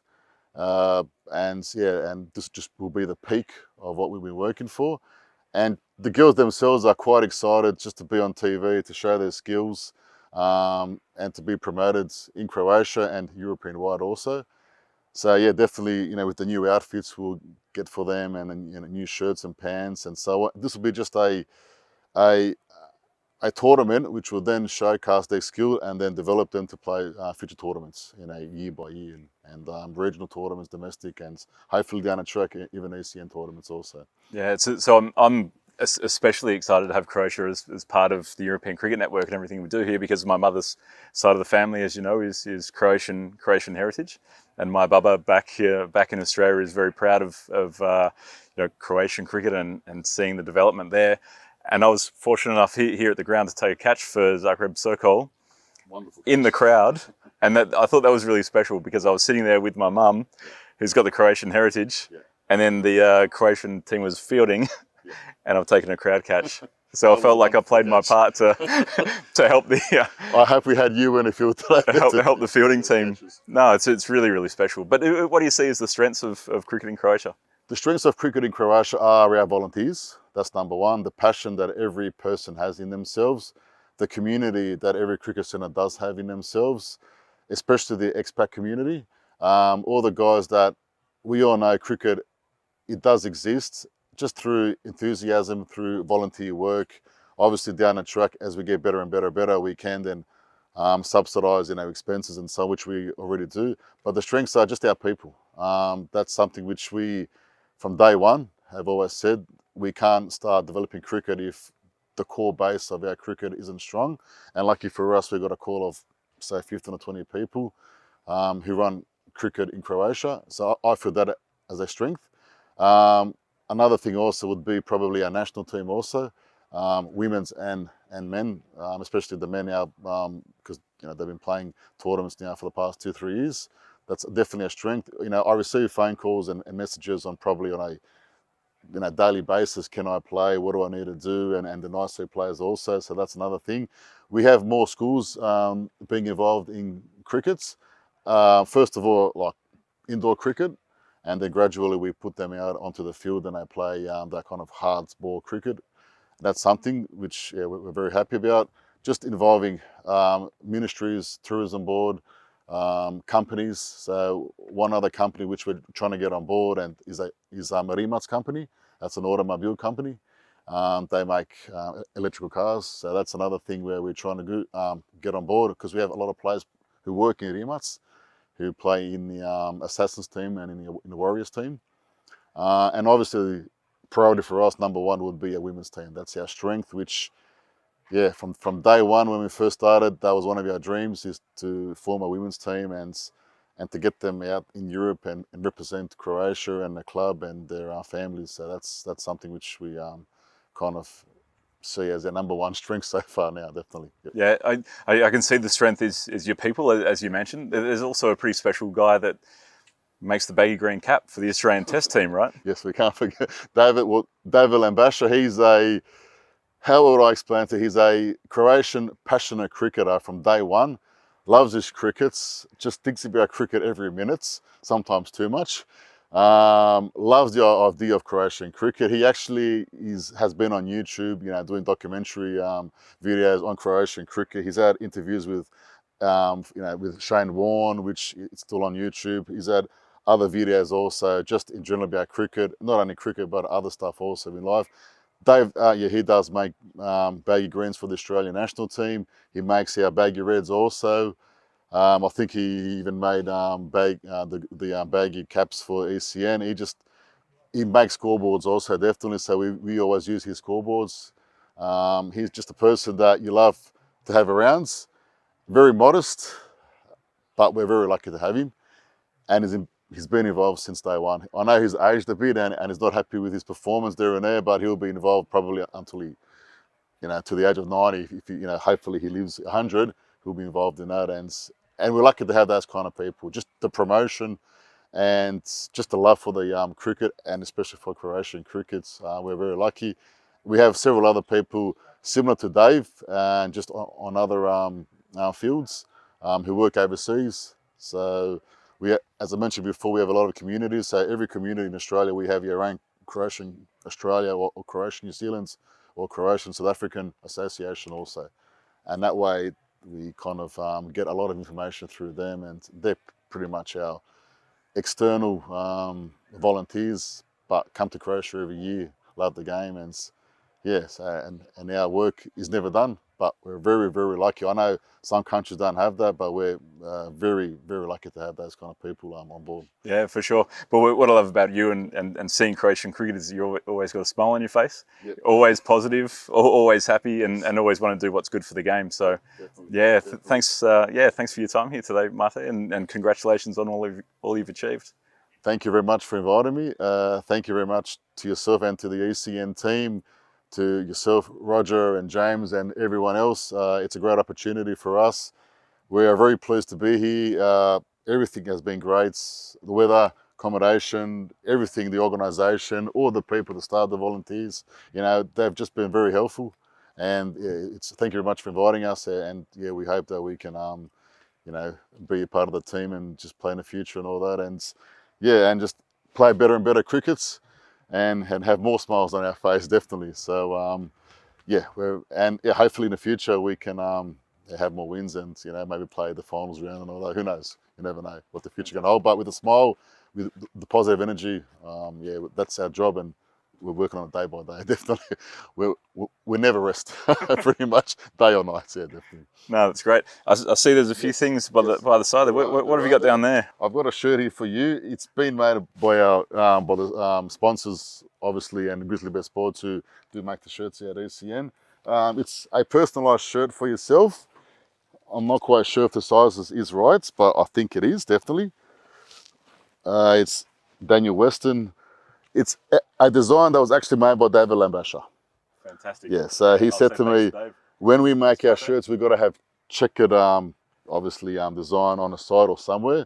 So we thought we won't go with the full shirt, but we just have a kind of design, you know, somewhere on the sides and all that, just to kind of match our soccer team and our other national teams that play. And yeah, so we kind of hope that you like it. We got other here for you, for Roger. And one other thing here also, we got just a little board that we kind of do.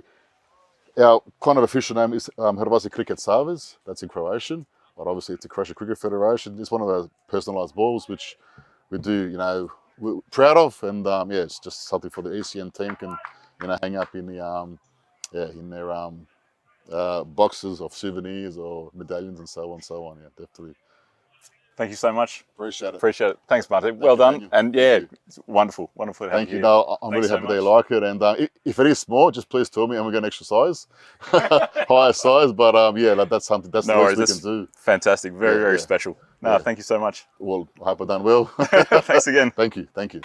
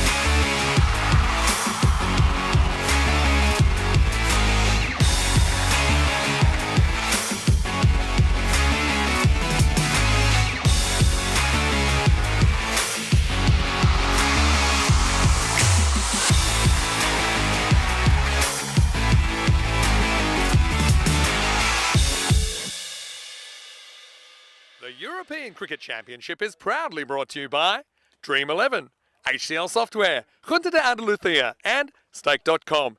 And the official charity partner, Share the Meal by the United Nations World Food Programme.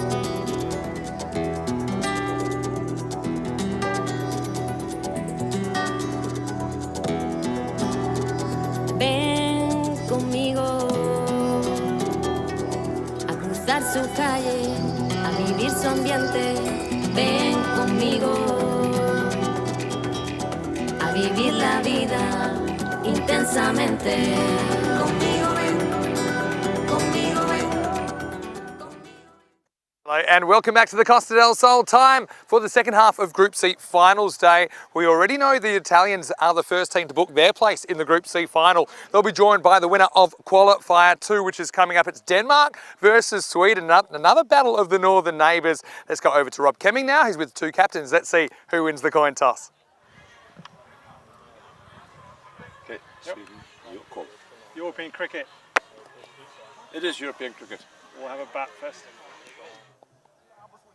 So Sweden have won the toss and they've elected to bat first. We know that they can be a bit of a volatile unit, but they're also the kind of team that nobody would want to play. In fact, when these two teams met yesterday around the same time of the day in match number 9, it was Sweden that handed Denmark their only loss of the qualifying stages. Of course, Denmark couldn't get past Italy in qualifier number 1, going down by 4 runs in that one. Hard to say who's favourite. I suppose the Danes, but Sweden do have the wood on them. In fact, if you go back to last year, Sweden beat Denmark twice in the qualifying stages before losing to them on finals day. So got a bit of a rematch here.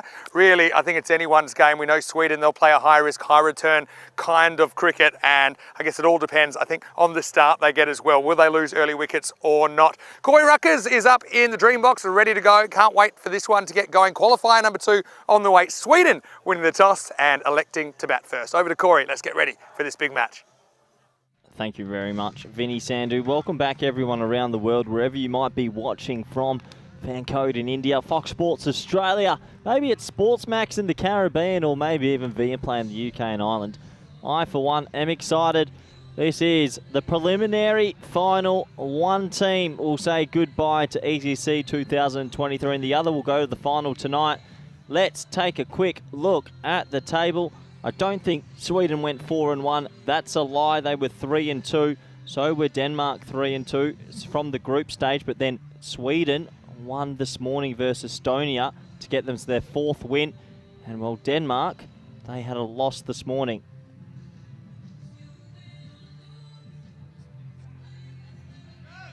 Let's have a quick look at the supercomputer. 54%. To Denmark, 46 to Sweden. So welcome back, Vinny Sandhu. Yeah, it's good to be back. Just in time to hear you making a mess of well, the look, you opening. don't have that at the top. It's their record so far this week. 4 wins out of 5 games. Okay. 4-1. And, So what? So Sweden's won more than Denmark? yeah, because well, admittedly they beat the 4th team, whereas Denmark lost to the top team. If you want to go on the numbers, anyway, Corey, it's nice to be back. You can see the beautiful afternoon sun, the Sol de Tarde of the Costa del Sol, the Sunshine Coast of Spain. Vinny, Talk to me. fun fact. Oh. Uh, I'm just going to mute you for 300 seconds. before we Karimi, continue. I've seen Karimi open the bowling a Yeah. couple of times. Last game, there was 3 wickets in the first over. The game before that, he had 2 wickets in the first over. This man is a left-arm in-swing bowler. Don't let the short run-up fool you, and don't think it's spin. It's in-swing. Too fast to be slow, but too slow to be fast. Correct. He's somewhere in the middle. I know what you're saying. Not going to threaten the outside edge of the bat, is he, Karimi? I can't believe I'm going to say this, but I have this weird feeling that Sweden's going to do him here. You're not the only one around the ground. Sweden, like a box of chemicals that you're not meant to mix. But if you do, they could blow the roof off. Yeah, it's like when you accidentally get a sniff of it and then you hallucinate for a while. They're so good to watch. But look, will their batting come off or not? That's the question. It was always a risk getting you doing 3 games in a row. But anyway, here we are. And here's Karimi to get us going. 2 back. Pushes the first one for none. And look, I noticed this morning against Estonia. Maybe Sweden weren't as aggressive, chasing something in the 90s. But normally we expect them to be kind of all guns blazing all the way through. Yeah, uber aggressive style in T10. Oh, genuine edge. This is going to be 4. So that's the pace of Karimi on show there. Zubak off the mark. Yeah, and that's a shot he wouldn't have played yesterday, just pushing at the ball and gets a little bit of luck with the edge. That will go for 4. So obviously a few words in the Sweden lineup about how to go about it. My worry for Denmark, Vinny, is they're chasing again. Yesterday they couldn't chase 1-3-5, batting collapse in the middle. Cool, thanks. They couldn't chase 1-3-3 versus Italy then. I'm worried about their chasing abilities. Guess it depends how many and how it goes. Well, this will be played pretty much in the daylight, I think, all of this game. But if they make another 130 here, Denmark haven't chased that yet. It's got to be a psychological barrier. Another one that just angles in, pushed away. There's no communication, could be trouble. And a good throw would have been lights out. But it was almost lights out to Hashmi, who wears Zuvak. Well, check this out. Well, what was Zuvak doing? He should have been run out here. He just went on a merry stroll, and Denmark, who was so good in the field. That's a terrible throwback. I think everyone's okay there, but yeah, it was lack of eye contact between the two openers and almost brought the first wicket. A lack of a lot there, Vinny. That was a big error. That should have been run out.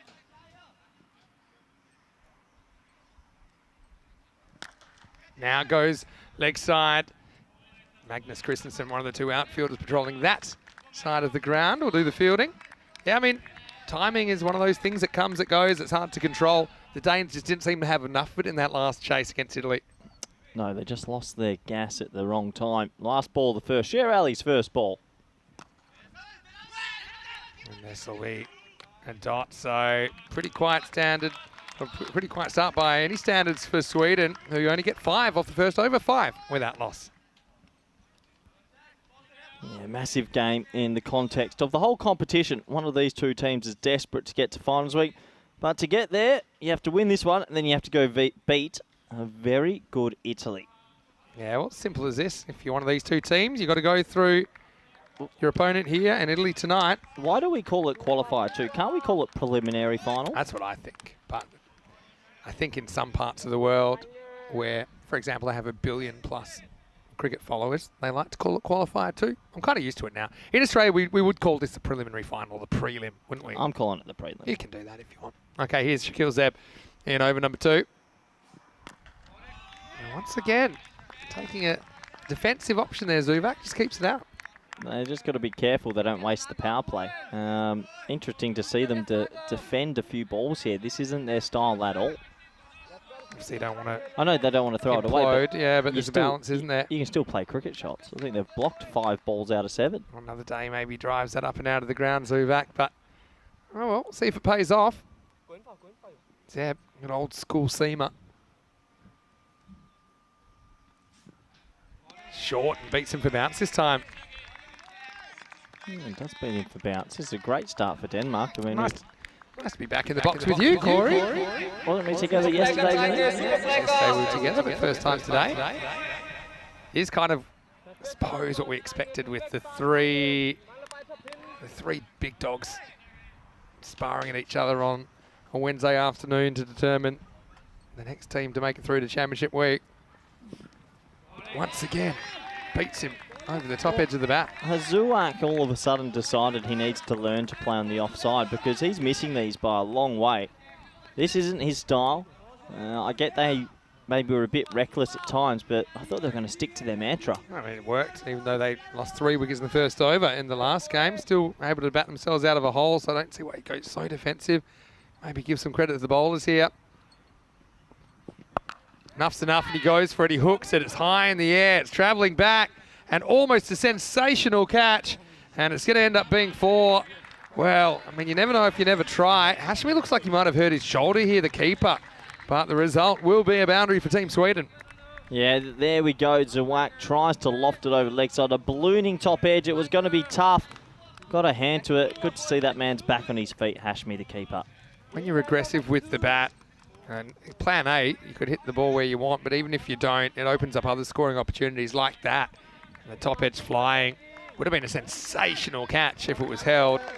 Running back with the flight.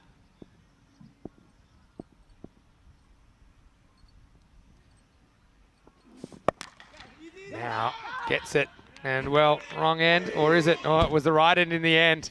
Thought he was going to throw to the bowler, but he did go the long way. Zuvak survives another scare. And Zuvak reminds me of that cricketer in the backyard. He just hits it and runs. There was never a single there, and he would have been run out by a mile. Not much cricket sense going on at the moment. It's just maybe a few nerves as well. Both teams know this is their last chance. They're one loss away from crashing out of the tournament. Both with ambitions of championship week. Last ball of the second come out from Zeb. It's been a good over. Another dot. So just the 4 in that over that came from that sky top edge that was dropped over the line. And Sweden, after 2, are 9 without loss. Yeah, this is a dream start for Denmark. They're facing Sweden, who I thought they would have expected some pretty big shots over the leg side, but right now I reckon they've defended 6 or 7 balls and seem to be playing within themselves a little bit. We haven't seen much of Sher Ali though, and this man is super talented.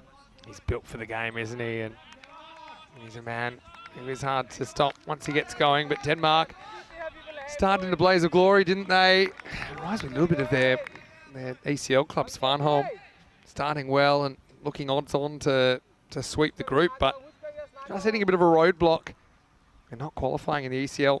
Team Denmark will be hoping they can work their way out of it as the start of a new over with Jawad Ali starts with a wide. Massive over this. 6 balls in the power play. You want to be able to get that to 30, and any magical over here, and that'll only get them to 10 and over. So Sher Ali, he's only faced 1 ball, but his partner has put him under pressure. He needs to find some boundaries right now. They've gone for Jawad Ali in this side. Didn't play the last game. Safi, the leg spinner, misses out. That's good length. Just jamming Sher Ali. And I suppose with every dot ball that creeps past, especially in this power play, Sweden are going to feel like they want to catch it up somewhere. It's a very slow start now, Vinny. It's alarm bells ringing for the Swedes at the moment. They need a couple of boundaries. We know Sher Ali has that ability. Can he get some out the middle? Yeah, well, Jawad Ali also know that he's on a knife's edge here. If he just misses, then it could be trouble. Sweden looking for a turning point. And they may get one here as it's lifted up over point, opens the face, Maximal! And finally, Sweden clear the ropes. Well, out of all the batters in the Swedish lineup, this man is so good over the offside. He's probably one of the few that can really pound it through wide extra cover and backward point for 6. Nice shot, just going with the swing. And will that get the engine running for the Swedes? Badly needed, wasn't it? Hello to everyone as well in the comments section. Great to have you with us. Nice to see Maya in there as well. Watching from Germany, no doubt. Germany in Group F into next week. Oh, ball. Yeah, just sneaks inside. So, again, game of fine margins. What's been going on, Vinny? How you been? Yeah, been well. Been getting around the ground, chatting to some of the Serbian guys, some of the Estonian guys that had good fun this week. That are out of the tournament now, but great to hear what's going on in those countries and preparations for an ECS, perhaps in Estonia next year. Serbia, a club we'd like to see a bit, or Serbia, a country we'd like to see a bit more of as well. This is hit hard, and it's going to go all the way. Maximal! Well, Sher this time goes straight. There was no long off. And he takes full toll. 6 more to Sweden. Nice cricket stroke this one, wasn't it? Half volley. Just leant back enough to get the elevation. And that's a 52-metre hit all the way for 6. Good enough. Yeah, the field here. Deep square and deep point. So both outfielders sideways to the bat at the moment. Probably for that kind of length, hoping that that gets sliced down to the man on the boundary. This will be a wide.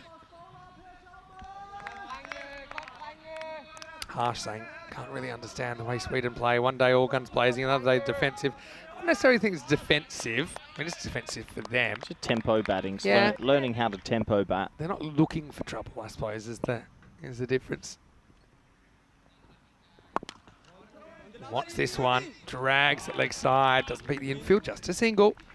Yes, I've been well, and could see so many people around the world tuning into the Euros of cricket, and every day more and more viewers. Oh, this has gotten so much traction. I know in Spanish circles around on the newspapers, on the news, made prime time, and that's all thanks to the ECN and playing it here in Spain. I was watching a bit of Spanish TV in one of the afternoon panel shows. Very good video on there discussing the Spanish national cricket team. Gone. Straight back to the bowler. Missed time from Zuvak, who just couldn't get going at all in this power play. 9 off 12 female in the end And Jawad Ali comes into the side and makes a difference. Sweden lose their first. It's 24-1. Big moment, Vin. I reckon blessing in disguise. He never really looked like he was going to get going, so that will give someone else an opportunity to whack 9 off 12, but 12 balls in the power play. It was the rolling off cutter, slower ball, and nice safe catch. Yeah, good technique as well. Didn't have too long to think about it, did he, Jawad Ali? Fingers pointing to the sky. Sometimes they're the best ones. You don't have too long to think about it, but still had enough to organise his hands. And yeah, you're right about Zuvak. Just didn't have it, did he, in this qualifier. Now has to take a seat with the score. 24-1 after 3. Brings out new man coming out to number 3. That has an opportunity to get on with it. There's a bit of pressure on now that the field will spread. And that man on your screen is Sadais Khan. Geez, he was good this morning. 52 off 16, including hitting the winning runs against Estonia. Yeah, he's also very talented, but not easy. That field spreads and you have to get on with it straight away. You can't miss time one, otherwise you'll be back in the sheds. Zeb takes the ball back and gets a bit too straight. This is going to be 4. So Sher Ali, he'll just keep on doing what he wants to do. And he starts the 4th over with the boundary. Geez, if you're a Swedish supporter, you just want him to have a good day. I mean, if he has a good game here and a good final, Sweden could post themselves or see themselves in finals week. And well, Sher Ali is such a dangerous cricketer. 17 off 7 now.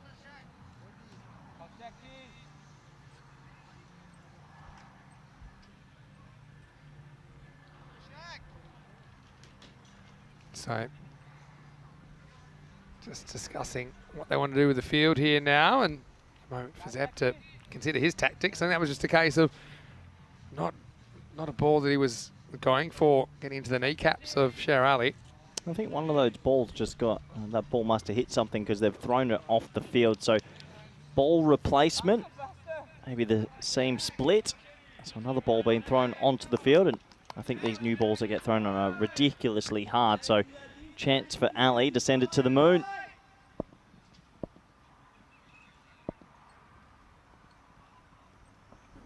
That's exactly what he tries to do, but better ball from Shaquille Zeb. And oh, he's angry. And he's clash of the Titans here. Well, he was an angry man. He let out a bellow from the depths of his bow. He was angry when he missed out. Yeah. Big scream. That was there. Yeah. I think Zeb said to him, "You can't hit me." Yeah, or equivalent phrase. I mean, they're at different ends, but they're very much alike, these two, the way they play the game. Oh, yeah, now it's going to be a Yorker that he French cuts for 4. Well, if Zeb wasn't happy before, he'll be even more unhappy now. Another boundary to Team Sweden. I'll tell you what, Sher Ali is pumped up here. After that inside edge, he just eyed him up a bit. There is some fire going in this game. Keeper disappointed. Just watch the batsman here. Yeah, you see? He said, all right. I mean, it's not the most confident shot to be able to then return serve verbally, but yeah. I like a bit of fire, Vinny. Interesting 3 balls coming up. Now a big swing and a miss, and Shaquille Zeb will have the next word to Sher Ali. Yeah, he goes for a bit of a mosey on down. This is a good little battle within a battle. I like it. 2 huge men setting their dominance on the Cardamom Field of Dreams. And at the moment, I'd say points are even. Yeah, I think you're right. If Zeb gets him out here, there could be a few words or pointing to the dressing room. Yeah, could be time to clear the benches. Ding, ding, ding. Couple to come in the 4th. This is going to go straight through the hands. Oh, it was a quarter chance, wasn't it, for the man in the circle, but he gets up and over 4 more, and the battle continues. Quarter chance? Oh, the way Denmark field, quarter chance. I mean, with long fingernails, I would have taken one of them off. I can't take my eyes off this one-on-one battle, though, between Zeb and Sher Ali. So is Zeb losing the battle when it's edged for 4 or not? He's scoring moral points, but I don't think moral points get you closer to the final with the French cut and then an edgy stroke. It's more like a YouTube boxing fight than a real boxing fight as well. I think you're right. Anyway, he's got 1 more ball, and if this sends the stumps flying, we might see a few more words flying. Last ball, the 4th. And it's full toss. Seb gets it wrong, and he gets pounded into the DJ booth. Maximo! Well, I kind of wish Zeb could keep bowling, but he can't. That's the end of his allotment. And at the end of 4 overs, the score is 42 for 1. Yeah, what a nice shot. And I think if we go to the judges in the boxing, that's a 10-9 round to Sher Ali. Still, Denmark will be pretty pleased with this start. 42 off 4 overs isn't bad at all. That poor innings from Zuwak, 9 off 11, has really helped that Denmark complete control of the power play. And right now, they wouldn't be too stressed. Yeah. They'd be a little bit stressed anyway, considering what's at stake here. 2 teams show. One gets to stay, one has to go. Today's can't face up for the first time. Jonas Henriksen, the Danish skipper, to bowl. Very clever bowler with his slow balls and what he has to offer. There you go. Back of the hand slow ball first ball. Yeah, just missed this one. Expect to see a lot of this. The Italians cracked the code last game. They bowled a lot of slow balls to the Danish. Yeah, very, very interesting clash. And Denmark, still attacking mindset, but probably hit the ball in slightly more traditional areas, I think, than the Swedes. But Denmark also really impresses with the ball in the field, especially on the opening day of Group C. Oh, a little pop-up shot, and fielder's going to have to work very hard. Trips the light, fantastic. I can't believe that almost went for 4. Yeah, I think it was just kind of the pace of Henriksen. You can see here, that's fine, and then has to make sure he's back in the field of play. No problem there. Great work once again by our crew at String Productions, who I have to say, they're not just amazing behind the camera, bit of an intra-TV crew cricket match in the break. I saw that. And got some pretty good bowlers out there now. I don't think Latvia cricket's coming on, Vinny. Also, I'll tell you where they really impressed me, because I have seen them bowl and bat a bit before. Wow, that's absolutely smashed. That's not going to touch the trees. You can forget it. Adios, pelota. Maximo. Cher warms up and brings up the 50 for Sweden. Oh, my word. Goodbye, Grizzly. He got every single piece of that. That's one of the biggest I've seen in a while. Yeah, I know. That didn't even touch the trees. That was miles over the trees. Semi-rural. And I know in some places. Those poor dogs out there. Yeah. Grizzly knocking on your back door. Oh. I was going to say, the Off to the vet, Vinny. The Latvians impressed me with their trash talking when they were out there in the middle. There was a fair bit of sledging going on. I couldn't understand a lot of it because it was in Latvian. That ball short to Cher. Pitched up now in the air.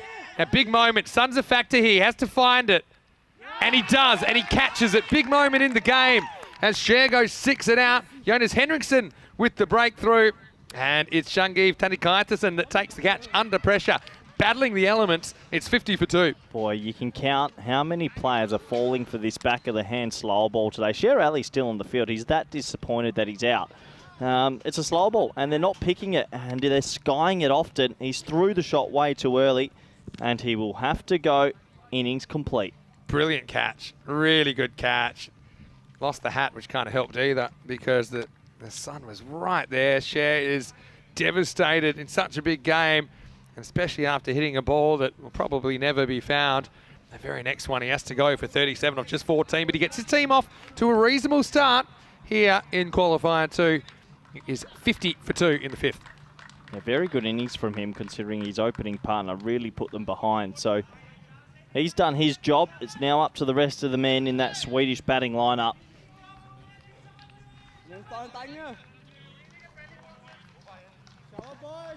So Syed Ahmed comes out, left-hander. Again, at domestic level, he's really impressed this season for his club, Huddinge, who will be in the ECL next year, but hasn't quite been able to replicate it too much in the Swedish shirt as yet. Gets an off-cutter first up, good option from Henriksen. Just bites away from Syed, who swings and misses. Yeah, this gets into that middle period now where the Danes will be using all their craft with the ball. He bowled the back of the hand leg spinner, or leg cutter to Cher Ali. Now the left-hander's out there. He bowls a off-cutter going away. Crafty bowler, Henriksen. Plenty of viewers tuning in for this one. I see Stephen Kell watching from the Netherlands, James Stewart from Estonia, Matt Hodgson from Ireland. Benedict Chambers watching intently from Sweden as well. Same sort of ball, and Syed likes the pace. I don't want to call him a one-trick pony, but he does like to kind of take 2-3 steps out of his crease and swing away. I think the bowlers have cottoned onto that at this level. Also, I want to say hello to Mukhtar Ali Galami, watching from France, the beast, and to Shrubon as well, everyone else. If I missed you, thanks for tuning in. What an over. What a good over this for the Danes here. I wouldn't be surprised if he goes back of the hand slow ball again. Yeah, go off cutter again. It's working. No, back of the hand, you're right, and it might bring fruit. Right back to the line, and 6. Maximo!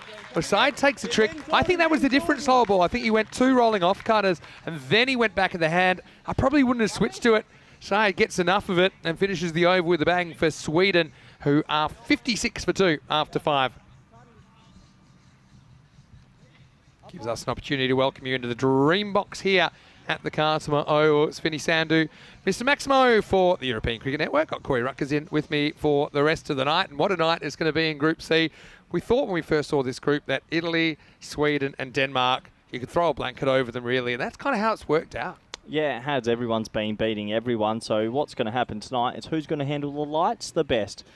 It's interesting. I just think Italy, they're so calm, 2 finals weeks. They've just gone like this the whole time, whereas Denmark's been a bit bumpier and Sweden's, you don't know. Yeah, don't know what you're going to get. I think the Italians, the Azzurri, are slight favourites. I mean, with 1 foot in the final, it'd have to be at this stage, but whoever they meet, I've got it as a 50-50 game, I've got to be honest. Just a reminder as well that obviously we're very passionate about a number of causes here, but the Share the Meal project is something that we're getting behind here on the European Cricket Network, and if you'd like to, then you can just check out on our website, for example. The QR code will come up from time to time. In fact, you see it there right now, that you can donate a meal for as little as 70 cents. Right here. That's Scan. Get your camera out. You got straight fingers too compared to me, so it's good that you can do it. But yeah, we're trying to get closer and closer. 44,182 meals is the target. But even if you donate 1, it's enough. It's like 2 clicks, 3 clicks. That's it. And you can actually give someone a meal that's hungry. So really, really big thanks to everyone that's got behind that already. I know a lot of people have been saying in the comment section they've been supporting it. I know I have. Good. Partly by supporting the Golden Arm initiative here at the ground, where they pretty much blown my shoulder off from trying that, so I just give them €1 on the way past now. Also, no, all of the children's meals that get sold by Purple Pepper, 100% of that money goes towards Share the Meal. Oh, brilliant. All right, here we go with Abdullah Mahmood, who is going to just get mistime pulled by today's first up. He got away with that one, didn't he? Well, I'd still say the Danes at the moment are happy with their first 5. Big 5 overs for Sweden's tournament here. They need a big finish. I've got a good question from Matt at the moment. Will there be an ECS Inlands Corona next year? I think it's on the calendar. We're in Sweden this year. We're in Stockholm, so I think the idea is that we'll alternate if we just have 1 series in Sweden. But don't quote me on that. Of course, Lands Corona is where they have the blue pitch. Oh, wow. The blue pitch is awesome. And the story behind the blue pitch, I believe, I'll give it to you in a minute. After this, swing and a miss from Saeed. He hasn't hit too many so far, just the 1. Apparently, they asked the local government for a pitch. They got one, it was blue, and they said, well, why is it blue? And they said, you didn't say what colour you wanted.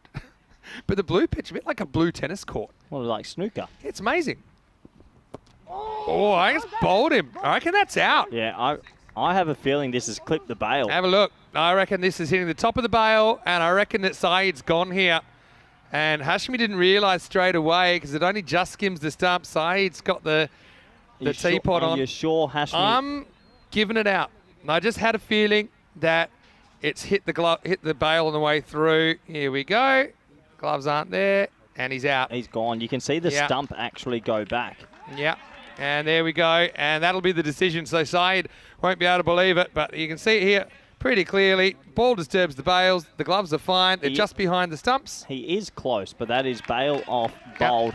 Well, good use of technology. Another one will go down, and Denmark in control, Vinny. Yeah, it is. And you know the thing with Hashmi, he goes back to kind of take the bail, but there's no bail there anymore. So that's why he might have been a bit confused if he was the one that knocked it off. But, yeah, I saw what I saw. And Saeed, he swings at many, hits 1. He goes for 6 in the end. He's bowled by Abdullah Mahmood, and Sweden have lost the 3rd wicket, 57 for 3. People would say, oh, why do you need the TV umpire for bowls? But that's precisely why.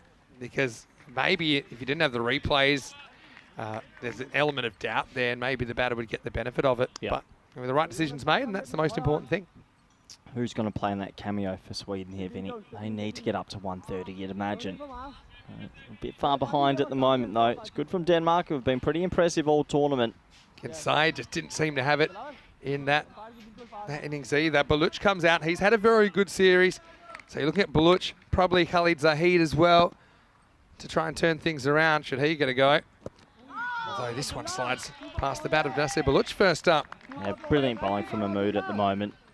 This over only going for one, picking up the wicket of the left-hander. Mahmood again, not really threatening to turn it back towards the right-hander despite being called an off-spinner. Goes after this offside, right back to the wall. And almost, well, I'm pretty sure he's made the stop. This is quite an incredible piece of fielding. He didn't get to do a nice friendly throw to his teammate. Asked a lot of him. Let's check it out in the replay. That's fine, gets rid of it. Yeah, it's a clean stop, but a missed opportunity perhaps for Denmark. Yeah, just got the throw on the wrong angle, but doesn't matter. He saved 5 runs because they only ran a single. They were ball watching, Vinny. Needed to go a bit more of the free throw rather than the NFL spike, didn't he, on the transfer? As the next one is into the gap. Well fielded down there by Shangi T. Keeps it to another single. Oh, they're so good in the field, Vinny. They're so good. Another over complete. All Denmark at the moment. It's 59 for 3. Oh, unfortunately, Oktay has just given me some sad news, saying that in Lance Croner, the blue pitch has been torn up to build houses. So it should be in a museum then, Oktay. Oh, that'll be a good ECS there through the living room. Yeah, maybe. Hey, I'm pro blue pitch. I like the idea of having the pitch. What other colours pitch could you have? Red? Purple. We're saying there's not enough purple. Red makes it hard if you can play red ball cricket, but really, who's playing red ball cricket these days in Europe? Not a lot. Anyway, it's going to be Saad Munir to bowl over number 7. Oh, too short, and that one is horned. Another one over the trees, Maximo. And Sudesh Khan heats things up. Well, Saad Munir had a really bad final just before. I think he went for plus 35 off his 2 overs. And he almost, well, you could say in a way, couldn't close the innings before and lost them the game. So he's hoping for a good game this time, but unfortunately, first ball goes for 6, and that's going to put a lot of pressure on him. Wasn't a great ball first up, was it, though? Pace on, bounced in, and pogoed out of here. There's the slower ball, but it's picked, and this one's into the jungle as well. So different game, but the problems remain the same for Saad Munir. Maximo, 6 more. Yeah, and this is what I'm talking about. I think people have figured out how to play him, and well, they needed a big over, a really big over. This is a perfect start, 12 off 2. Try turn it into a 25-run plus over. I think that's a case of the batter being one step ahead of the bowler. He thought, okay, he's gone pace on short. I'm pretty sure this is a slower ball second, and it was, and he picked it and he smacked it. Now picked up, and oh, this would have been an incredible catch. Reflex stuff from Saad Munir. Yeah, it would have been a freakish catch. It really would have been. Almost went onto the stumps as well. Would have been a run out, but handy dot ball for Saad Munir. Oh, imagine if that sticks, and Saad will just be feeling, why didn't that go my way? Still, top ball's a good ball at this stage, I suppose. This is carved away, miscommunication. And in the end, the bowler's saying throw it to me hard, but I actually think that was a decent option to go back to the bowler. Batter's maybe a bit lucky to get a single in the end. Yeah, it's decent to go back to the bowler, but you got to throw it. And he just love-tapped it. Got to get it a bit flatter than this. They were caught at both ends a little bit, but the throw was really soft. Yeah, maybe a hard bounce throw or something like that. Get to the bowler quickly. Now, this would have been a wide, but he swings it anyway, right off the tone. That'll be 4 runs to Nasser Baluch. Exactly what Sweden needed. They needed that big push over. This is the one already 17 off at Vin. Look, luck, fortune's the brave. Favours the brave. And something like that. Yeah, sounds right. Long days, Vinny. You take it. Runs are runs. Yeah, that is fortunate for Baluch, who was trying to hit that leg side, towed it. Fortunate, got away from the keeper Hashmi as well. He's normally pretty tidy back there. Last ball of the over from Munir, in danger of going magical. And it's in the air, and it will go magical. Maximo! Hanging full toss is put out of here. Time for Baluch to round the bases as we get to the end of the 7th over. It's 82 for 3.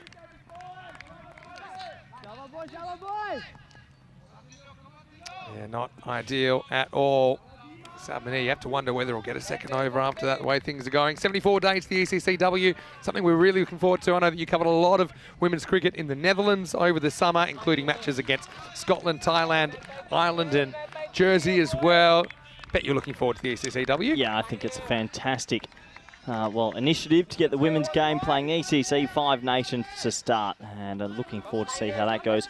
Vinny, in the previous game, Salbanier had a huge first over, and they backed him to bowl a second over that also went for plenty, went for 37. This time, they won't make that mistake. They surely have to end with someone else. Time will tell. Time for the big left arm, Adelawar Khan, to get a bowl here in over number 8. He could still get 2 if he bowls well. Oh, boy, that's missed out. There's backward point and short third in the ring. Any bat, just any bat, that's 4. 4 or 6. Yeah. Yeah, that's right. But I still don't think Denmark are too stressed at the moment. There's a big difference between 130 and 120 in this comp. It's just showing if they can keep them to 120, they'll be pretty happy. 114 pace at the moment. 60-40 Denmark, according to the win predictor. Sets himself deep in his crease, thick inside edge. And Sudesh Khan runs the single, perhaps without his consent, because Bulich was coming through. But that's the way it should be. It's Bulich's call. He's the non-striker, went behind the batter. So if you're not sure where it's gone, look at your partner. If he runs, you run. Simple as that. Yeah, it sounds simple. It's not simple for some, Vin. I've got to say, Deck is getting pretty animated in the comment section, but I will warn you about all caps messages. I don't like that in there. Right, on the hip, not timed at all. That really was a hit-me ball as well, but Bulich ties himself up slightly. Just a single. Good start this from Khan. He's sort of left arm swing, slingy. Sometimes on the hip, sometimes wide of off. Probably got the most pace in this Danish side. Yeah, only 2 singles off the 3 balls so far. There goes Cutter, another miss. Well, after that massive over, this is just sucking the air out of this Swedish innings. 2 runs off 4 balls, seriously good bowling. But knowing Sweden, they could easily go like 50 off the last 2 as well, and suddenly they might get that Just got to 130s. get any bat on it, any bat. Yeah, if anything, even try and get up a bit more than you think it's going to bounce. Maybe hit it down for 4 as well. Oh, this one hurries him up in the air and caught. And the question is it off the helmet or is it off the bat? I don't think it's out. I reckon this is off the helmet. They're appealing. And they'll go talk to each other, but I'm pretty sure that Straight off the head. Straight off the donga. Yeah, you're exactly right. And yeah, this will give us a good look at it as well. Did he edge it up? No. No. Straight off the melon. Fun fact from Kiwi in the comment section, apparently watermelons are $35 in New Zealand right now. What? And interesting that he's brought up a bit of melon chat just as the ball hits the melon of Sudesh Khan. Well, the $35 melon, that's disappointing to hear, but they'll get the right decision here. That is straight off the lid. Maybe they're just going to check him out as well, which probably makes sense. Although no evidence that he's too bothered about it. Yeah. You can kind of see there's distance between the bat and the gloves and the ball. Have it one more time. Straight off the head. And look, nice catch there from the big man. Ready? Nothing like charging in and basically getting sconed, but yeah. It's a bit of an alpha move from a bowler, isn't it? You want to run at me, I'll hit you in the head. It's risky as well because it could have easily hit the helmet and gone for 4. Is there a concussion protocol right now, or Yeah, what's the hold up? Maybe just checking him out, but I mean that's about as clear as day, isn't it? If this gets given out, then maybe it's time for me to give it up. But yeah, not out. I don't know what they're checking here. Yeah, I think maybe. Maybe they're trying to check if it's a catch or not, but they should first check if he's hit it, and he definitely hasn't. Not too sure, Vin.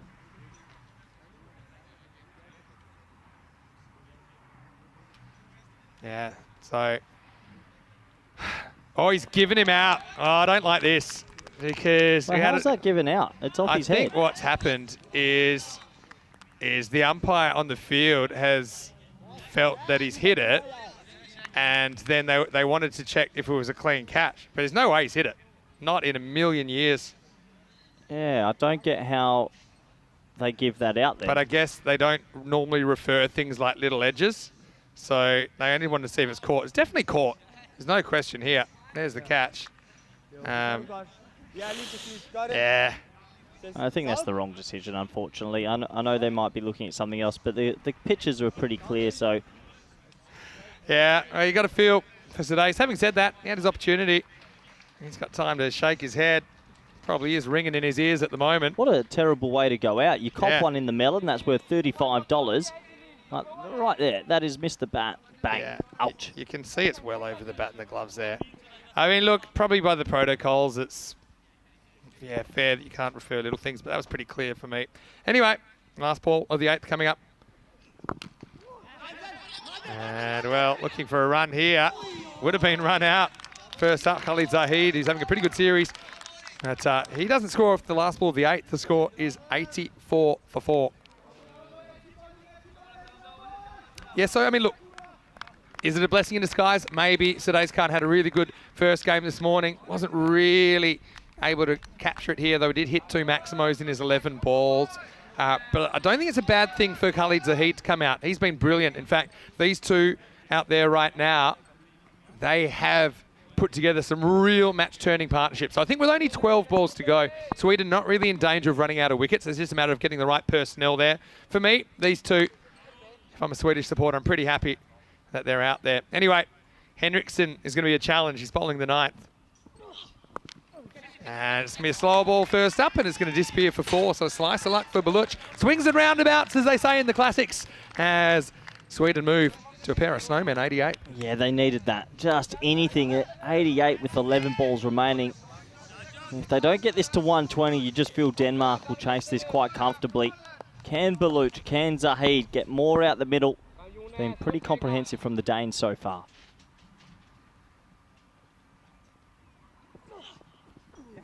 One out, slow ball. Just sneaks in, I think. Yeah, a few people saying that the catch might have been contentious as well, whether it was grounded or not. We never really got that far. I know that.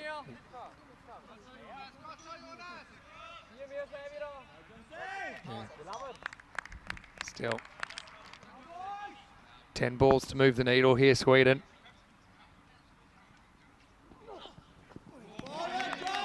Short stuff again. Which can't catch up with it with a horizontal bat shot.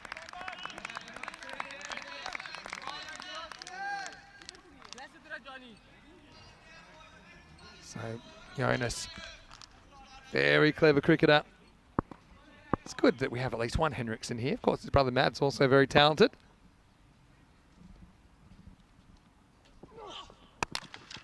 Oh, this is tennis. It's going to go right back to the wall. Great effort from Mahmood. But he can't matrix it back in. Maximo! 6 to Baluch. And Sweden having to fight for every run at the moment. This one probably would have been called a wide, but he went after it anyway and got it over the ropes. That was a proper forehand slap. A bit of Djokovic about that. What an effort in the field. Needed 6. Can Sweden go again? Go on, one more out the middle. Well, something similar this time, but a bit straighter. Straight back past the outstretched hands of the bowler. It'll just be a single this time. Yeah, important 7 balls remaining. Zahid now on strike. Henriksson bowling these really slow deliveries wide of off stump. And Baluch kind of setting himself for it. But still not an easy shot to play. Having to make all the pace himself. Zahid's only faced 1 ball so far. Last ball of the 9th.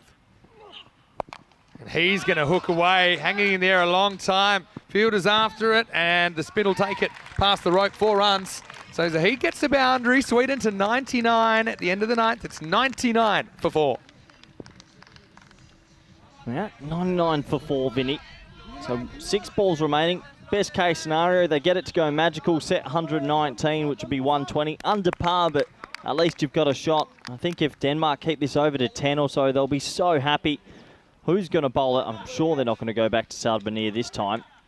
This is one of those times, even if it went magical and say they chase 120, they'd be happy where they're at. But Sweden, if they can do that, they'll feel at least they're hitting the second half with a bit of momentum. Delaware can't. Yeah. I like it. Left arm seamer. Look at his first over, and he went for 2. So strap yourselves in, guys. Seatbelts on. It is 10th overtime in qualifier 2. And it starts well, doesn't it? A few people just mentioning, and they're absolutely right, about the back foot being pretty close to return crease. You're allowed to be pretty close. Stupid Just can't rule. touch it. So it's an outdated rule. Well, why? Who cares if someone's foot's That's touching one the I back would. crease? That's one I would change. I'd say front foot matters. Change it back then, foot Vin. doesn't. Anyway, 100 up, 5 to go. People power will change in the end. Come on, people. Zahid's going to step across, try and hit this to leg side for 6. No. I'm wrong. Maybe should have. But again, Dillawakar's been pretty good at just keeping it in that channel, and he consistently is troubling batters for bounce. Boy, oh boy. If Sweden are to get through, they're going to have to put on one hell of a bowling performance. They're severely under par, Vinny. Yeah, runs on the board in the final. Still, traditionally, you'd think there's an element of pressure on the guys with the bat in their hands, but so often we've seen the bowlers feeling the heat in this series. And now this time, it was one ball too early with my call, but Zahid just pumps him over mid-wicket. Maximo! Sweden would love a couple more of those before this 10 overs has expired. Yeah, every run is absolutely vital here. So 6 more to the total. Can he get another one out the screws? Gonna need to. Yeah, Sweden get 6 there. A few people commenting as well. Sami Ramani not featuring the top 6 here. I guess it's tough. You never know who's going to bat well in any particular game. Sami's certainly a guy that's done it here at the Carter Oval before. But I kind of agree. Bulich and Khalid Zahid at the crease. Probably a good combination for this situation. Now they're going to get 6 more as he carves it away. That one almost ends up with the officials. Maximo! And we'll go back. There was that controversial dismissal of Sudais Khan where it looked like it came straight off their helmet, but it might have been a blessing in disguise because Khalid Zahid just continues to perform for Sweden in pressure situations. Well, this is massive. This is really massive. They needed a late injection, 2 big sixes, 2 balls go. I mean, if he can go 6-6 again, Vic, then we're talking game back on. That's kind of the momentum we were talking about. So Zahid goes leg side, goes offside. What does he do now with 2 to come? He's going to pump it, and it's going to be over our heads. Maximo! 3 on the spin for Khalid Zahid. Wow. Wow, wow, wow. Honestly, if these deliveries had gone for a single, you'd have to say Denmark could maybe walk the chase. Now there's going to be pressure. Just to remind you, Denmark haven't chased 135, haven't chased 133. A 6 here will make it 125 to win. More problems at the death for Team Denmark. Last ball coming up. Zahid's on a heater. 22 off 6. Last ball, he'll get it, lays it out to the leg side. They want to, they won't get it. And so just a single. Sweden, they'll take it in the end, won't they? There's 20 runs come off the last. It does go magical. Sweden finish 119 for 4. The target for Denmark will be 120 for a spot against the Azuri in the final. If it was a boxing match, I'd say 10-9 to Denmark in the first round, but late punch up there from the Swedes got them back into the contest. Let's have a look at the highlights of Vincenzo. Well, if we learn anything, it's you're a lazy boxing judge so far today, but we had a bit of action, didn't we, in the late afternoon sun? That was a real stew play, ended up getting tapped across the line. Sher Ali and Zubac just seemed a little bit calmed, weren't they? And not necessarily in a good way, although Sher tried to counter-punch a couple of times. Zubac ended up hitting one straight back at Javad Ali, who did the rest. Zeb, I think he was a bit hit and miss as well with the ball, though most of the time he had it where he wanted it and was in a bit of a war of words as well as a war between bat and ball with Sher Ali at this stage. But Denmark, if you'd offered them 120, they would have taken it. That was absolutely pounded by Sher Ali all the way over the trees, but it only lasts one more ball. So, yeah, Denmark, for the most part, they were able to kind of put out these spot fires as, once again, Syed Ahmed wasn't really able to get going. Just that 1-6 in there before he would go to a ball that kissed the bails. Really, I think, like you said, it's a tight contest, especially in a final. And Denmark needs to try and put that, what's at stake out of their mind. This would have been a sensational team catch if they'd pulled it off. So, yeah, I'd say Denmark in the driver's seat, but still a long way to go in this qualifier too. Yeah, this took us right to the back end. A couple of edges flying for 4 and a couple of lucky blokes. This was the controversial decision. Hey, mistakes happen in the world, and I reckon that also his hand was facing down for the catch. Some would say you're not allowed to catch the ball that way. Anyway, it was given out, and maybe a blessing in disguise because Sweden still smacked some sixes. Yeah, I mean, you're right, and we never really got to see an actual catch, or it's clean or not, but it looked a bit suspicious as well. But anyway, suppose the good thing for Sanace Khan, he probably won't remember that dismissal, but in the end, because Zahid came out, and it was the old firm again, wasn't it? Baluch and Zahid, who put on a partnership, and they get Sweden to 119. They actually put on 35 in the last 13 balls of the innings. So when you look at Sanace Khan, again, he batted really well today in the morning, but didn't really happen for him here. The fact that Zahid comes out and he hits 23 off 7, I think works in Sweden's favour. Denmark only the 3 wide, pretty disciplined all up. Sher Ali tops the scoring with 37, but it was that late rally which just gives Sweden the momentum going into the second half of this contest. Yeah, momentum, showmentum. I don't believe in it. I would have to say, I'm keep surprised that Abdullah Mahmood only gets 1 over. He's so talented. Pretty well spread out. Hishan Karami only got 1 over as well. He's very talented. So interesting from Denmark, but they did the job. 119 for 4. And you would expect them to get these runs, but Sweden might have a surprise incoming. All right, so we'll take a break. We're back in a few minutes, and we'll be back with the second half. We'll find out who will get the right to take on Team Italy for that spot in Championship Week. Vinny Sandy here, Mr. Maximo, alongside Corey Ruckers. We'll see you after this. 120 the target for the Danes in qualifier 2. You're watching the Euros of Cricket, the Dream11 European Cricket Championship.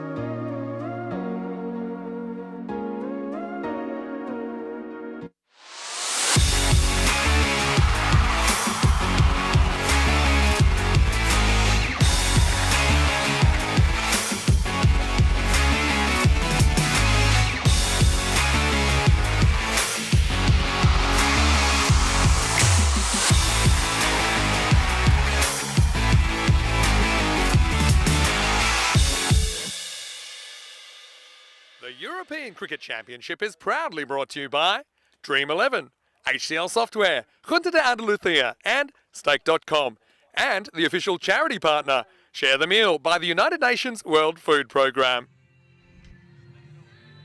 Hello cricket lovers and welcome back to the Costa del Sol. We are in the midst of Group C finals day, which will turn into finals night pretty shortly. But there's only room for one of these two teams in the deciding game against the Italian team that booked their place with a win over Denmark in qualifier 1. We're halfway through qualifier 2. Sweden won the toss, they batted, they've put 119 runs on the board. Denmark, 120 runs between them and a spot in the final. Looks a little bit light on if you go by some of the scores we've seen in this tournament, but still, it's not going to be easy. You've got Nasser Baluch to open up for Sweden. He's having a very, very good tournament. Denmark started very, very strongly here in Group C, but they've just fallen off the pace a bit. Couldn't make the chase in qualifier 1. Can they do it here in qualifier 2? Baluch, first ball, gets a bit of shape away from the left-hander. And no run. Lucky Malik opening the batting out there with Shangiv Thanikaitasen. Any sound to hear Mr. Maximo for ECN as we get ready for, I'm sure, will be a memorable match.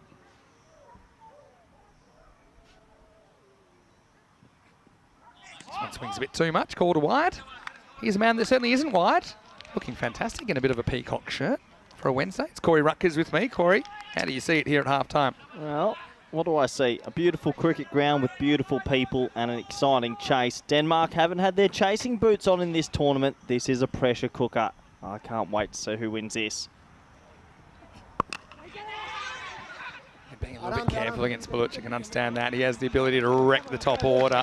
Denmark probably slightly different in the way that they bat, but I do think they retain that attacking flavour. They haven't played a lot of the format, but they're very good cricketers. I think they've adapted their games pretty well. Oh, the top order is fantastic. You've got Christensen and Henriksen will come out at 4-5. Hashmi's on strike with Malik, and also Lucky Malik, I think, is such a talented player. Plenty of batting. Decent team, but this is a pressure game. Chasing in a final is never easy. Searching delivery outside off. Push and they run. That's the other thing, power play so important with just the two infield, just two outfielders I should say, in the first 3 overs. Can Denmark get off to a flyer? That 120 will look a lot easier if they can get a power play, kind of say 40 plus. But if they're held quiet, as Baluch has gotten so far, then it'll look a bit more like a pass score. This is not a good delivery though. Doesn't get the movement this time. Turned around the corner. Lucky! Nothing lucky about the shot though, as he gets the first boundary of the innings. Well, they run the risk by having a slip in, because that's exactly where slip would have been, just standing in the ring at 45. So sometimes you can get overly aggressive and maybe it costs them 4 runs now, and that's exactly where slip goes. He walks out into that position, but it's 4 runs too late. Yeah, Baluch. Sometimes he's got it on the string, sometimes he doesn't. Hasn't really bent one down the line yet. And a good example here. Gets away from Zuvak momentarily. That'll just be a wide. That's a big wide, massive wide.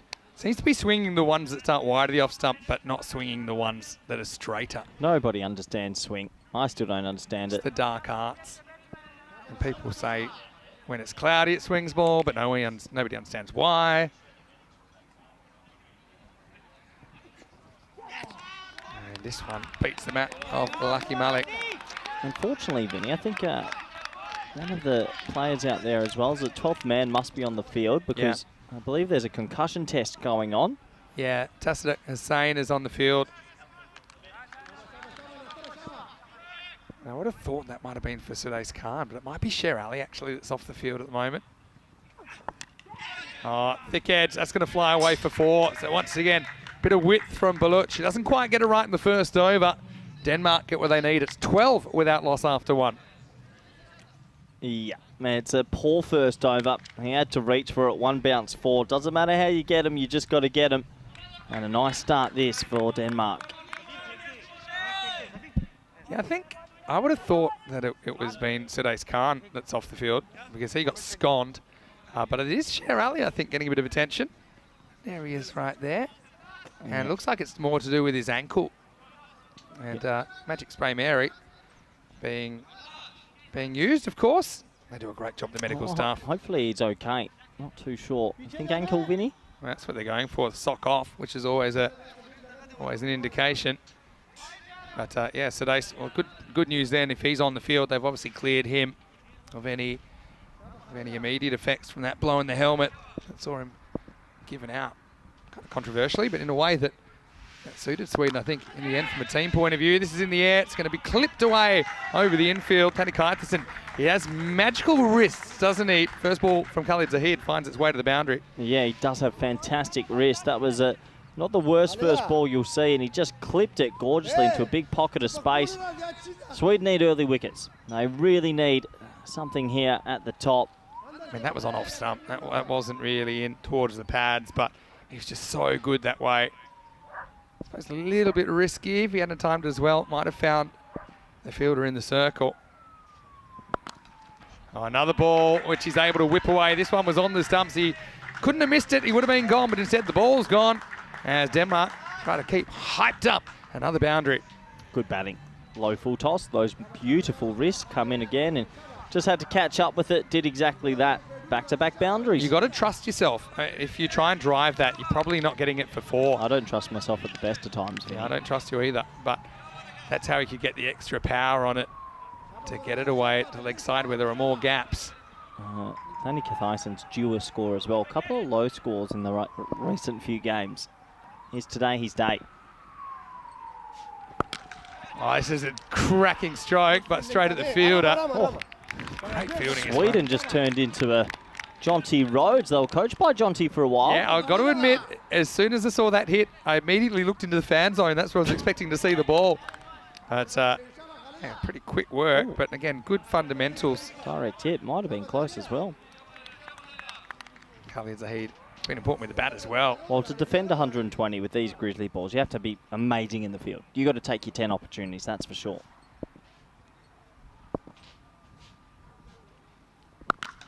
Well, this is miles in the air.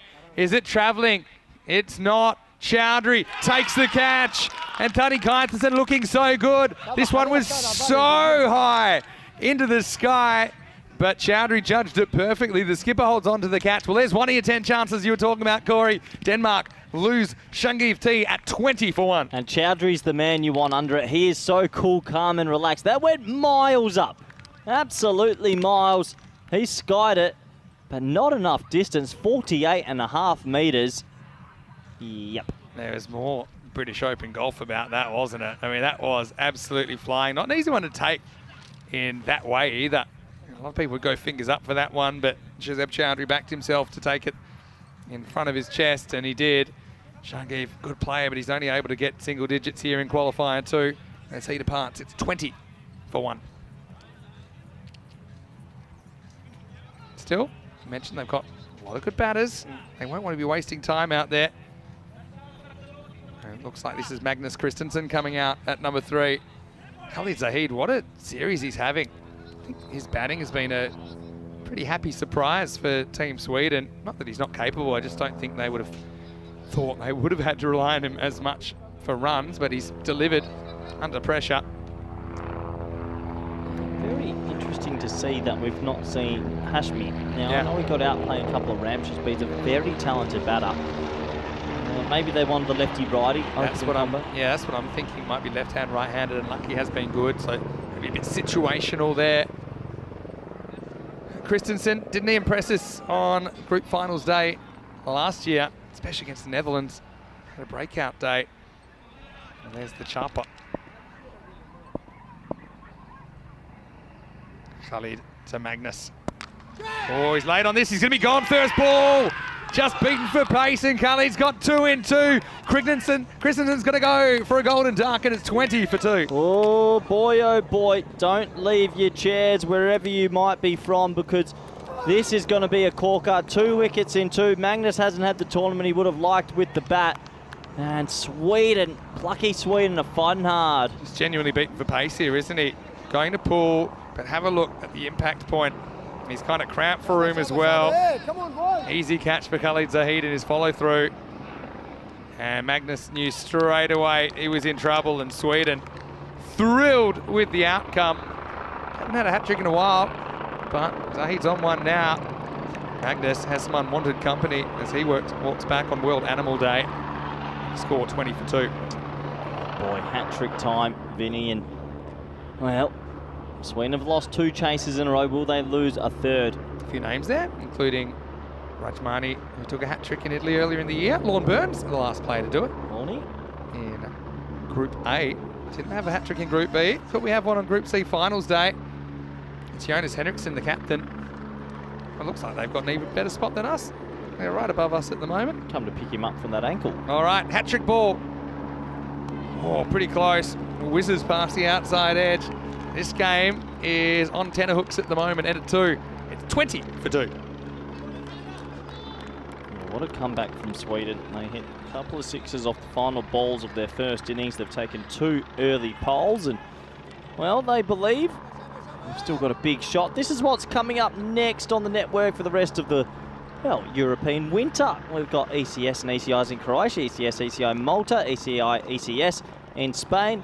And then before you know it, we have the first ever women's event, December 17 to Friday 22. And then, look at that date. We're back. ECL, baby, February 26. Cannot wait. We're basically going to be sitting here again in a couple of months. Yeah, might as well leave the tower up. Here's Baluch getting his second overs, a bit off in the first. This is better ball first up. We're going to have a ping. Will we have a tower for the women's? A towel? Tower. Oh, tower. We should do. I thought you meant because sometimes you can get a bit of rain in December. But we shouldn't. 5 days of rain, we can swerve it. Yeah, hopefully not. Stay optimistic. But I also got a bit of information about Khalid Zahid, who just took those 2 wickets and 2 balls. It's just come through. This is going to be inside edge onto the pad for 1. So apparently, Khalid Zahid not only has been a superstar on the field, but off the field, he's contributed 73 meals to the UN World Food Programme, the Share the Meal project. And he also threw 123 kilometres an hour, which was his guess that he would get exactly that speed. And Dan Weston said he would pay 50 euros worth of meals if he got it, and he did. So he's basically fed over 100 people. Oh, so what a hero. Man. What a hero. Good story. Now I wonder if his coach... Oh, Vinny! No, he's all right. Oh! He wouldn't have been all right if he hit, though. No, he wouldn't have been. I reckon that's out, Vinny. You said he'd be all right. That would have been out. You're right. Oh, I think I've got him just out. Turned around quickly. Yeah, just out. Wow. Half chance, quarter chance. We've got a corker of a prelim final right now. You are correct. Oh, full toss. Doesn't really get it out of the middle, but it's still going to fly. Maximo! Baluch with a small error, which has big consequences. Denmark at 6. Sacrilege from your premier fast Swedish bowler to bowl a big, juicy full toss. Easy pickings for that man, Lucky Malik. He loves that sort of pick-up shot. 6 runs. Yeah, so I wonder if the coach knew that he was throwing the ball, I guess, approximately 200 times in between games. Charge and miss from Lucky Malik. But isn't that great? And players really getting behind it as well. I know for them, for some of them at least, it's once in a lifetime experience. Of course, most of them would be wanting to come again, but you kind of never know with national selection as well. Also, you know, when you're playing elite sport, sometimes your body might not be in shape to come back, depending on what happens. Shot, really good shot. Gets plenty of bat on it. That's going to fly into the fence. Maximo! This is nothing more than a nudge from Lucky, who finishes the power play with a boof. It's 34 for 2 after 3. Seriously good timing. Look at this shot. Short, wide, catches up with it. Lost his footing after the shot. Didn't matter. As he gets another boundary. Look at this, Vinny. Oh, hits the deck. 6 runs. Yeah, kind of went down like someone on the front lines, didn't he, there? But, yeah, 23 and 20. What do you mean? What happened on the front lines? You know, in a situation. Have you ever played those games? No, I was not much of a gamer. It's gone the army crawl there. I was the climb a tree kid. Couldn't get down. I believe that. They gave him no concussion test back then. Hope Was there's your- no serious damage. Well, the evidence might suggest otherwise. I bet your mum wasn't in a rush to get you down either. It all makes sense now. What were you like when the ball went over the fence? Oh, jump over, but there was a dog. Yeah. It was scary. I still have a bit of a fear of big dogs after rolling the dice a few times in the backyard. Oh, They like this one. But umpire just motioning it might have come off the trousers of Jonas Henriksen. Zahid's bowling a seriously good spell here. He could easily have had a third wicket. Quite remarkable. It's only a matter of inches, but sometimes you miss. Just flicked the clothing, I think, on the way past. Yeah, but on the roof, sometimes having to find the balls on the roof, in the trees. Yeah, it was always in the trees. Good slower ball, push and run. Sweden happy to concede the single. Yeah, good game, Vinny. Zahid's spell right now could flip everything. 2 wickets, 9 runs. He's got it pretty much under control. They've bowled him early as well, which I actually like. Get ahead while you can. They got Zahid's at both ends. You got Zabi to close out later on. He's having a pretty good series.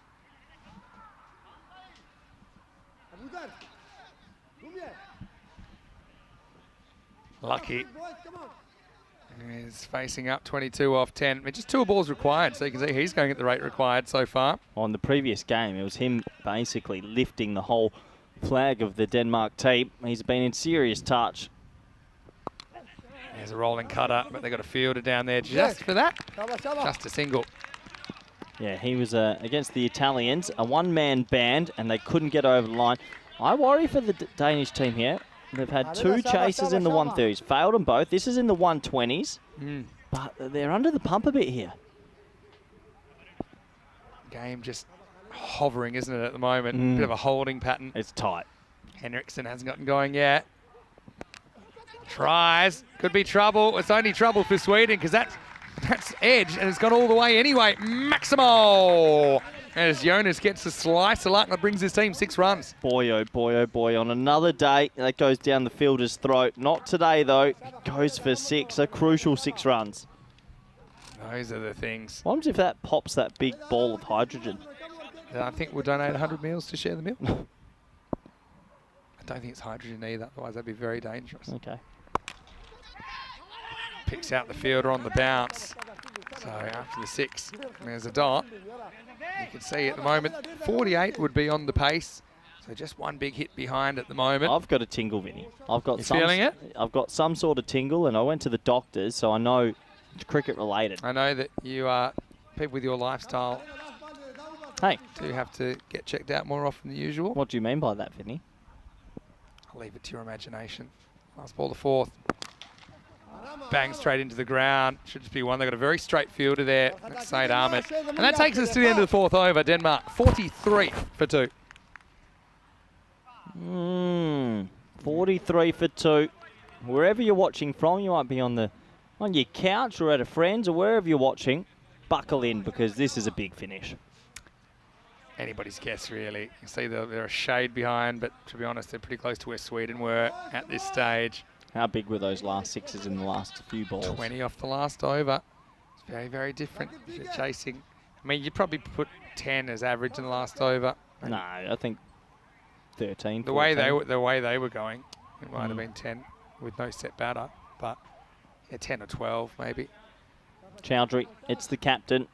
Very calm man, a good bowler, a very good fielder. He's got a big spell to bowl today. Yeah, for sure. Sweden flag proudly on the back of the skipper. And mistimed, although it's probably going to be 4. It is. So Henriksen, let's just say the middle of the bat hasn't really been tested yet, but he still has another boundary to his name there. Yeah, sometimes you don't need to worry about the middle of the bat. That's a good inside edge this time. Flies for 4. Jonas, very good player. A little bit of a wry smile there. He knows he didn't get that at all. But, just went with the pace of Chowdhury to the rope. That win predictor going 63-37. I think so, because 120 is under par. It definitely is. So you've got to back the chasing team and more often than not. You called it early. You need to keep making chances and taking chances. 2 of them so far. Just driven in a fairly orthodox fashion out of Khalid Zahid. Just a single. Singles, I think, are Sweden's friend here. They'll just push that rate up to something a bit more like par. Like that 14 and over currently, it's in the 12s still. Started at 12 and over, of course.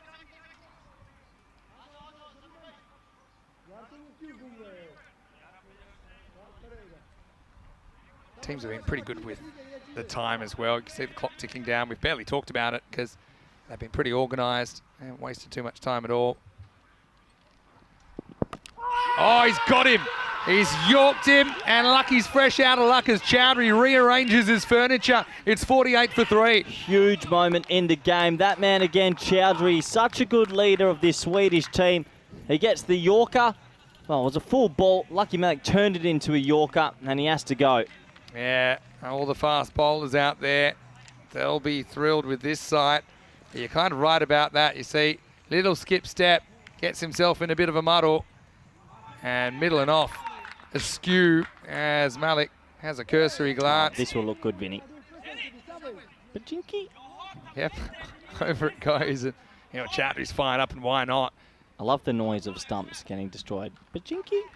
I don't think that's what they sound like. But anyway, Lucky is going to have to go. 23 is the start, but still a lot of work to do as he departs at 48 for 3. Tell you what, Denmark are in a bit of worry here. They could go out in straight sets after being the front runners, and Hashmi comes out. This man's talented. He's probably had a poor last 2 games with the blade, but when he does get going, he's a very good batter. Henriksen's still there. Boy, oh boy. Sweden. Got to steal this game back. 50-50 on the win predictor. Oh, it's getting hot here in the commentary cube. You are right about that. Abdul Hashmi now gets a hit. Coming in at 5. Plays the first one fairly carefully, and we'll just get a single. Yeah, Hashmi is a good player if he puts that certain shot away and just focuses on hitting straight. Henriksen with him. Still Delaware Khan to come, who can hit some really big sixes. So they're not out of this, the Danes. It's a really tight game. Who's going to step up for their country and send them into a final versus the Azuri tonight? Yeah. Got to keep turning that lineup over. Again, fairly orthodox shot, but they got the field straight. Win predictor showing dead even, 50-50 at this stage. Quite remarkable, isn't it? This game just always surprises me. It really does. 50 up for Denmark with the ball to go in the 5th. What a contest.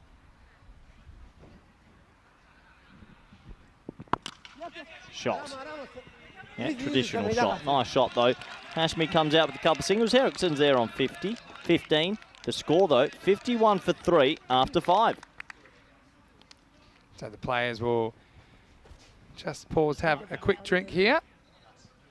And so plenty more work to do. 69 required in the second half. You can see where we are. We're talking about our spot here at the Carlton Oval. We're in the Dream Box, and this is from a long way away. You know, we love our fans here on ECN, but this might have to be one of my favourite fans. Someone broke my fan. But no, this still works. It's a lovely little Dream Box, isn't it? What about Khalid Zahid donating 73 meals, and then with the extra donation from Dan Weston, it went over 100. So I'm suggesting that if you're enjoying this, and you'll have a bit of a break after this game, don't forget 2-3 clicks, 70 cents, that's all it is. Fun fact, we stand all day. We are here all day, 100% energy all the time, but we love it. Frederick Costin. Oh, nice watch. Yeah. Well, Takawi's going to come on, and he bowled a great over last time. And even this, it's a brilliant bit of work. It's not a great throw, but he was quick to anticipate that and, yeah, saved a run. The Swedes are pumped up here. They are pumped up. This is a really interesting game. Have a look at this. See, spots, there's no one backing up, so just in case it gets away from the keeper, Takawi made sure there was no overthrow. Oh no, well, he does exactly what he wants to do. Takawi sees he come, he puts it wider. That should have been a wide and stumped. Or maybe, I mean, the keeper had a long way to go and not a lot of time to do it. No, he takes that, that's out. Probably. That didn't really show how wide he was, though. He's almost off the pitch. Zawak's having a shocker. He thinks about smashing it, and then he gets more careful. Has another throw for Zuvak. It's hard to handle, comes in. What I do like, the intensity in the field from the Swedes is the most I've seen all tournament. They believe they're so close to a final under lights. That might have been out, that stumping, but I also just have a feeling that even if he gathered the ball, might not have beaten the batter back with the distance. Oh, no! Dropped him, almost a chance. No, that's a serious chance. That's not almost a chance. That's a catch. That's Henriksen put down. That's both batsmen with the life. He cut it straight to him. Yeah, that was an obvious chance, but also he took off for a run. So I said almost a chance of a run out as well as getting out. Takawi could have 2 for 2 here. Still looks cool with the sunnies though. Now he gets swatted away, and that's going to eat up the field of 4 runs. Oh. So Henriksen, living on borrowed time, moves to 19. I'm telling you, those missed opportunities could come back and haunt the Swedes. That catch especially should have been held. Oh boy, there's so much tension at the ground right now. Sweden have gained the upper hand in this contest, as you can see there on the win predictor. 59% at the moment. Takawi would love the breakthrough. And he's not going to get it. He gets slammed back over his head. Maximo! Jonas goes large. Denmark fighting back. Well, I feel for Takawi here because you got to turn and say to your fielders, what else do you want me to do? I should have had 2 wickets. That's a big hit. That's right on the 75-metre target. That was a pure shot, though, from Henriksen, wasn't it? You don't miss Henriksen. You heard it here first. What do you guys think at the moment? Denmark went from behind to in front in the space of just 2 balls there. Yeah, I don't like the percentages. I don't think they move too much. They confuse you. Now a little bit short and a bit slower. This should be stopped. It is. So you start looking at every single ball to the outfield now with a bit of tension. Takawi with a bit of fancy stuff. And that'll take us to the end of the 6th over. 64 for 3.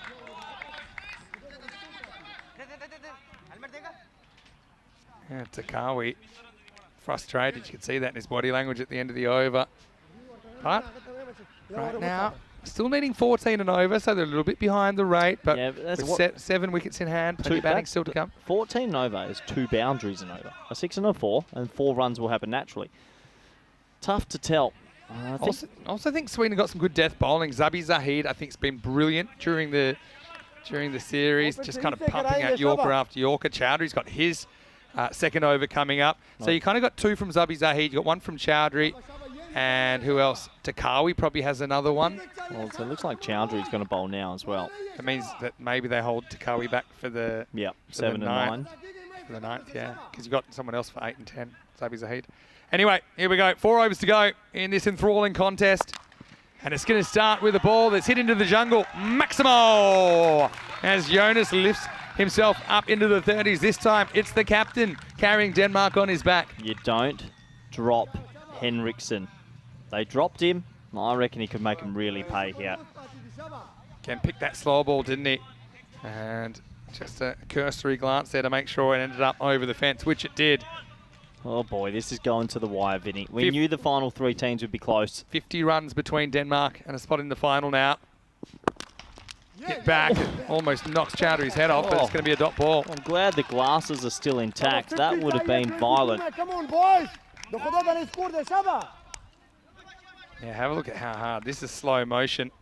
You're right. That was almost a trip to the dentist for Chowdhury if he didn't get the hands up there. Valuable dot ball as well.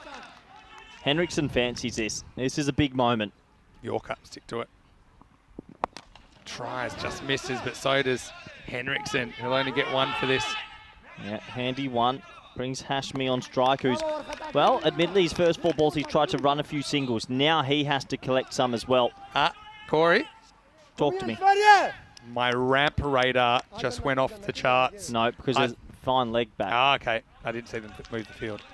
I can tell you it was a false alarm. Okay. No, well, but he's looking to do something here, isn't he, Hashmi? Yeah. Doesn't want to just sit on his hands. Reverse ramp? Nah.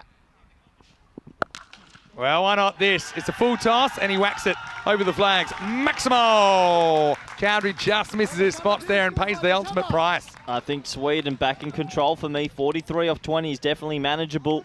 Chowdhury 2 full. Hashmi, that's better. Hit straight, hit long, 6 runs. Low full toss, not an easy ball to put away. Wow. Hashmi did. What a game. brilliant game of cricket, this.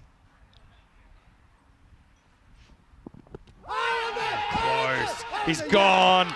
Well, it's going to be touch and go, but Nilkesh Patel thinks it's hitting summer leg stump, so Hashmi plays around one from Chowdhury. And Denmark are going to lose a 4th wicket, 77 for 4. That man Chowdhury again, he's cool, calm, clear. Watch the shuffle across, Vinny, just a bit. Hits the back leg in front of leg stump. I think some of that ball is going on to hit the stump. The pad sort of moves after it gets hit. Have a look here, Vinny. Pitch is on. Yeah, it's the impact's in line with middle and leg. I'm happy enough with that. Yeah, look, it's umpire's call for me because some things that would concern me, you can see 2 stumps here. You know, it's one of those that is probably taking a piece of leg stump, isn't it? Not much, but I suppose it doesn't have to. It's hard to argue that it was going to miss completely, even though it was kind of touch and go, to say the least. But umpire's happy it would have hit, and that's all that matters, 77 for 4. One thing about this man, Delaware Khan, one of the biggest swings you'll ever see, and when he hits it, it goes about 100 metres. If he has a good cameo here, they still win. Yeah, left-hander faces up. Last ball is 7th. Last ball for Chowdhury. Turns on it, but he'll only get 1. As this game is full of twists and turns at the moment. We're no closer to knowing which team will make it through against Italy after 7 overs. Denmark 78 for 4. So yeah, 50-50 on the win predictor right now. Corey's got a tingle. He's probably not the only one out there thinking maybe we're going to have our golden ball drought come to an end. But yeah, coming up, we have the final, and we know that it's going to be Italy versus the winner of this game. We're exactly 2 hours away from the final. Sorry? Starts 6:30 p.m. GMT, which is 8:30 in Central Europe and midnight in India. And that gives you plenty of time, Corey, what am I going to do? to get hyped up before the Group C final that you'll be doing with me tonight. All right, here's the line man. He's going to bowl 8. Oh, and he almost knocks out the leg stump, gets away from Zuvak, and they'll scamper a bye. So that should have been a dot ball. That's a costly, costly bye. Where's the keeper here? I think he thought it was going to hit the stumps. He didn't even move. Also, yeah, it changes the strike, doesn't it? It gets the established batter, Jonas Henriksen, on strike. That's a really bad bye to concede because Henriksen's got to be the man here. Zuvak's annoyed with that as well, although... So Zahid's going to bowl this one in the last, you'd imagine. Yep. And probably Takawi to bowl the ninth, spinner in the 9th. No. Wow, this is flicked away, and it's going to beat the fielder. So 4 runs. That bye does prove costly as Henriksen clips the next one away to the boundary. You don't drop Henriksen. He shouldn't have been on strike. These are the little things, and it's 4. Good batting. What a game, Vinny. This is going right down to the wire.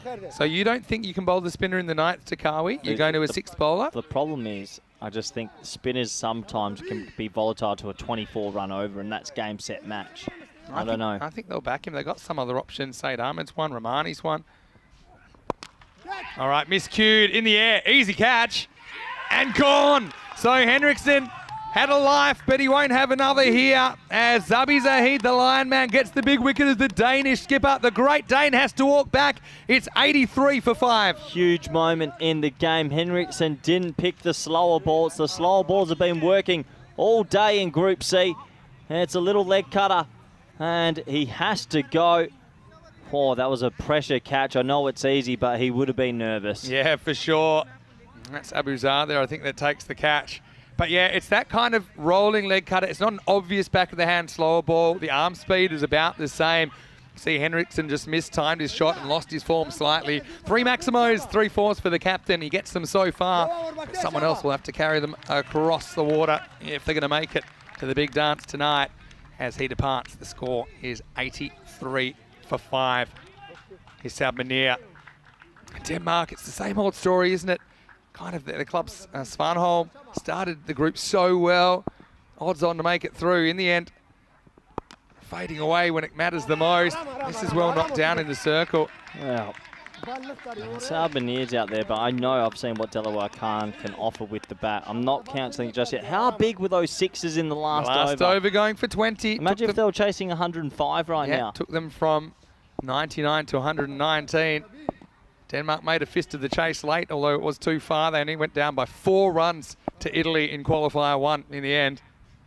Need a boundary here. And and they're going to get one. Maximo! Zabi just misses the Yorker, not by much, but yeah, proper cricket shot that one from Delaware as he sends it up and over the fence. Valuable 6 runs for the Danes. Delaware's not someone you want to bowl straight to. He loves it in that arc. You've got to keep it outside off for this dangerous left-hander. They're not dying here, Denmark. They're still in this.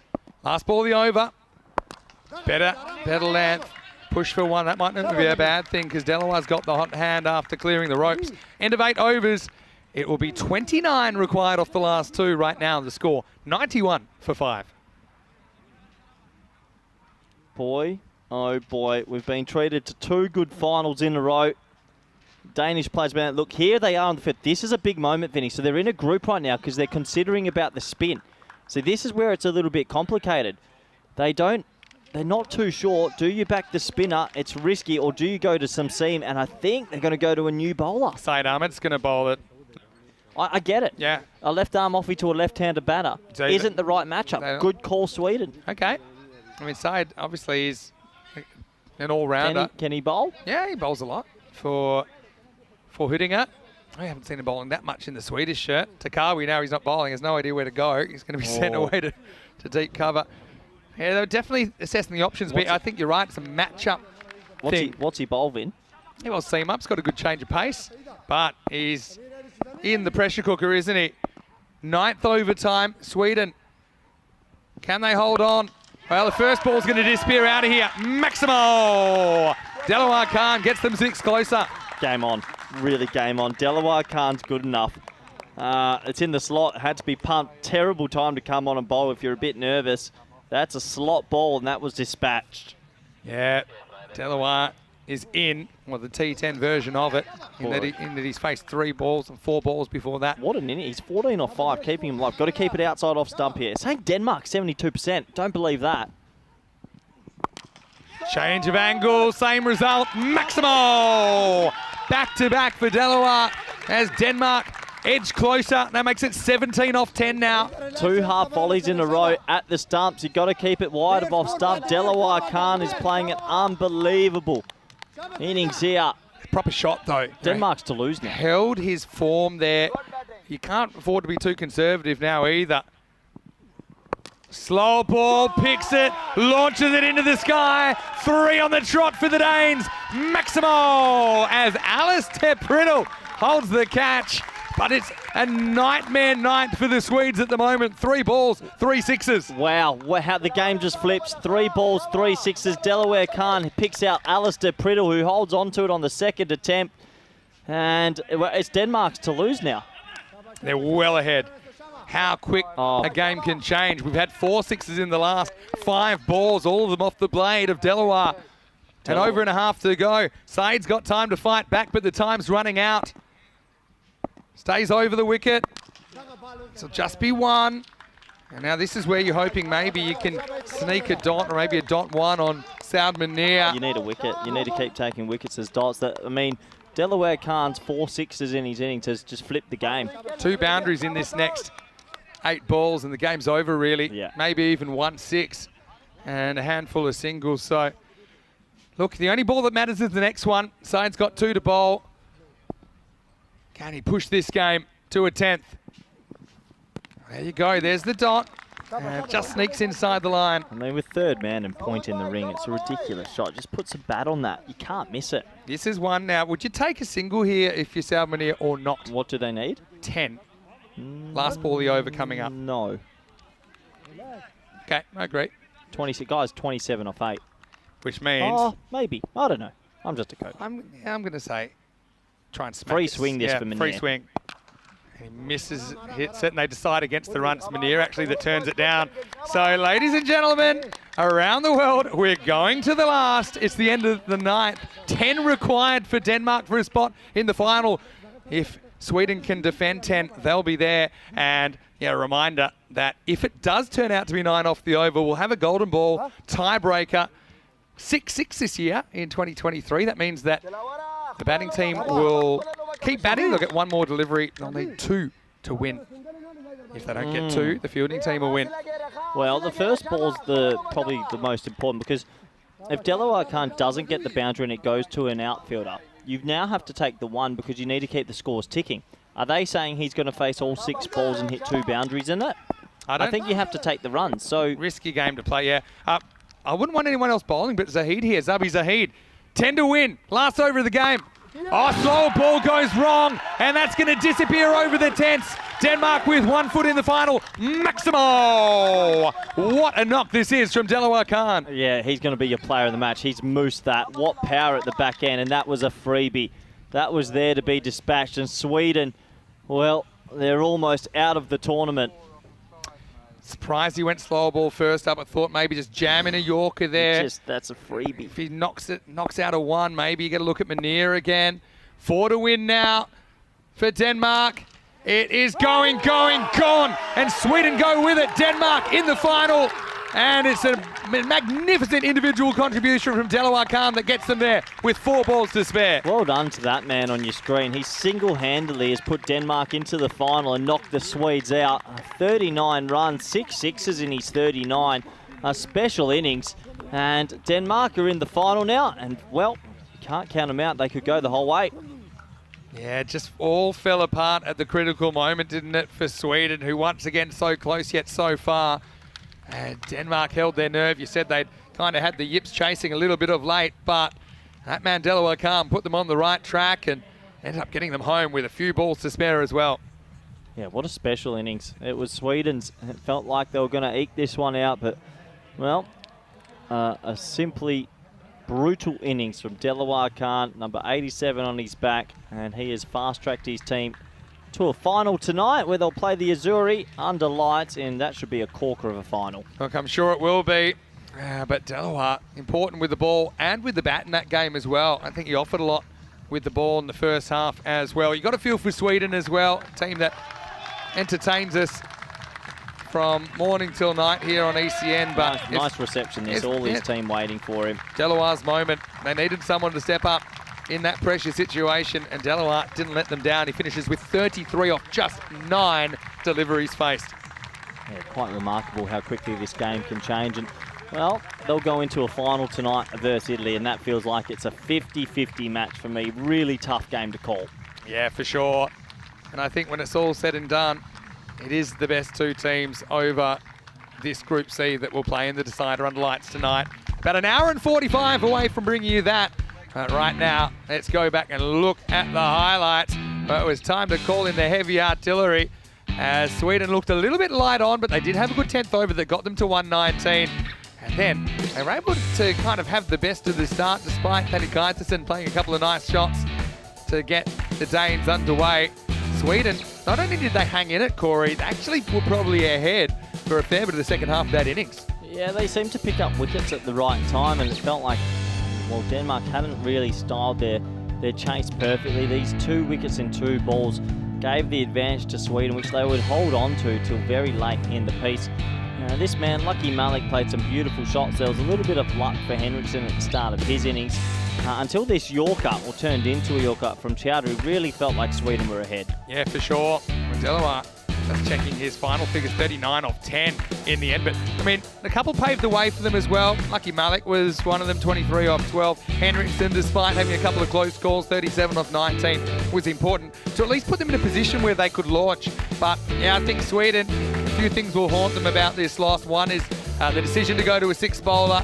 I mean, we understood at the time what they were thinking, not wanting to go back to the spin, but 3 consecutive 6s really changed this game. Sal Banir watching from the sidelines, but soon he'd be out there in the middle as things were winding down. We saw Christensen go, we saw Henriksen go, we saw Hashmi go in the middle, but this man Delawar Khan, he faces 10 balls, 6 of them leave the park.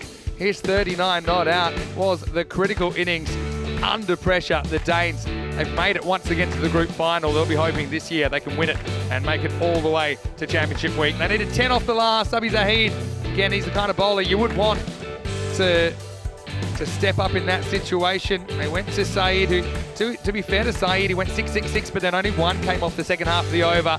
But Denmark got close, then they got over the line. Thanks to that man Delawar. He's 39 not out, and he gets a rousing reception. You can see the emotion there as well.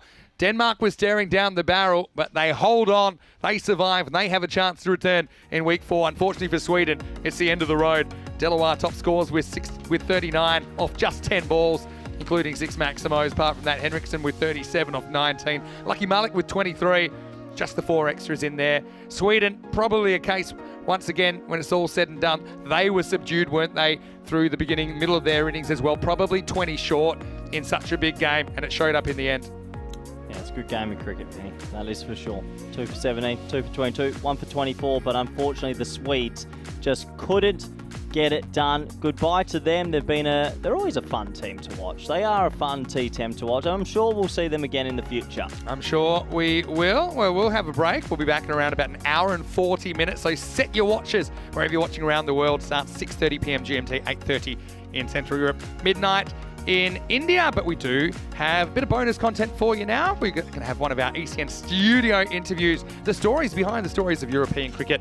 It's Daniel Weston, who's sitting down with Aaron Ashokan and Martin Verndl from Czech Cricket. So we'll leave you with that. We'll see you in an hour and 40 or so for the big dance, Italy and Denmark competing for a place in Championship Week. Vinny Sander here, Mr. Maximo, alongside Corey Ruckers, back for the final under lights here at the Cardamom Oval. And we'll see who makes it through to the next phase of this Dream11 European Cricket Championship.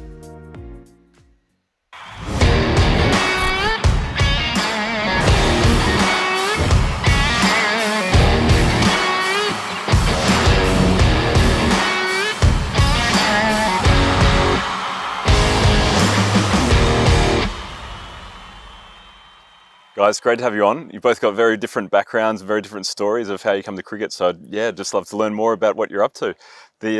I'll start with you, Martin. Right. How did you? What are your first memories of cricket? Oh, well, my first memories of cricket would be, I got actually 3 of them. Yeah. So one was in 2017 when first time I ever touched the bat and tried to play the game. I was playing right-handed back then, and I had no clue. The guys were telling me all the rules. I was just like, mate, don't worry about it. I'll just play the game and see and learn step by step. And yeah, I enjoyed it straight away. So you were a golfer, right? Yeah, I used to play golf. I used to be between 1 and 2 handicap. Yeah. I was practicing, training and stuff like that quite hard and stuff. And one of my friends just asked me, "Hey, you wanna try play cricket?" I was like, "Oh yeah, I wanna try it." Yep. And yeah. That was 2017, yeah. But when you say you played right-handed, were you playing golf left-handed? Or No. So I played golf right-handed, even to this day. Yeah. And when I first picked up the bat, obviously I was like, okay, let's try right-handed, right? Yeah. And I felt when I was watching the other guys, I felt like this is not quite it. I'm trying to swing at it just like a golf. I was like, this is not it, It's just, I've got these elbows and all that other stuff, moving their feet. I was just standing there still. Yep. So then later on, I swapped to left-handed. Right. And it kind of was working straight away. I was not necessarily middling anything, but it looked better, and it was like I have like a empty slot on my left side, right, where I can learn a new skill, a new movement. Okay, wow. So that was kind of it.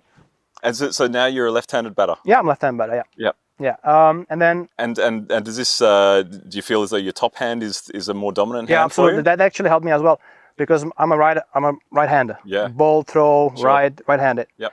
And then left-handed, my dominant arm is the top arm. Yep. So then I can actually do the proper sort of technique, Yeah. if you will, and that helped me as well. And do you like getting on the front foot and playing a huge expansive drive like a golf drive?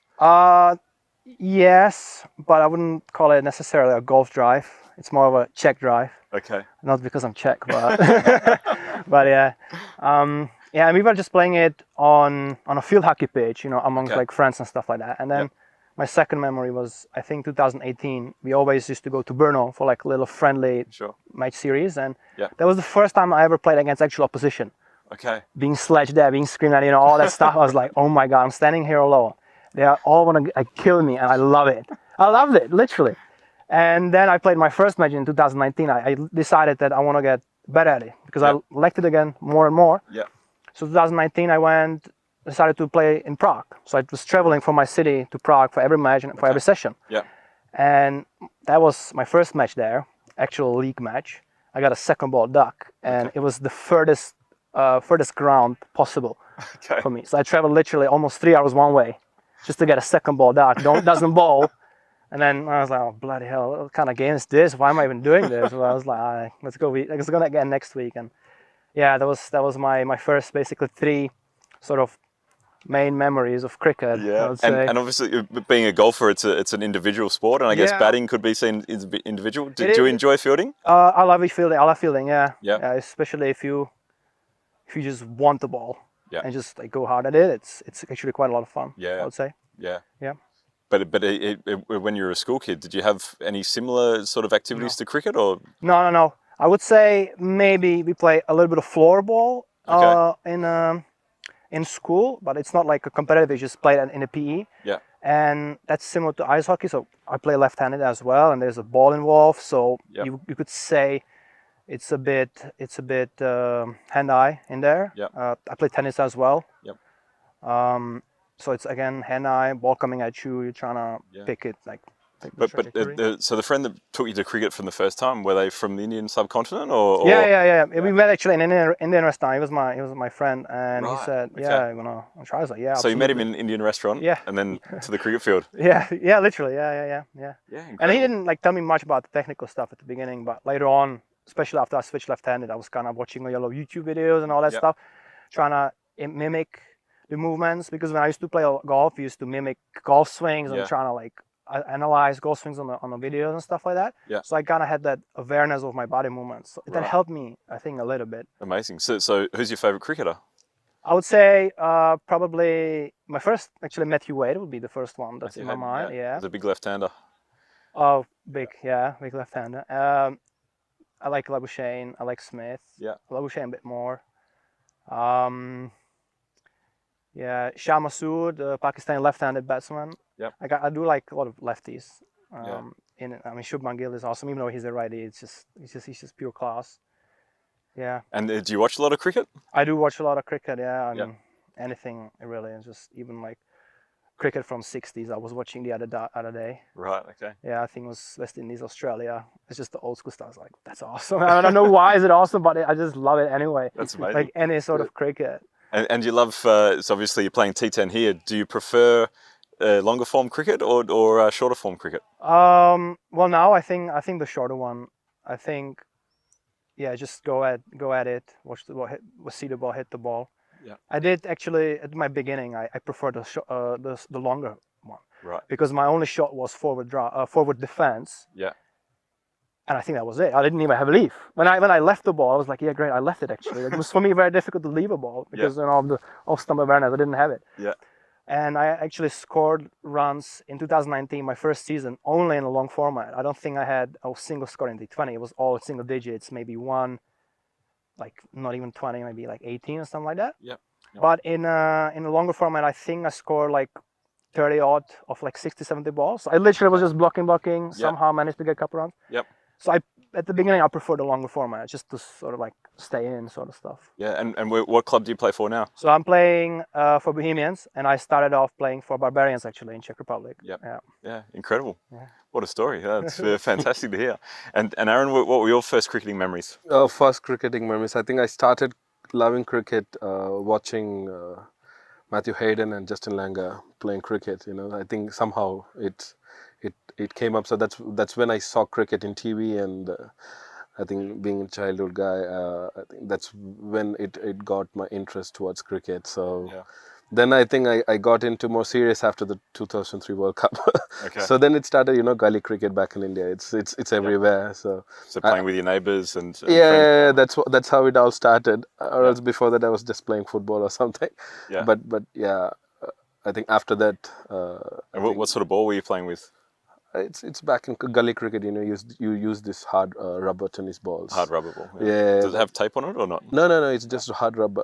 Yeah. Okay. So that's how it all started, and I think I started playing hardball after my high school. So that is when I started playing the proper cricket balls. With the school team or a club team? No. I was just picked up by a club. Okay. So I was just noticed by someone when I went to some training in my vacations during my high school. Yeah. So that's when it started, and I started playing for a club, and then it started, and I continued in my college days, and I think I moved to Czech in 2014. Okay.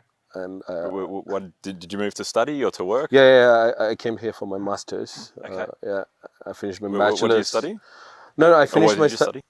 I finished my bachelor's back in India. I'm a mechanical engineer by profession, so Okay. but I'm completely in a different field now. I Yeah. work for an online gaming company. Okay. Right. So that is different. And then what was your first experience of cricket in Czechia? First experience, being a student, I was just looking forward, like, is there any ground to play, in Czech? And Yeah. as when I came in 2014 September, it was all winter. Yeah. Right. So I don't even know that there's cricket happening here. I thought, okay, when I left India, I need to forget about it. Okay. Yeah. But I think But when you went to Czechia for the first time, did you take your bat with you or any cricket gear at all? No, nothing. I didn't even take what are the needed things even for me to survive in Czech. So A jacket for winter? I think I bought it here. so that is how I was unprepared. Yeah. But I think I ended up in a place where I'm now, like, I'm staying there for nine plus years. Yeah.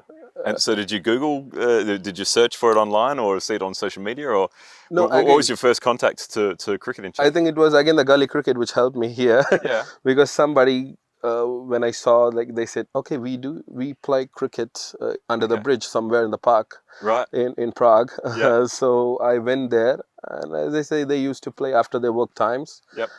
During summer. That's how it started back in 2015. Okay. So in the mid March, April, so when the temperatures goes up to like 13, 15. Yeah. So they said, okay, they play under the bridge in some park, and we started with playing with tennis balls. Then I was asking them, Yep. do they play any big matches around or something? Then he insisted me that, okay, there's a guy who plays for some club, you can get in touch with them. Incredible. Yeah. So What was the name of that club?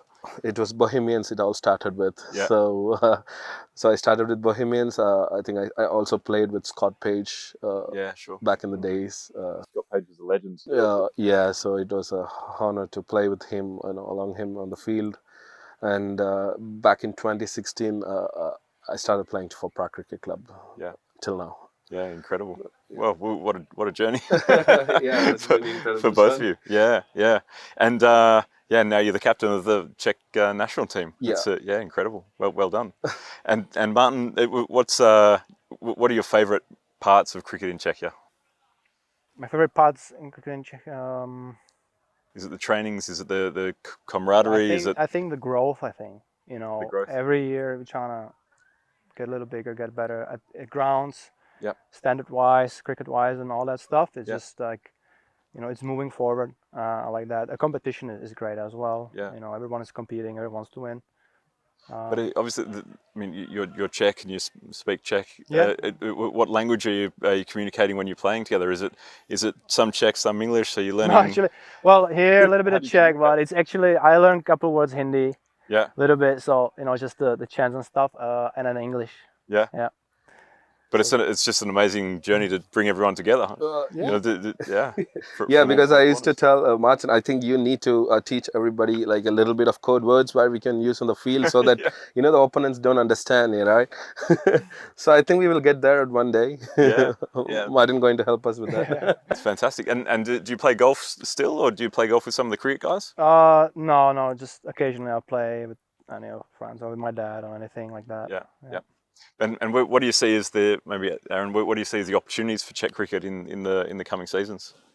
Opportunity for Czech cricket in coming seasons, or like you mean around the World Cup qualifier? Yeah. So what's in store for next year? I think everybody's looking forward as there's great new talents coming in. Yeah. I mean, every year. I mean, around Europe, I think I have been seeing this. I know how it has grown since 2016. I have been playing, right? So now how much cricket is? I mean, it's so much cricket. Yeah. All right. I think there is way much of opportunities for everybody to showcase their talent nowadays. Especially everybody wants to come to Europe.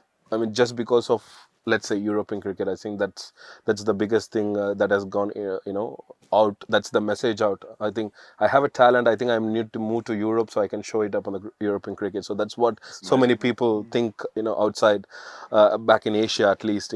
Pakistan, India, Bangladesh. So that is the outcome of the European cricket, I would say. Wow. So that's incredible. So people can move to Europe and study and work and play cricket and have a stage to showcase their talent. So that is the biggest dream. Even so many youngsters are looking forward, at least because back in Asia, if you see countries like India, Pakistan, Bangladesh, Sri Lanka, it's a huge number of competitions, right? I mean, getting into a national team or getting into your local league, divisional league, is also so hard. So I think it's a very big platform. If they can, come in the meanwhile, they can also grow professionally in their career. Study, get a good balance of cricket and life. I think it's a great opportunity. Yeah, incredible. And you're a legend of a Czech-born legend of Czech cricket now, Martin. I wouldn't say it's legend there. How do you feel about the future of Czech cricket being played by people born in Czechia? Actually, quite optimistic. We have something called Kriketová Akademie, which is a cricket academy in Czech, and there's a lot of talent going through, and I think there's probably a couple of guys who could maybe start a senior cricket next year. I'm not sure the ages, but there could be some that could try it out on with the big boys, if I would say like this. And there's good numbers, and again, it's still growing. There's new faces coming up every year, I think, and it's good for the future. It's fantastic. No, because you've got lots of immigrants that have come to bring cricket, and now you've got locals that are bringing cricket, and combined, it's going to grow and create a huge platform. I think that's what Cricket Academy has done. That there is also this sport you can try, and I mean, kids, that's the biggest part they're doing, that they are giving much awareness about cricket all over the schools, getting small clubs, getting all the genders to play, So it's not about just the guys, like kids, so students, boys and girls, everybody's trying out, and they are very eager to learn about cricket. So there's a lot of interest around. It's fantastic. Right? So they just want to, hit a ball like it's similar to baseball, right? So maybe we can try out some interest from the baseball players, they can switch to cricket at one point. And you enjoy your football and you enjoy your cricket. There's always two seasons for everything. No, it's been wonderful to hear the story. What Chris Pearce is doing with the academy has been fantastic, but what the Czech Cricket Federation's been doing, and the growth in the clubs, every time we work together to have an event in Czechia, the number of clubs is growing. It's spreading really fast. I know. At one point, it's giving a hard time for Eason also to work out to the schedule when you have more clubs playing and a lot of players. So that's a sweet. We've all got the same vision. We want to grow the game, grow the sport, more clubs, more teams. European sport is all about the clubs. And that's where the communities are. No, it's incredible. So thanks for both of you coming on, and what you've done for the game in Czechia is incredible. What a story, and congratulations. Thank you so much. Thanks, Aaron. Yeah, thank you. Thanks, Martin. Thanks.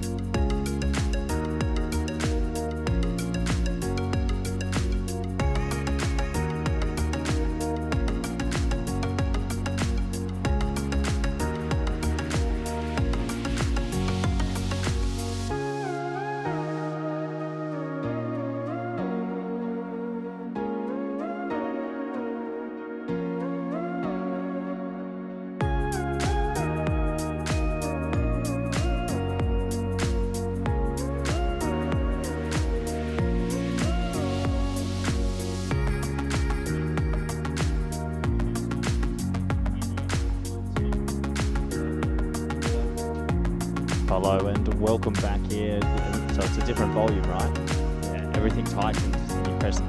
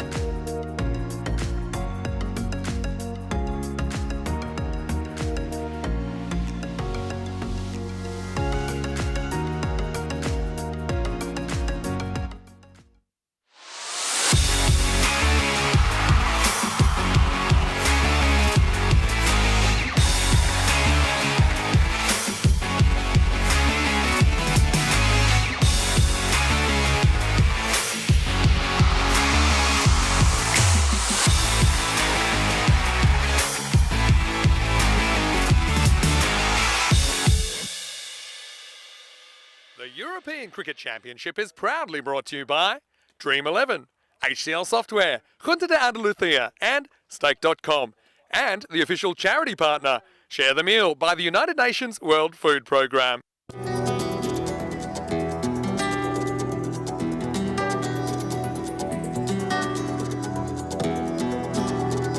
Ven conmigo a cruzar su calle, a vivir su ambiente. Ven conmigo a vivir la vida intensamente. Conmigo ven, conmigo ven. Starders, good evening. Welcome back to the Costa del Sol. The lights are on and we're home. It is time for another group final, Group C this time. We have Italy and Denmark going head to head. Only one of these teams can return in week 4 championship week. I think this will be a banger of a contest. First, let's see what happened at the coin toss. A little while ago, Rob Kemming had the two captains. Okay, Denmark, it's your call. European cricket. European cricket is cool. That's it. And we'll have both first. Italy will bowl.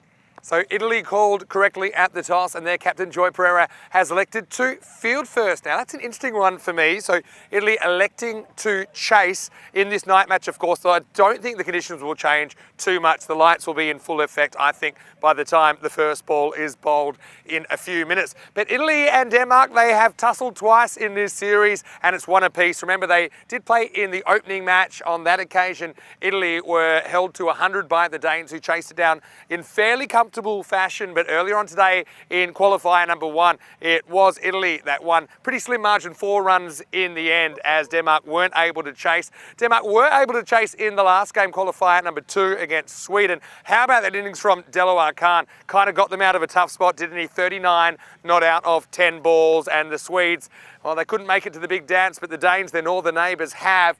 I just feel it's an opportunity for Denmark's batting to click. It's been threatening all the way along. They started looking like the best team in the group, but now they've got a chance to prove it under lights. Let's see if the Danes can put a big score on the board. For Italy, though, they've got a pretty well-balanced side as well. Their batting hasn't been without its dramas as well. Let's not forget that earlier in the day, Italy lost 3 wickets in the first over, but they were able to recover to get to what would ultimately be a winning score. Well, Corey Ruckers is standing by. Now, Corey, the anthems, they're not too far away as well, but for now, let's go up to the Dream Box with the news in the Group C final that Italy have won the toss and they've sent in the Danes. It's over to you. Should be a great night. Let's go to you now.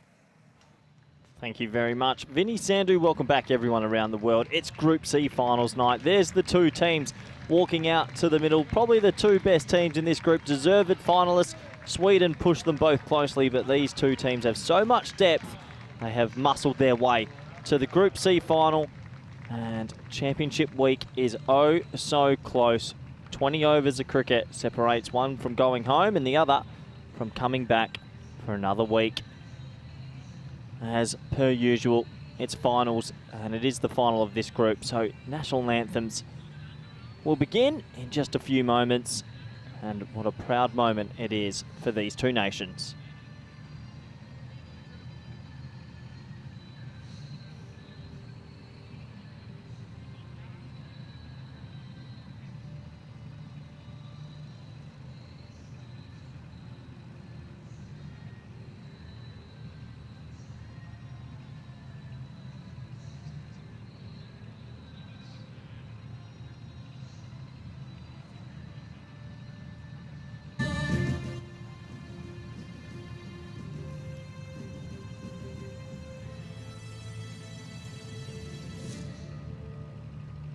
Welcome once again to this Group C final.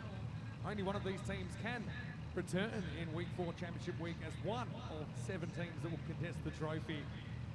Firstly, I want to say commiserations to the other teams in this group who provided such entertainment, but only the top 2 remain, Italy and Denmark. I'll now ask everyone to be upstanding as we listen to the national anthem of Italy.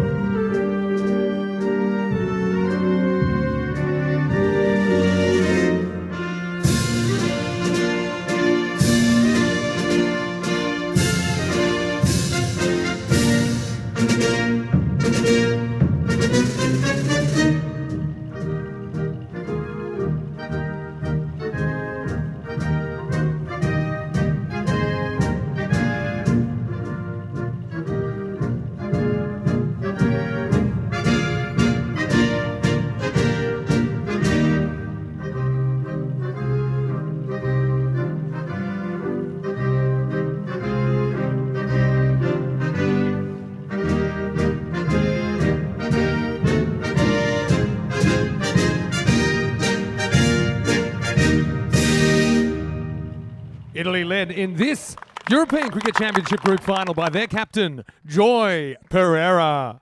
Please remain standing now for the national anthem of Denmark.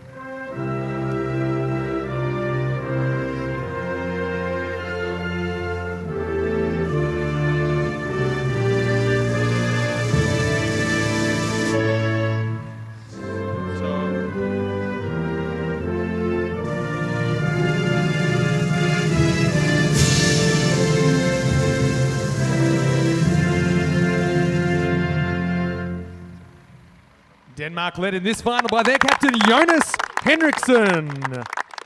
2 teams to play the game, but only one can remain in the hunt to be European champions here in 2023. Let's get ready for the first ball. Gentlemen, play your best cricket.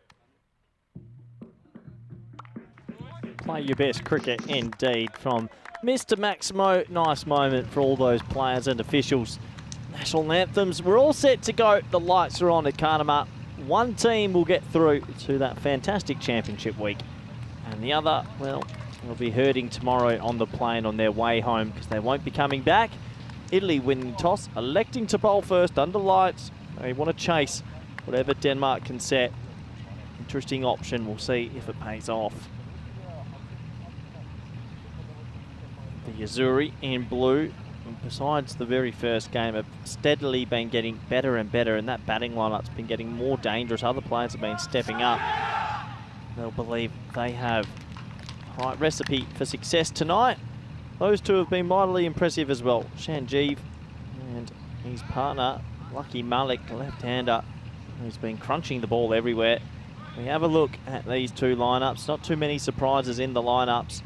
I'd say that the Italian batting lineup's a little bit deeper, but I'd say the Danish bowlers are a little bit more well-rounded than the Italian. So, very difficult game to call. It really does feel like this is a 50-50, but not what the supercomputer will tell us. 58% for Italy, 42% for Denmark. It may be a little bit of the experience of the Italians making 2 finals weeks in a row is the reason why they have the slight edge on the supercomputer. It's a beautiful setting, the Karnama Oval under lights. Looks like Amir Sharif will open the bowling.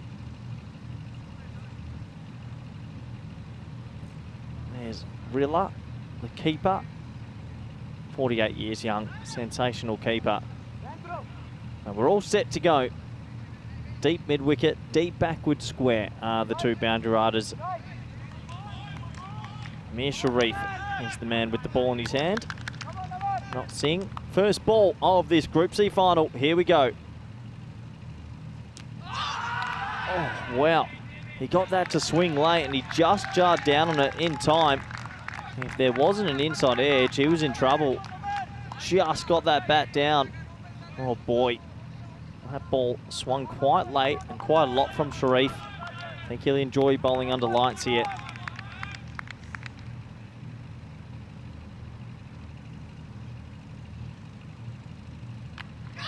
In the air and gone. Well, it's an early wicket. Lucky Malik has to go. One of his favourite shots, the pickup off his legs. He gets a top edge and Marage takes a simple ballooning catch. That is a big wicket early. Lucky Malik's been in sensational form. This one cramps him for a bit of room. Heads very high up on the bat and he would have known straight away he's in trouble. It was there to play the shot. Maybe it hurried him a little bit and Marage isn't going to drop that. The first wicket's down and the first punch goes to Italy.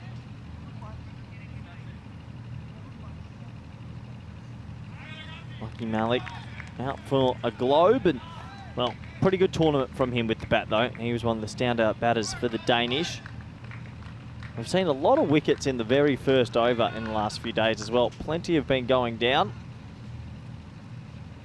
This man, well, in the group final last year, he was a man mountain. He was the one player that could have upset the Dutch. He was hitting it to all parts. This tournament hasn't had that flow as much as he would have liked, but tonight might be his night where he plays a impressive innings and gets his country over the line.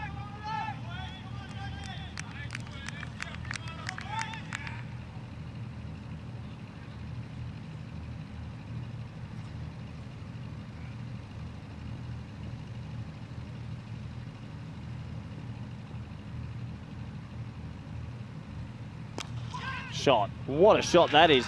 Well, maybe he's the best player in finals we've ever seen. That is one of the shots of the day. Pretty traditional. Have some of that. Thank you. We said last year, Magnus Christensen honestly got on a heater in the final. Can he do it again tonight? That's a pretty good way to start.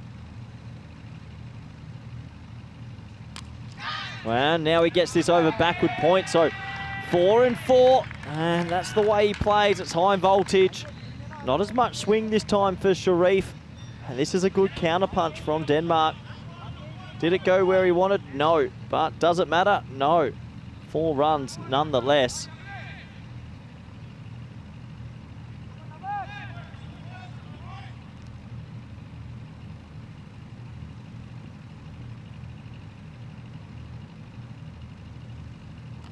Slow ball this time and respectfully played out to third, where we'll bring on Fanny Tyson, who will face his first ball. He's another player that is ultra destructive.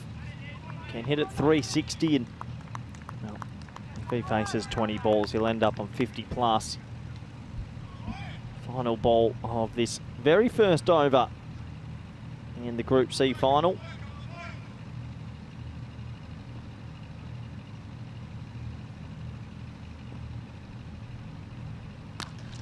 Flicks it in the air and gone. Well, I can't believe it. Danica Thyson's gone for a golden duck as well. He wanted to play that cute little flick shot, but instead he picks out Zayn Ali at mid-wicket. Denmark on the ropes early. The score 9 for 2. And what a good time to bring in Vinny Sandhu. What a start to the Group C final. Yeah, what a start. Action-packed. Well, it's kind of turning the tables of when these two teams met earlier. It was Italy clattering early wickets. This time, 2 key Danish batters go straight away. Simple catch for Zayn Ali there at mid-wicket. Just no real timing in the shot. It's also the end of the over. Disastrous start for Denmark, then 9 for 2 as Shangiv Tanikaithasen goes very first ball. Yep, that's not how you want to start a final. The Golden Derrick out there, both openers gone for a globe, and well, this partnership, Henriksen and Christensen, have a bit of work to do, Vinny. This is how we got here, and let's not forget these two met in qualifier 1 earlier in the day. The margin, just 4 runs between them, shows there's not too much between them. Of course, Denmark started out of the gate pretty well, didn't they, on Monday morning with a pretty comprehensive win over Italy, keeping them to 100 and chasing it down. So, right now, Team Italy with their tails up, but it's only the first chapter of what's going to be a pretty interesting read here in the final. Here's Jaspreet. He's a wicket-taking machine in this group.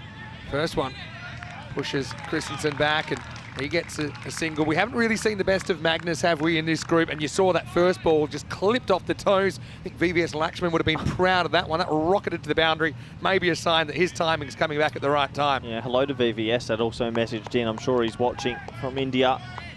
Well, maybe it's his night or Henriksen's night. They've still got Delaware Khan down there and Abdul Hashmi, all very effective with the bat. But someone's going to have to go big. They've got time. That's the one thing they've got on their side here. It's only 1 bad over. They got the batting to turn it around, Christensen and Henriksen. As this next ball was clipped away, low full toss, but they're going to have to settle for 1. It always feels under lights the bowlers come into it just that little bit more, sometimes a bit more swing or zip off the pitch, Vinny.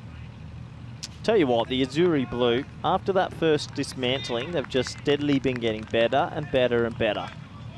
Tell you where these two teams look great under lights as well. Battle of the blue and the red. Plenty of sporting battles I've seen these colours do battle. This is a slower ball, and it's a little bit short, but one of the two outfielders is Zayn Ali, who's been pushed back at deep square. Well, Denmark are the team to keep the red winners going as well. If they don't win tonight, it breaks the spell. It's always been red so far. That's actually true. It's the Reds that have gotten through so far, Spain and Jersey. Can Italy buck the trend? Hello to Jason Roy, who's just popped in to the chat. He's got a bit of time on his hands. Oh, hi, Jason. Good Yorker, that's chopped down, and just need to keep this in the infield. They can't. Probably costs them an extra run, but only one extra, as the one becomes a two. That was a bit of a sideways Tortuga on that one. Bit of side spin on that Vin off the deck and gets him an extra single. Whoop. Now you see it, now you don't. That's Nish Fernando. They're a cover point. Good that Jason Roy's tuned in, even though he couldn't make the World Cup squad. He's probably got a bit of time on his hands. Another slower ball dug into the pitch. So, talk me through the decision to bowl first. Do you agree with it from Team Italy? I got no qualms with it. I know with the Spanish lads personally, we enjoy chasing, but we enjoy chasing under lights even more.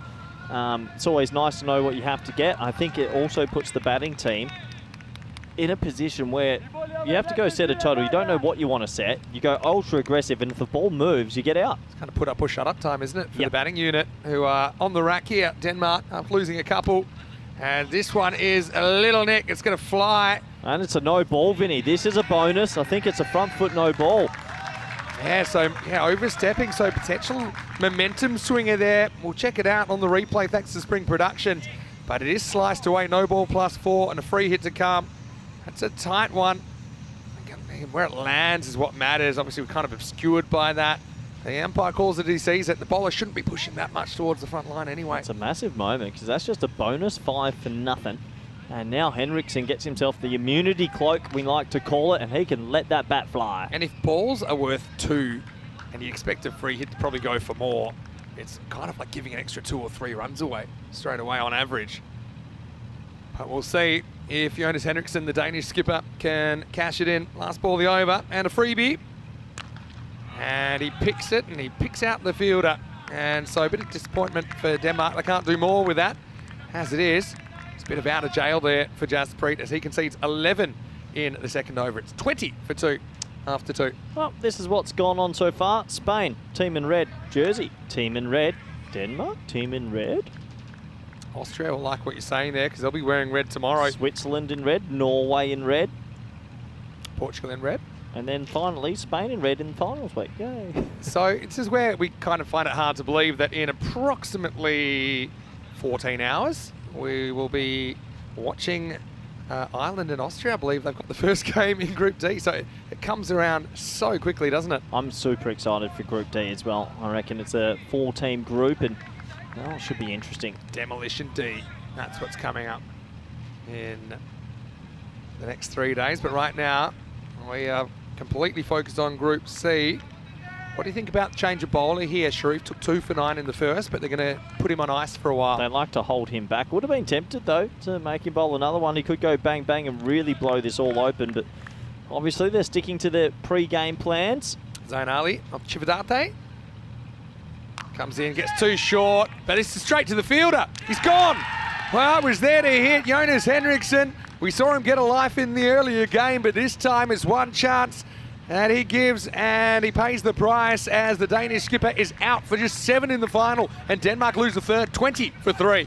Yeah, big match, big wicket in the context of everything because he saw a bit of the glue in this lineup. He always seems to make 20s and 30s. It was there to go. He just timed it straight to the fielder. I don't think it was a deliberate off-speed or anything like that. I just think it's a good old-fashioned half-tracker. Obviously, it's a new bowler, so you don't really have the pace of him just yet. But that's going to be bitterly disappointing for Henriksen. Sharif, he didn't have the ball in his hand, but he did it in the end because the ball was hit straight down his throat. And Henriksen, the third man to go, 20 for 3. Tell you what, it's a long walk as well, Vinny. Got a lot of time to think about your error. That is a mistake. And, well, they're going to send out Hashmi. They've held back Delaware Khan, which I can understand still. These two need to build a partnership before Delaware comes out as the left-hander down the order. Well, what a great start for the Azzurri. Men out so far, Lucky Malik for 0. Shangiv Tanikaitasen for 0. Jonas Henriksen for 7. You got Christensen, who seems like he's going okay. 007, Vinny, yeah, you're telling me. 007. And, well, the final result will be a mystery. It's only a start, though, for Italy. And to be honest, they had a similar start, didn't they, when they lost 3 quick wickets at the start of their innings when these two teams met earlier in the day. Yeah, they did. They actually lost 3 wickets in the first 5 balls of the game and still went on to win. So, it's all for Denmark to catch up now. They've got the batting to do it. You mentioned Delaware. They probably don't want him too early, but who's to say it's not his day? Even guys like Salmanier. Christensen's still to the come. Big finals player. Yeah, he had such a great individual performance in that group final last year against the Netherlands. Couldn't quite get it done. Slow ball this time, I think, from Zayn Ali. And it's knocked away for no run. Hashmi was opening the batting earlier in the tournament. Now they like him in the middle order. He'll also do the keeping for Denmark tonight. Yeah, he's had a few games that probably not up to the standard he would have liked with the blade. But it's a new night, it's a new opportunity. Can he make or score an innings of substance? Now the pace off. Really good Agi can't handle it on the second bounce. It's a pretty good run there from Christensen. And loses his footing at the very end. But you can see he's pretty keen to get back on strike, and he will get back on strike as this power play is fading away. Yeah, sneaky by, every run's vital. Does bring Magnus back on strike, who has started his own individual innings quite well. Good anticipation there. Slower ball as well. Took a long time to get to really good Agi, even if he was to glove it. Christensen faces up. It's a slower ball and he goes after it. Nobody back in the outfield. That carries the infield. They'll have to come back and settle for 2. And a bit of a hairy moment for Magnus. Yeah, if they had a sweeper out that side of the field, definitely would have been out, but enough wood on it. 2 more. I do like his intent still. He's just thinking boundaries. He knows they need to score something around that 120 mark or more, you'd imagine.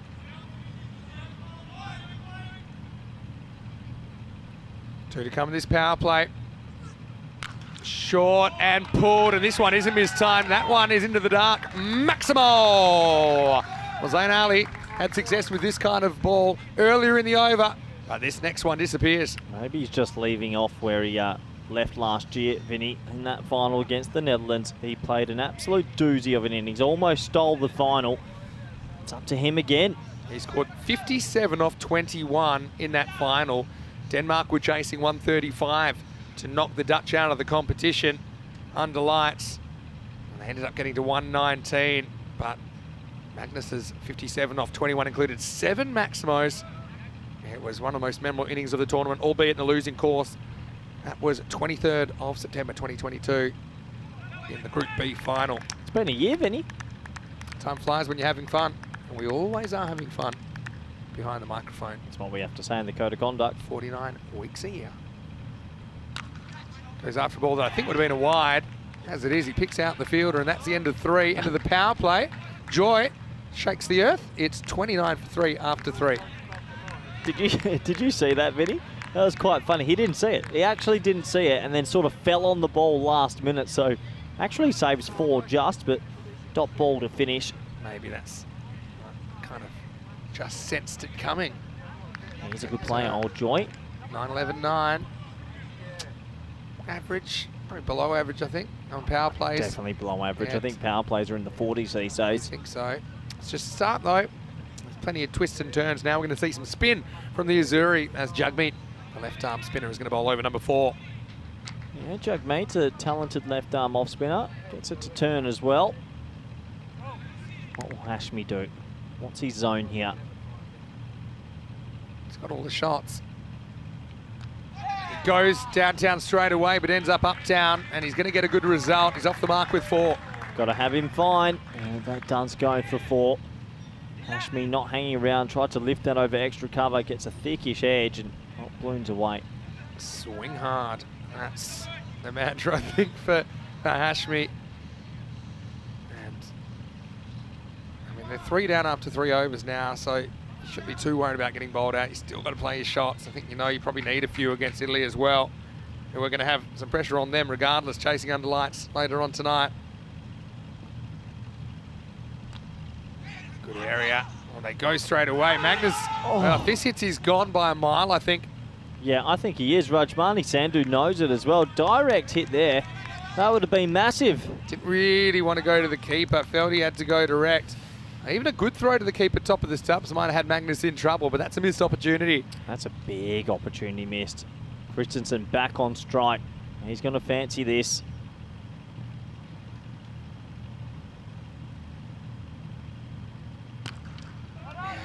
This will be chopped away back over the bowler for a single. Christensen's still there, though. Maybe he's going to play the break innings. I feel like someone has to stand up with the big one. I mean, we saw Delaware Khan in the last game stand up with a tremendous individual performance under pressure.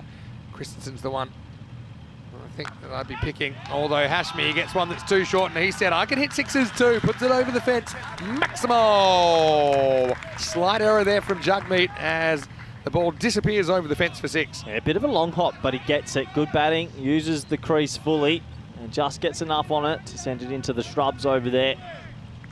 Hashmi's definitely a talented player. He's due a score as well.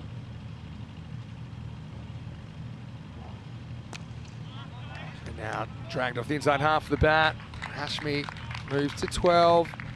I mean, one thing that we talked about in this series is that teams are learning from each other, whether they be kind of high on the traditional cricket pecking order or not. And one thing I think some of the more refined teams learning is they need to be aggressive even in situations where their backs to the wall.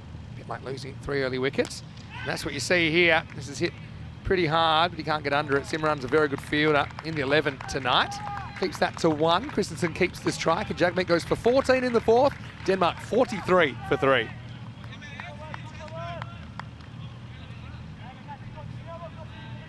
Have a question from Optio Rex. Hello, Optio. Hello, Optio Rex, asking, is the winner of this game the winner of the tournament? Maybe. Could be. But the winner of this group, the winner of this match more specifically, will be one of 7 teams that get to come back. And then how many teams out of the 7 get to the finals? 4. And then how many teams get to the preliminary? Well, 3 teams will still be in it. And then how many in the final? 2. Then how many win it? 1. Bingo. That's how it works. Okay. Simple countdown. All right, so now they're going to go back to Jasprit. He's going to bowl out in the 5th. Bowled the 2nd, remember? Oh, that's pretty close. I reckon that's really close. That's out. Yeah, he got a long way across there. I don't think anyone realised, but Tyrone Peters was in perfect position. And I think it's a good decision, despite the appeal not being as vociferous as some we've heard here at the Cardimer Oval. But that's the end of Christensen. He goes for 21. Well, it was Rilla, the keeper, who appealed. He was the one that fully believed. The bowler didn't believe. He thought 4-leg buys, but Rilla kept appealing. And that's the old wise head of the keeper. That ball is going on to cannon into leg stump. It saves 4-leg buys, but well done to Rilla. Yeah, definitely. Well, someone had to ask. I wouldn't say that Jasprit's heart was in it, but Christensen is going to have to go, gets his start, but can't go on with it in the final. He goes for 22, and that's 43 for 4. Just quickly, Vinny, what was Jasprit doing?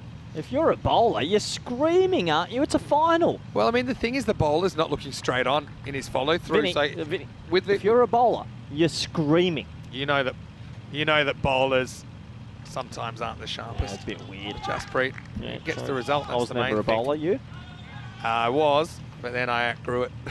Got sick of bowling and not taking any wickets in the heat. No, it's good bowling. Goes to the stumps. Magnus will be annoyed, though, that he misses a straight one, basically. Now, here is the hero from qualifier 2, Delaware Khan. He's going to get a wide first up. I think that's a wide on height, maybe on width, but yeah, Tyrone Peters. You reckon if it's a wide on... Well, did you see that? Shaquille O'Neal is probably still going to be over his shoulders. Kareem Abdul-Jabbar wouldn't have hit. Look at this one, Vinny. Yeah, good luck. Just makes it into the screen. Oh boy, that's pretty short. Probably not the most intimidating bouncer I've ever seen. Now goes full, overcompensates. Just be a single. Tell you what, they get one more wicket here and they start to get into sort of Munir and other players down that middle to lower order who haven't had too much batting time. Abdullah Mahmood probably lack the strength of that top order. So the Italians, the Azzurri in that beautiful blue, they'll feel they've got, I'll say, half a foot into championship week. 70-30 to Italy. How are you feeling about that? Yeah, definitely. They're well ahead at the moment, Vinny. Vindicated the decision to bowl first. That's good wheels. Challenges him outside the off stump, and Hashmi can't catch up with it. Tell you what, though, I swear the ball always zips a bit more in the light. Under lights.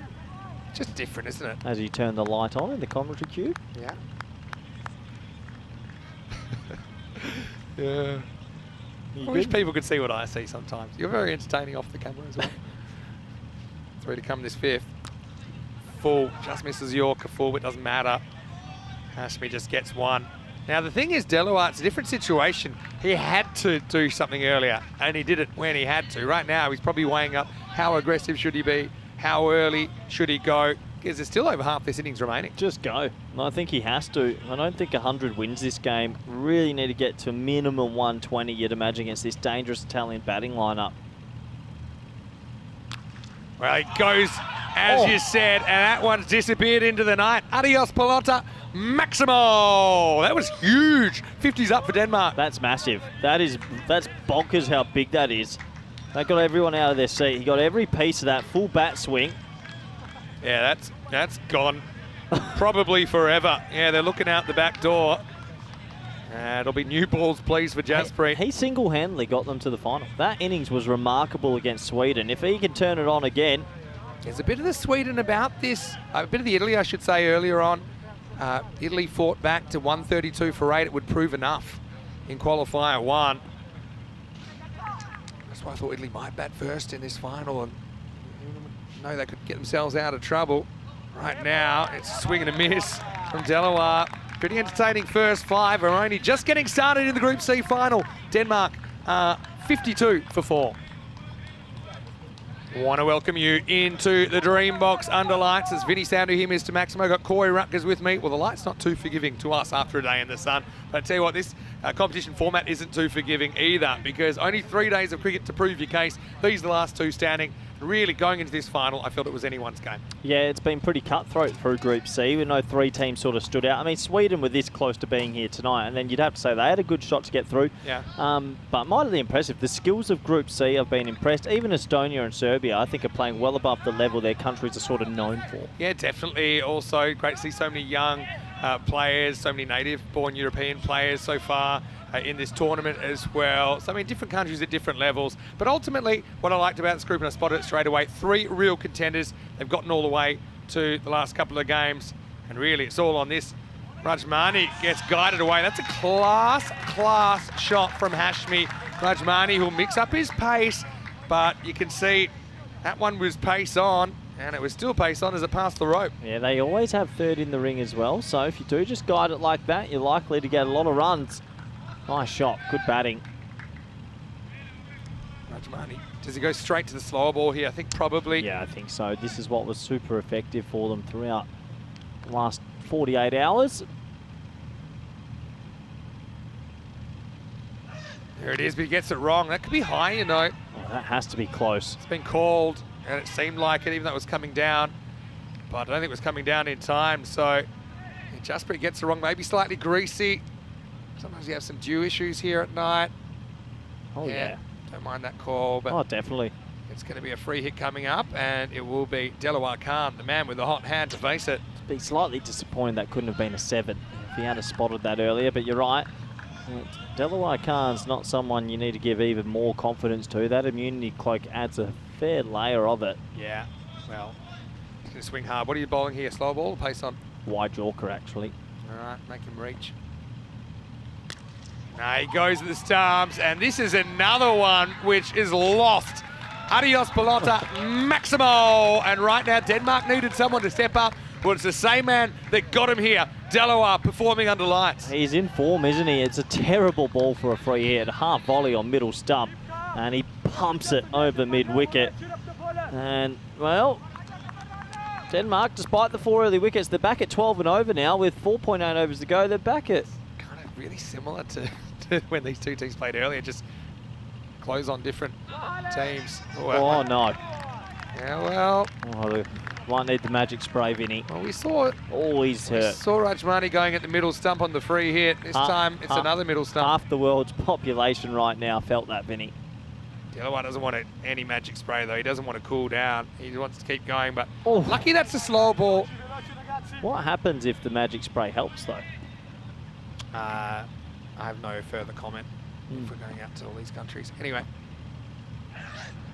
Another slow ball, and doesn't see it. Delaware, classic Sydney or the bush batting at the moment. Yeah, you just got to keep pace off to him. Anything that's been quick, he's actually pumped it.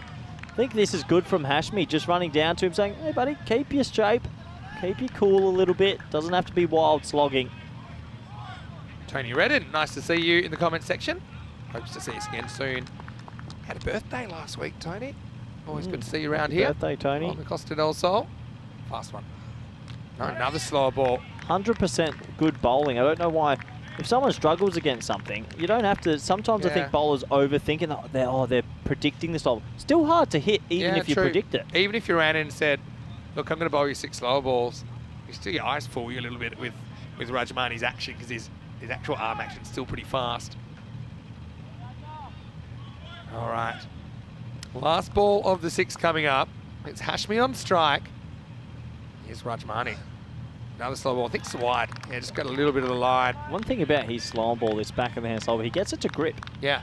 So it's actually like a leg spinner running in from 20 yards. And credit to Rajmani, it's something that he didn't really have in his game until a couple of years ago. He identified it in this form of the game. It's a weapon. Worked really hard on it. You can see he's struggling maybe a little bit with the kind of humidity and the dew factor on the lights, but it's been such a weapon for him. He goes again, and Hashmi can't get near it. End of the 6th, it's 66 for 4. Yeah, good bowling. I like it. Why not? If it works, keep doing it. Bowl 6 of them. They want pace on. It was a terrible start. 2 ducks, a 7. Christensen then LBW for 22. But this little partnership here, Vinny, it's better signs for the Danish. It's kind of like bowling backwards, what you call what Rajmani's doing there, which is your stop ball is actually your slow ball, and then you can spear in a Yorker or a quicker one, maybe once, twice and over max. He bowled a very good over there, although, remember the start of it, didn't go too well at all. Started 4, then a no ball +1, then a 6, but after that .1, wide dot. As we get ready for a new over, and it's Zain Ali who gets lifted up and out of the ground. Maximal! Well, Delaware just continues to swing, and he's hitting enough. Denmark climbing towards maybe 115, 120 plus here, maybe more if Delaware gets going. Honestly, this man is just on a heater. He did it in the previous game. He stole it from Sweden. He broke Swedish hearts, and right now he's making the Italians sweat a bit. They went slow ball first ball, tries it again, they're sticking to their guns. This time it's dragged towards the fielder for a single. The only thing I would say is when you bowl that slow ball for Ali, it doesn't have to be at the stumps. Keep it wide. Keep it 5th, 6th, 7th stump. Make him fetch the slow ball. Don't bowl the slow ball straight, because you can still adjust. Because, yeah, the majority of the runs for sure for Delaware have been on that leg side.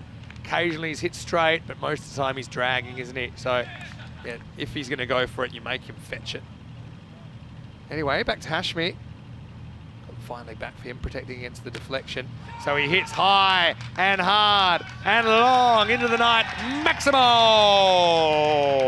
This partnership has the Italians on high alert at the moment. Well struck by Hashmi for 6. What do you call that thing when you put it on the chest and you... The defibrillator. That's the one, Vinny. You know your first aid. You know your Dr. A, B, C, D. I have actually done my first aid. I just forgot what that word was. But they're back. They're alive, Vinny. Timing. Mazango here. Now he goes a bit more pace on, just worked away for a single. So good signs for Denmark here. They needed a partnership, they've gotten one. And I suppose both these guys clearing the ropes, they'll be confident that if they can stay together, they can still get to a competitive score.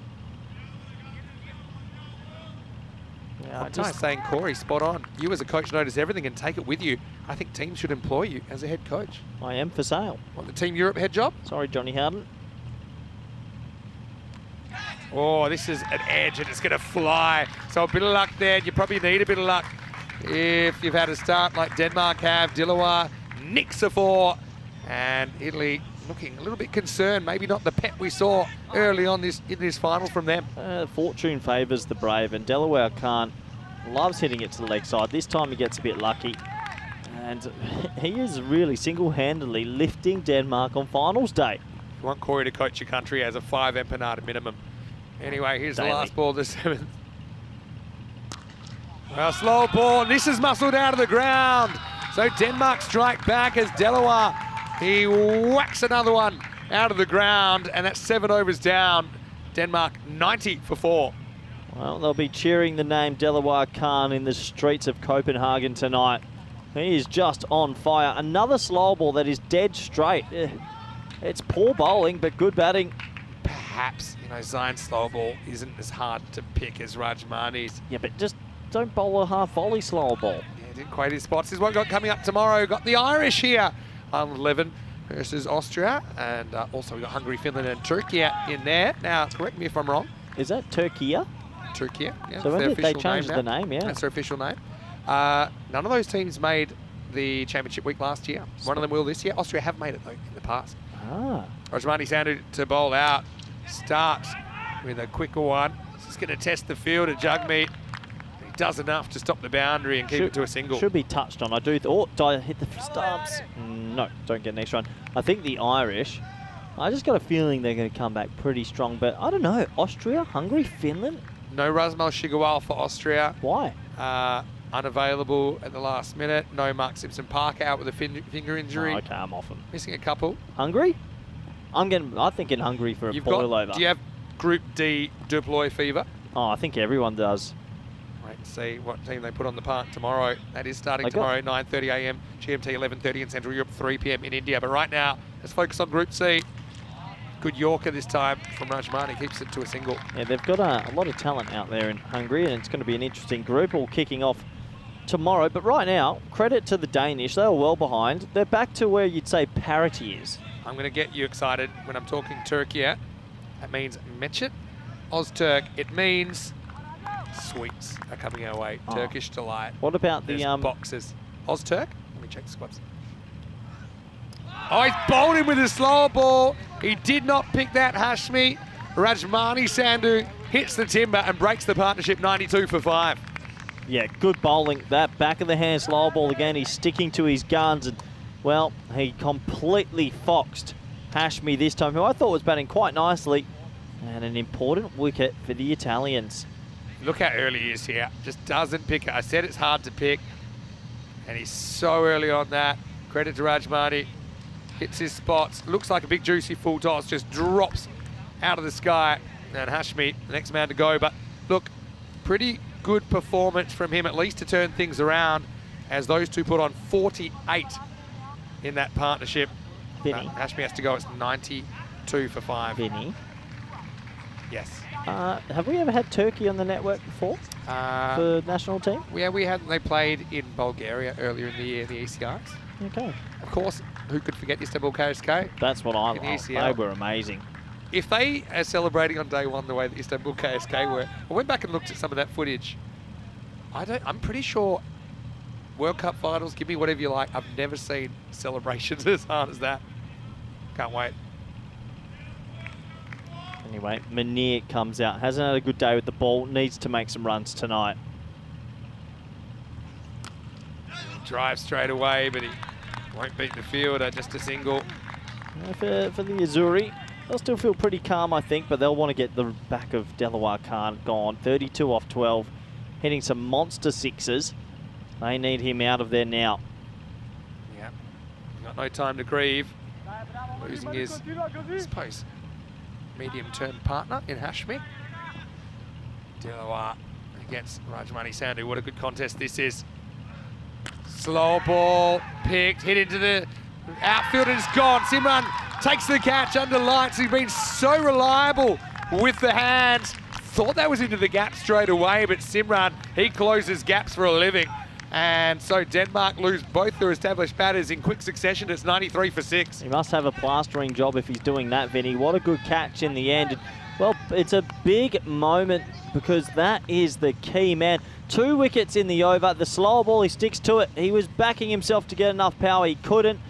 And this could be the difference between chasing 140 and chasing 115. This game has been toing and froing. It's been coming and going. Taking your chances is going to be really important because there's just not a lot between these two teams. Delaware, once again, more than useful from him. 32 off just 13 balls. He clears the ropes 4 times, and a couple of times by a large distance, but as he departs, it's 93 for 6.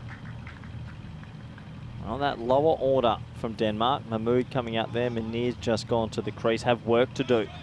They still have Shakil Zeb and a few others, but they need to have a little bit of a cameo. Yeah, opens the face, gets the gap, gets 4. Good start for Abdul Mahmood. Just don't get why you wouldn't bowl a slower ball first ball. Pace on, you don't have anyone back there. That's what's going to happen. 8 overs gone, 97 for 6. Yeah, he only had 1 ball to bowl, didn't he, Rajmani? And I think even if you go out there and you face your first ball under lights, you can even be thinking, look, this is probably a slower ball, but just naturally, you don't want to be late on something. So when the arm comes over fast, I think it would have been a hard one to time out. Nice shot by Abdullah Mahmood. Well, Saud Munir is going to face up in the 9th. As we like to say on ECN, it all happens in the 9th. Well, as if it hasn't all been happening all the way through this innings. But it's going to be Jagmeet Singh to bowl it. And Saud Munir, maybe it's time for him to put his stamp on this final with the bat. Credit to the Azuri fielding unit as well. I think they've fielded really well tonight. Haven't spilt anything and nice and calm. Foolish, and Munir can't get under it, just a single. They're still going to want to get to that 120 mark and then take a couple early wickets. That will play. Still got Shakil Zeb, Jawad Ali and Karimi to come, so kind of into the bowlers if you lose another one. Gets similar kind of length, and Mahmood can't do much with it. It's good bowling. If he does miss that length, even half a foot, it's going to get sent for 6. We saw Sweden unwilling to bowl a spinner in the 9th earlier on, albeit it was the 2nd innings. I mean, so far so good. Well, this is going to be wide, but it was a chance, I think, to get some bat on it and get a boundary. No fine leg. Good take by Rilla Gadagi behind the stumps. Yeah, great keeping from Rilla. Defies his age. 48 years old, allegedly.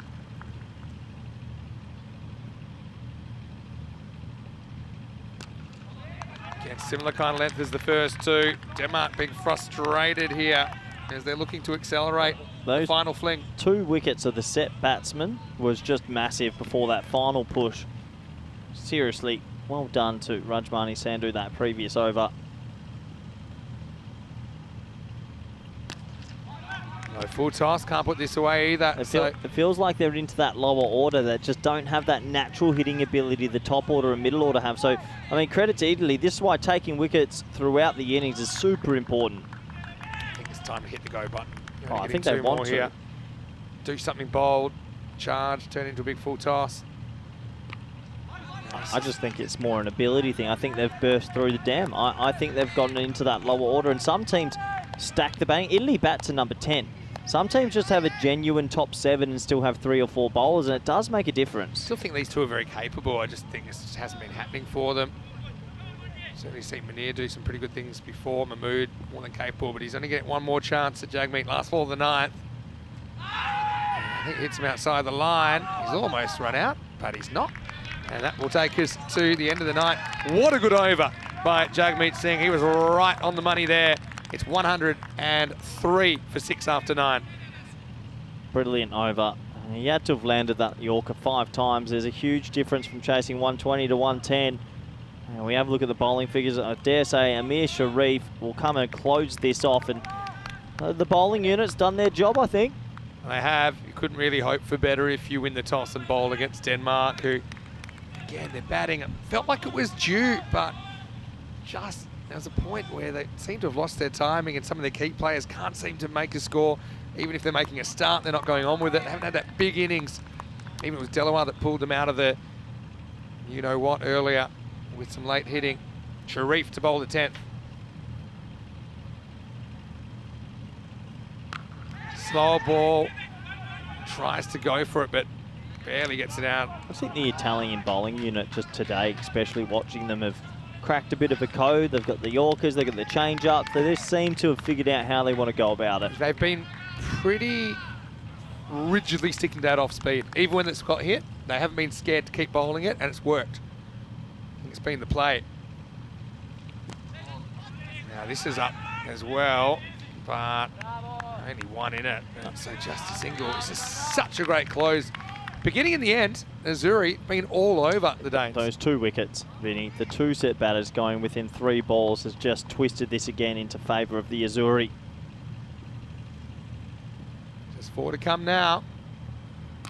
Oh, it's a dipping slow ball. This is going to be gone, and it's going to be caught. I probably want to have a look at this, but for me, there's no way this is waist height or above. So Munir basically fouls this one off, one that should have been sent over the left field fence, but instead he's going to have to go as the 7th wicket, and the score 105 for 7. Yeah, that one was dipping under the waist height quite easily, and he does have to go, and unfortunately for Denmark, just running out of steam at the back end. Yeah, you're exactly right about that. Benny, why are they called the Azzurri, the Italians? What is the story behind Azzurri? I think that just means blue. It's a variation of blue in Italian. Is it? Salvador. Yeah. It's a good nickname, that. The Azzurri Blue. Azzurri. Yeah. It's a cool kit. We might be seeing more of it the way they're playing tonight. But Well, they're spoiling the red party. yeah, Azzurri just means blues in Italian. Just spent some time in Italy ourselves, which we enjoyed immensely. Hello to all of our wonderful friends there. Yep. Of course, we were with Prabhath and Lorena, the Roman Cricket Lovely Club. part of the universe. Right, here's Jawad Ali.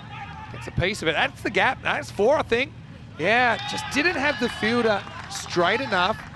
And Jawad couldn't have picked the gap any better. Badly needed runs coming late. Well, where was he standing? Why is he so wide? And you can see Sharif has spattered at him. He's like, what are you doing? You've gone way too wide. And yeah, they've swapped him out of that position now. That was a bit of laziness. Didn't think Jawad had it in him to hit straight. He did. 2 to come. Slow ball, probably run on this. Really misses. The bat never makes it to the crease, but the batter does. Yeah, it would have been out. Yeah, it definitely would have been out. Rilla would be disappointed. Didn't know if he's running or throwing here, Rilla. Oh, pretty close though. Gotta love Rilla. Yeah. I mean, he's 6 years older than I am. It looks 10 years younger. Anyway, last ball coming up, Denmark 110. Plus this. Slow ball, skewed, Rilla wants it, Rilla takes it. So Mahmood goes for 7. Sharif, incredible effort for him. He gets 2 in the first, he gets 2 in the last, 4 for him. And Italy, 111 runs away from Championship Week. It seems like 3 of their seamers all bowl this back of the hand slow ball, and they land it pretty well. Well done to the Azzurri, the Italians. They are in control of this Group C final. Denmark, they're a good fielding and bowling unit, but they're going to have to be very good tonight. They will have to be very good, but I think they are a very good team. And let's not forget that Denmark really put on a show in the first game, restricting Italy to just 100 with a very complete bowling and fielding effort. So it's probably not all that Denmark wanted, but it gives them a shot as the sun went down and the lights went on, the teams went out. Proud moment as they get to listen to the respective national anthems. But what a start it was. What is it with first over of matches between these teams and early wickets as a couple clattered in the first, despite Christensen whacking that one off his pads. It was Denmark in early trouble and losing some key players. Yeah, that was a big wicket. Danik Thijssen just chipped it straight to mid-wicket. He had to go for a golden duck, and, well, it was up to Christensen and Henriksen to do a bit of rebuilding and score at a good rate. They started well. That was a lovely shot, we thought, but unfortunately picked out deep square. And, well, Italy, they just kept picking up wickets at the right time. Yeah, they did, but Christensen looked like it might have been his night, and shades of the Group B final last year against the Dutch, but he just went across way too far. And there might have only been 2 people on the ground that realised it was out. One was Rilla, one was Tyrone Peters. Christensen had to walk back for 22. But then it was the Delaware show once again. He was hitting some big, big sixes. Bit of an arm wrestle in the middle. Denmark seemed to withstand the blows, but they couldn't just find that acceleration towards the end of the innings as they lost their established batters. Yeah, you're right, Vinny. It was the over from Rajmani Sandhu. This one first, he gets Hashmi, and that was a really good slow ball. And then 2 balls later, he ended up getting the big fish, Delaware Khan, and those 2 wickets, I think, shifted the game completely to Italy. Probably cost them about 25 runs, I think, losing them at that key stage, because it brought guys in that probably didn't look as comfortable. just with the conditions and with the kind of bowling that we saw from the Azuri. We saw plenty of off-speed, plenty more than what's reasonable.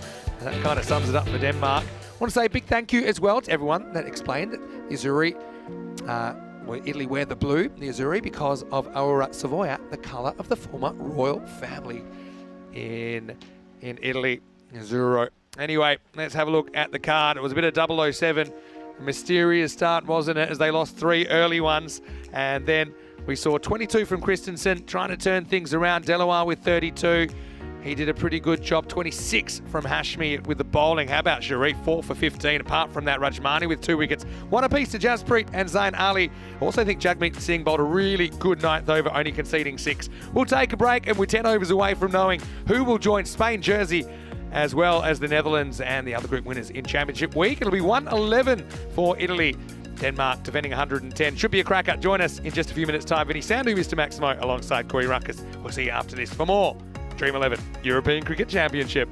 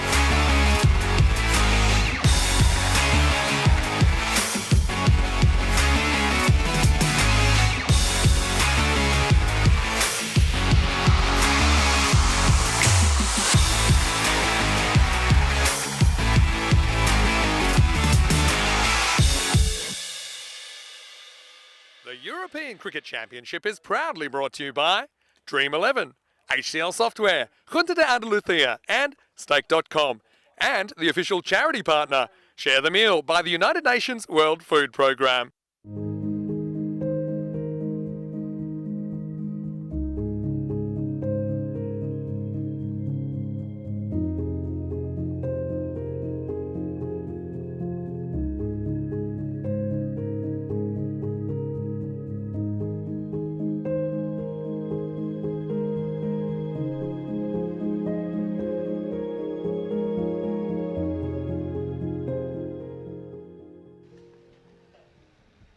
Hello and welcome back to finals night here in Group C. Once again, I do encourage everyone to support the UN World Food Programme and the Share the Meal initiative. You can just rewind a second and scan that QR code to help us get towards our goal. Right now, Italy have one goal, and that is 111, the picket fence. If they can do that, they'll book a place in Championship Week. They've got 10 overs to do it. Denmark, though, wouldn't write them off. It was only 2 days ago on Monday morning that Denmark bowled and fielded very, very well, keeping Italy to just 100 runs. So it's a game that I think has a few twists and turns yet. Funny things happen under lights on ECN. Vinny Sandu here, Mr. Maximo, for the European Cricket Network. Great to have your company wherever you're watching from around the world, whatever time of day or night it is. Buckle up for a big 10 overs. Denmark are going to throw everything at the Azzurri. Corey Ruckers joins me, and something always special about the final. Still Italy on top, I think, but anything's possible. Looks like they're 83% favourites according to the Super Duper computer. Last time Karimi bowled to these men, he got Nakvi for a golden, Marage got done for a diamond duck, and then he took a third wicket in the same over. So he needs to bowl well again. It's sort of left arm in swing to the right-hander, doesn't really spin the ball. Here we go, 111 runs for the Azzurri to get to the final. So it also depends what kind of approach we're going to see from Italy, who, you know, they could go large if they're batting first, you know, trying to get that 140, 150, or they might be a bit more careful just with the size of this target to guard against early wickets like they lost in the previous contest between these two teams. I do think they'll show Karimi a bit more respect. I don't know if they'll try take him on too much. He's a big wicket taker actually. So maybe they see off the spinner, nudge him for between 6 to 10, and then attack the paces. Could Dinadu Maragi be the hero? I'm sure all these Roma CC teammates watching on. First one up and over the top. We'll get over the infield. Kind of plugs, but still takes it to the line. Well, that's one way of trying to stop boundaries, make the boundary bigger, but it's 4 to get Marago going. People at home, that's an incredible shot. That is swinging in past leg stump, and he can inside out it over cover. You have to have a lot of cricket skill to play a shot like that, and he just timed enough of it. Yes, he did. You're right about that. Kind of countering that in movement. This time he goes with it, and he's going to go leg side. And it is going to be checked. So we're not sure if it's 4 or 6, but I can tell you it's back-to-back boundaries for Marage. My gut feel, I think he got enough of it, and that one swung too much. Marage, what a start. Swinging into the pads, he gets enough of it, and just out of our shot there. Yeah. Tough to tell. Hard to tell. They're probably going to have to go with the umpire's call here. So, wait to see what that call is. Well, Ken Weston sitting out there by the little stage. Let's go to the 12th umpire. I think if you're not sure, then you probably have to. Well, you just got to go with what the square leg umpire sees. Yeah. I'm not too sure what he saw. I'm not too sure. It looks like 4's been signalled. It's been given 4. Makes sense. Drifts in as well. Pings straight to cover. I want to say a quick hello to everyone who sent me messages as well. Hello to Vanetta Picaro, the whole Picaro family. And to Chris and to Kieran as well. Vanetta and Chris, we've seen them umpiring before in the European Cricket Series. Chris had an unfortunate accident where he got hit by a ball recently, and I know he's been receiving some treatment there. Yeah! Right now, it's going to be a wicket as Marage just dabs that one. He was hoping for the gap. He didn't find it because Zeb was in the way. And so Karimi once again strikes early. Italy 9 for 1. That's a soft dismissal from Marage. It was a little bit short, swinging in. He guides it to backward point. Innocuous looking delivery, but Picks up a wicket. Yeah, it's one of those ones that goes in the gap, everyone stands up and applauds, and you get a boundary, but if you hit it to the fielder, and it's good night, Charlene, as Dinadu is going to have to go, but does contribute a couple of boundaries. It's better than nothing, I suppose. He doesn't waste any time, but he is the first to go. It's 9 for 1. It's a good trade-off. I'd take that. If you told me you have him for 8 off 4 at the start, Denmark, you shake hands and take it. Definitely. Anyway, just going back to the Picaro family. Yeah, Chris, unfortunately, had quite a bad incident when the ball deflected into his face, umpiring a match in Italy, and I know he's having a lot of surgery and things to try and help. So on behalf of everyone at ECN, sending you all our best. A wonderful family and part of that Italian cricket community, and they're of course watching, like so many, from Italy and Denmark, and of course all around the world. See who advances. This isn't a good ball from Karimi, and it lodges in the pad of Rajmani. He makes a bit of a meal of that. So an early strike for Denmark into 1. It's 9 for 1. Yeah, good start again from Karimi. Seems to always pick up a wicket. Well, this is a possibility. I have a feeling it is in that Goldilocks zone, and 45 games since our last golden ball, Vinny. Never had a golden ball in an actual final. We've had it in qualifier 1, qualifier 2. We've had it in quarterfinals, semi-finals on ECN, but we've never had a final be decided by golden ball. Could it happen this tournament? Could it happen tonight? Time will tell. So Nakvi faces up then again. He's just faced the 1 ball so far. It's Zeb to bowl, but it's not a good ball first up, and it's put away for 4. Yeah, well, they need to be perfect here, Denmark, with their lines and lengths, and Zeb's better than that. He'll know it. Good shot, though. Just had to help it round the corner. Easy boundary. Yeah, not really what you want to dial up. First ball. Quick hello to everyone sending messages in. I'm getting so many that it's hard to get back to everyone individually, but everyone is locked in for the contest. Aaron Kumar with Romania, who we'll see early next week. Pitched up and he goes straight, and he's going to bust the side screen. Maximal! And this guy's Zayn Nakvi, he is so dangerous when he heats up. Maybe not quite out of the screws, but it was the right shot, and he gets enough to get it over the fence. Yeah, well, it looks like they've shown us how they want to approach this chase, and they're chasing 140 in their heads. They're just going to go at this, and it is the right way to be, because if you bat well for a few overs, you can kill the game. If they could lose all those early wickets and still end up with 132 earlier, they'll be saying, look, let's just bat exactly the same way. Zeb, 2 balls, 2 boundaries so far. It's a wild swing as he nicked it. Umpire says no. And it was one of those ones where behind the wicket the players, when I'm looking at mid-off, mid-on and the bowler, they barely went up. I got to admit, I didn't spot it myself. I mean, maybe it could have scratched the bottom of the bat, but obviously enough doubt there. Look at mid-off, mid-on and the bowler. Those 3 didn't go up. Yeah. And everyone behind the wicket, the point fielder, fine leg. Look at these 3 right at the top of your screen. They don't go up at all because they didn't hear it. Oh, that bounces just over middle stump. So Italy, firm favourites at the moment, but as we saw earlier, that equation can change pretty quickly. Do you think finals pressure comes into it, or do you think because Italy have been to 2 finals weeks, they don't really feel it? Pressure's an intangible. You know, there's no supercomputer that can really feel what it would feel like for Italy right now, who they kind of just have to treat it like a normal game, but they know that it's not. Another wild swing, strike 2. Zayn Nakvi, Zeb coming back with a couple of dots. No, strike 3, Vinny. He'd be pulled out of there. That's 3 wild swings. Time to ring him up. Right. Look, yeah, pressure's an intangible, and it is a skill to try and play the ball, not the situation, in a sense, or the occasion. Probably a better way to put it. But look, only 1 wicket down, pretty much at the rate. Zeb would love a breakthrough. Goes the bouncer, goes upstairs, but it bounces too much and it's called a wide.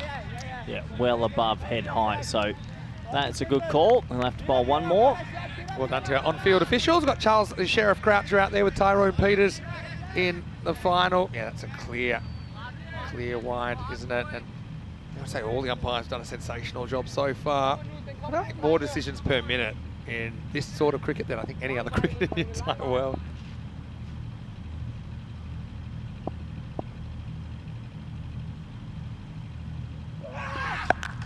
Slower ball, he grunts, but the next sound you hear is the ball cracking off the bat of Nukvi, who sends it into the night. Maximo! Last ball, if you count the wide, it goes for 7. Italy up and away, 26 for 1 after 2. What a shot. Back in the box and crunch. Got every single piece of that, and the extra ball hurts him. So Italy might have lost 1 wicket. I think they're pretty calm at the moment.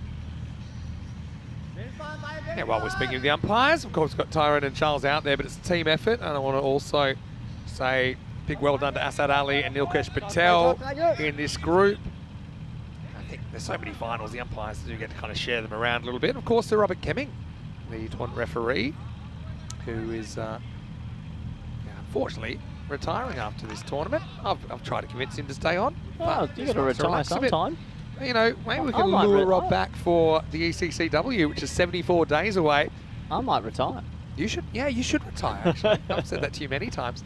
Anyway, it's going to be Jawad Ali to bowl over number 3. Oh, the first ball is absolutely moosed, and this is Rajmani at his best. He gives it both barrels and sends it over cover for a huge Maximo. Well, plenty of colours on that pen. What colour is large? I want that pen, and it's hot pink. That was moosed.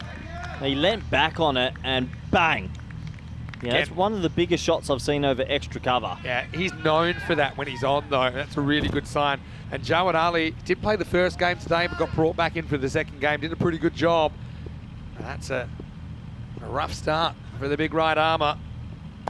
Now, change of pace. So, yeah, nice variation.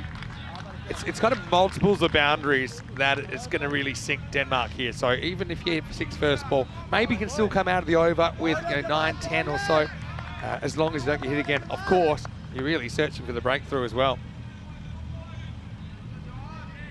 Yeah, they need a wicket. You like that one over cover, didn't you? That was special. That was a special hit. Rajmani plays his cricket for Cricket Stars in Italy.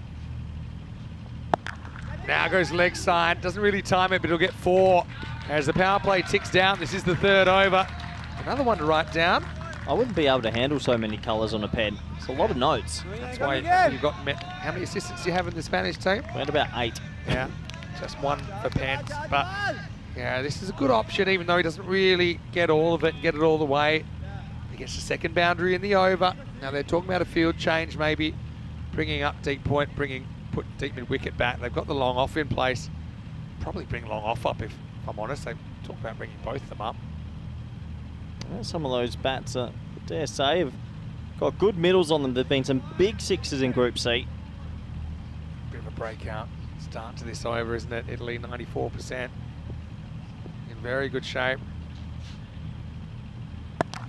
Well, this is in the air, and Magnus has time to get under it, and he takes the catch. So it's 6-4 and out for Rajmani Sandhu, and Jawad Ali gets the last laugh as this game takes another turn. Partnership broken, 36 for 2. Good catch under the night sky there from Magnus Christensen. And he needed to make sure he held that. He did. Good response from the bowler. And, well, game's still on here. Yeah, and I was wondering whether they should bring that fielder up. I mean, even if he was up, he probably has time to get under this, but the fact he was back meant it was an easier catch coming in.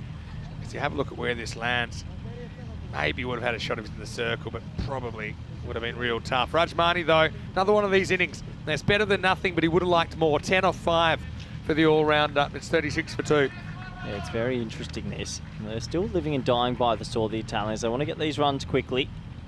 Only one person has to stick out there. This is the Centurion maker yesterday. Did you watch that video? Yeah, of course I did. What a good innings it was. 25 balls, equal 2nd fastest century ever on ECN. Slaughtered to the lambs, wasn't it? He's a bit rough. You can only play what's in front of you. Now he faces up. Well, first one right off the end of the bat. Hands up back to the bowler. It's a bit of a ludicrous shot first ball. He had a big slog sweep off the seam. All that energy, you're sitting in the dugout, you're a middle order bat. You know what I'm talking about. You're sitting there, you're wound up, you get out in the middle, big final. Coming off 100 as well this time last night. That's a loose shot. Big slog sweep first ball. Just want to smash it. Yeah, fair enough. The game allows you to try. Last ball, the over. And this is a little bit short, and it's going to get set over wide, long on. Maximo! 3 boundaries, a wicket, and a dot. Bit of everything in that over as the power play comes to a close. It's 42 for 2 after 3. One of the better toe enders you'll ever see. I can't believe that went for 6. Really plinks that, but runs are runs, and the Azzurri in control. Look at that finish, Vinny. That is what changed a lot. 7, 6, 7. Well, all the aviation fans will be enjoying that finish, but I don't think the Danish fans will. Just when it looked like they were on the up and up with that 24 over as well. They had 6 overs out of 10 that were under 10. Yeah. It's massive. All right, well, this looks like Saad Manir, who's going to bowl over number 4. Hasn't had a good day, Saad Manir, with the bat or with the ball. He's been spanked around the field. He needs to bowl well tonight. Maybe under lights, he can show us more of his best. Get the first one to swing prodigiously away from the right-handed Naqvi. Yeah, that's a good sign for him. He hasn't had much movement today. That's a really good sign. Both these two batters at the crease, Naqvi and Sharif, well, typically they would open the batting for one of the coolest named teams in European cricket, Fresh Tropical. Good name. 2-time ECS winners. Maybe 3 now, losing count. Cracked. Pass straight to Christensen. So, I mean, these two will be very comfortable batting together. They'll enjoy the situation. On occasion, they've opened for Italy as well. So they're very comfortable together. And that can be nice, isn't it? When you've got either a clubmate or a teammate you've known for a long time in a pressure situation, you just kind of know how to handle each other. It's called a bromance, Vinny. Yeah. I wish I had one in the commentary box. Keep on dreaming. Another good little outswing. Sharif was a bit scared he'd nick that, so he leaves it alone. It's getting movement. So I'd be tempted here. I'd be having my mid-off up and my third man back with that swing, but... Yeah, I agree with you there. I'd have third back, only because you just hate a nicked 4 here. That'd have steam coming out your ears. And also, if you bring the long on up, maybe it encourages him to hit across the line, hit across the movement. This is in the air, but it's still going up as it passes the line. Maximo Manir rolls the dice with the slower ball, but it comes up snake eyes, and 6 more to the Azzurri. Would you bowl a slower ball when you're getting that much swing? Maybe, maybe not, but it's a risk, and it got picked, and Sharif bombed it. What a shot. Yeah, I mean, hindsight's 20/20, but I think that's a strategic error. You said it earlier. You said if something's working for you, you stay with it until you've got a reason to change. Now he goes back to the outswing, and it's guided away. Now that's going to be 4 as well, or is it? Great fielding. I'd written that one off. It looks like a clean stop to me. That'll be 2. Brings up the 50, but the umpires, I just want to have a second look to make sure. Yeah, good bit of fielding. They're still throwing their bodies on the line. I reckon he did well here. Yeah, well done. Sensational. Saves 2 runs for the country. Excellent work. Really, really top work, top effort. And in a game that might go down to 1 or 2 runs, that kind of stop can make all the difference. Outstanding stuff. Not at the moment, though, Vin. They need to go. Someone needs to bowl a special over. They need a double wicket over. Seen to happen. Manir, 9 off the over. It's been an okay one. Sharif faces up, gets an outswinger, and he mooses it into the jungle. The reverse jungle, that is. Maximo! Magical start for Amir Sharif, who's having such a great tournament. It's the end of the over. Italy, 57 for 2 after 4. I'm really glad that wasn't in line with anyone in the crowd, because that was moose. Watch this bounce up. Boop. And it flew through there. And these 2 men, the bromance, 2 men connecting on a different level, are dominating out there. Yeah, they sure are. But it's a good start, but only a start. Wow. Italy would have to fall over their feet if they were to lose from here. Denmark will have to produce something pretty special. Only 9 and over. We've seen the rates go up. Even the supercomputer is saying it's a 1% shot for Denmark now. Another finals week goes a begging, maybe. It's a long shot. But anyway, here's the skipper, Jonas Henriksen. And this first ball is hooked. And it's hooked a long, long way. Maximo! Well, Naqvi flexing his muscles. Italy, yes, you're right when you say it's there to lose at the moment. Aren't they heading to championship week for the 3rd time? Yeah, I think they are. It looks like they are. The Azzurri are really on fire, and they're hitting huge 6s tonight. I don't think I've seen them hit it so well. Some of these are absolute bombs, and well, 48 off 35. The supercomputer has now put the knife through Denmark 0%. Is that possible? Well, I mean, There's got to be some it's chance. rounded to 0. So what, 0.3 right now, is it? It's a non-zero chance.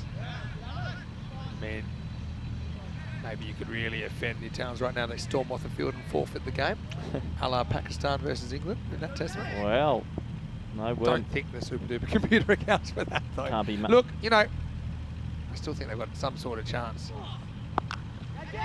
This is hit towards the leg side boundary. Has to do a bit of tap dancing, but I do think he makes the stop down there, Delaware Khan. Yeah, he does. It wasn't easy. I don't think he picked it up straight away, otherwise he would have attacked it for the catch. It was back of the hand slow ball into the pitch, and yeah, it didn't run forward, went sideways, but you can understand why. Should also just clarify, Fresh Tropical are 3-time champions, as they've won it in 21, 22 and 23 in all 3 times that they have contested the ECS. Slow ball, cut away from the fielder. That one's going to rattle the pickets as well. Italy are cruising at the moment, another 4 runs. Unbelievable. Somehow Denmark have gone back to 2% after that boundary, but yeah, it does feel like the Italians have just timed their run. They've played great cricket these last few games, and the batting group is clicking. Massive collapse is what you need, and once again, I said it actually about Denmark on day 1, they were super impressive, but you don't win the group on day 1, do you? They haven't been able to bring their best cricket today. Slow ball, just bunted down for 1. Sharif joins his Fresh Tropical bro on 25. What can they do? Has Karimi bowled 2? He's just bowled to 1. I think you got to go back. 1 over 1 for 9. Go back to him, go back to Mahmood, some spin, and hope the spinners get a bit more luck. They will scramble leg by. It's a tough spot to be. Denmark, we don't want to speak like they're already gone, but... How many they made the final last year versus the Dutch? Yeah. And the year before that? Coming back, I mean, they had some good performances, but again, they fell at the final hurdle. Frustrating. Could be potentially 3 consecutive group finals, and just can't get that last win over the line. Yeah, That's good. you think so? Yeah, I'll dare. Definitely inside the line. All right, if you say so. That'll be the end of the over. Let's have another look. He came back. He came back a long way. That's inside the line by a good... That angle helps you out. It was touch and go. Anyway, end of the over. And the score is 70 for 2 after 5. Well, I also want to welcome everyone one more time here in Group C for now, I suppose. But tomorrow we'll be right back on with Group D. And isn't that going to be good as well? We'll have 5 new teams all vying for another one of those championship week spots. It's always fun when you get 5 new teams and you get to see how they play the game, the combinations. I think this will be the group where sort of the favourite team won't get through. You think so? Goodbye, Ireland. Well, Ireland 11 probably favourites, but they didn't make the championship week last year.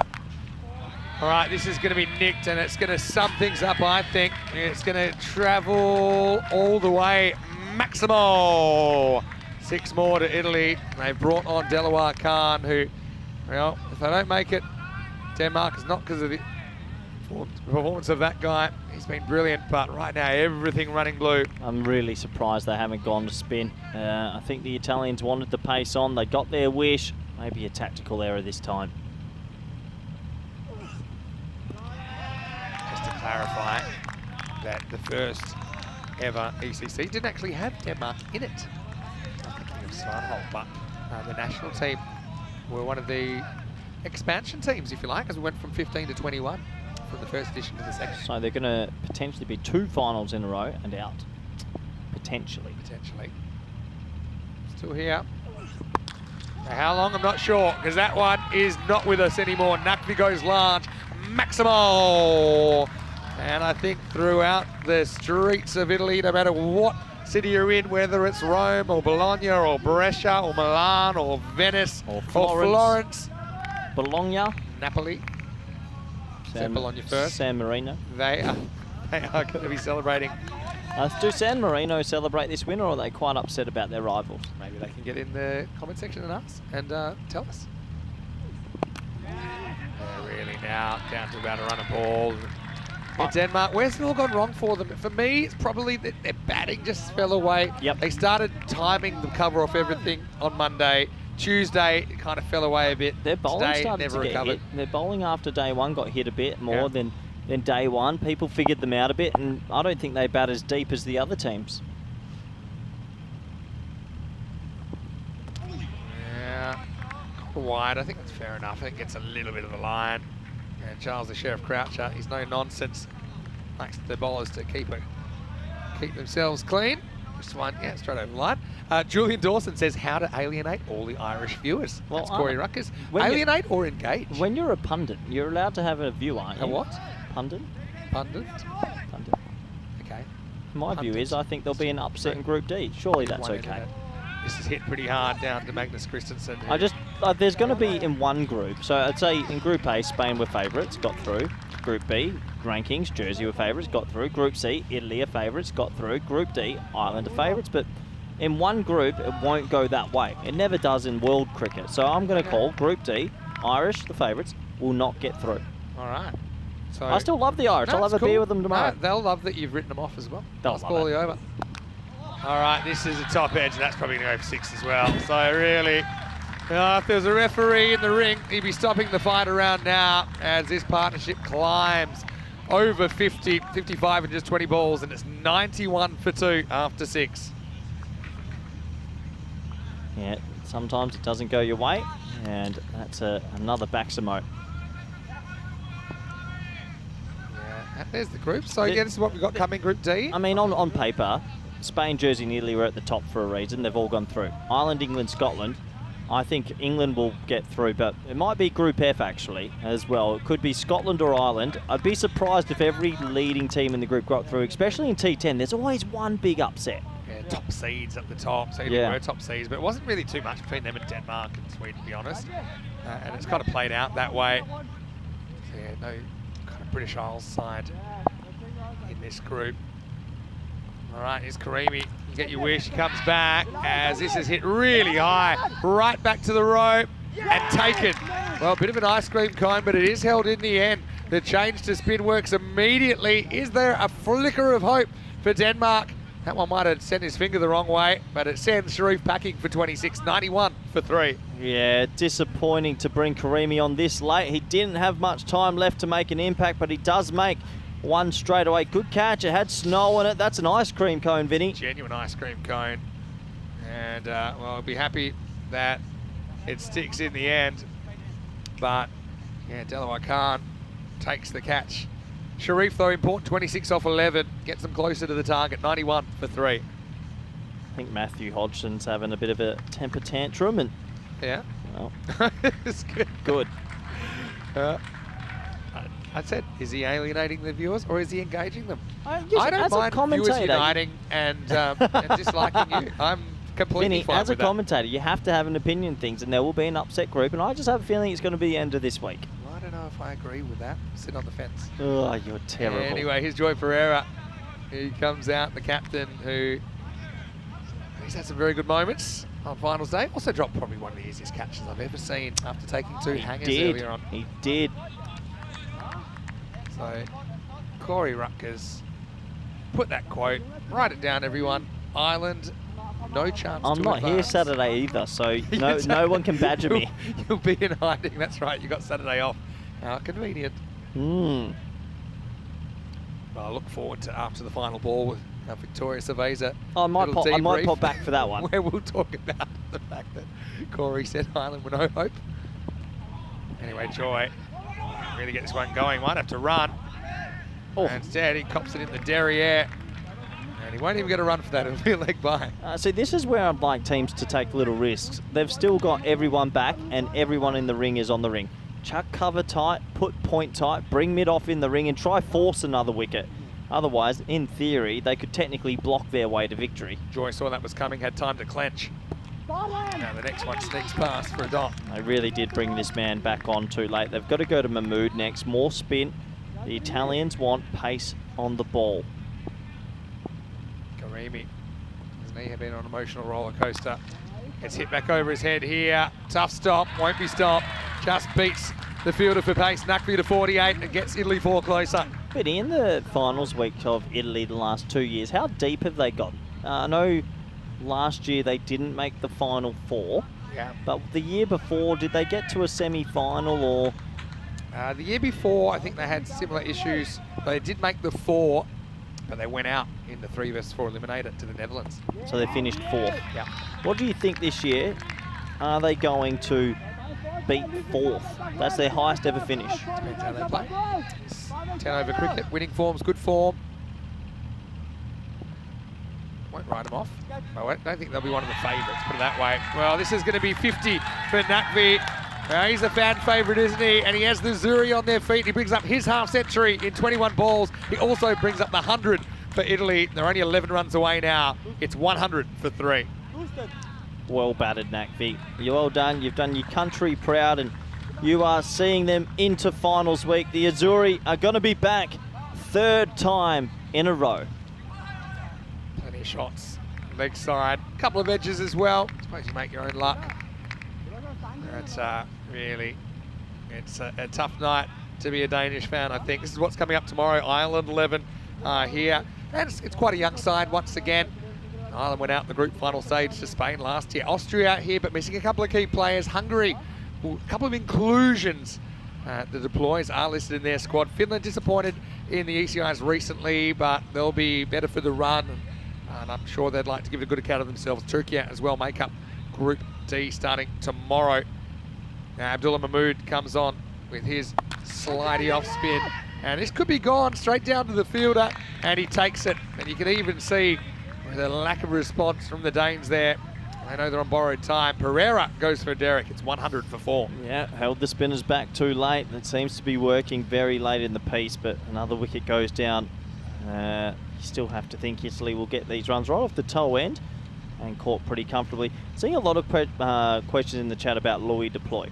Now, I know he's a big star. I'd arguably say one of the biggest that will ever be on the network, but Zymus Deploy, the brother, Ravi Chandran, Senith Reddy, there's a few that are definitely for Hungary. They're not just a one-man band. Yeah, Ravindran and Dara Peretti, the two, but you're close. Stop kicking my table. Joy goes for Derek, but you'd rather make a duck in a winning team than make 100 in a losing team. That's something that a lot of cricketers say, and some of them actually believe it. Listen to me, Vinny. What I'm saying is... ready. Hello to him watching Red Him What Blue. I'm saying Somebody that you're eyeing off for finals. They have a bit more to the cavalry. It's just the bowling for Hungary. There was 17.2 and over on the final day in the ECI, as we saw 2 of the 3 biggest chases ever. Mahmood with a wicket first ball.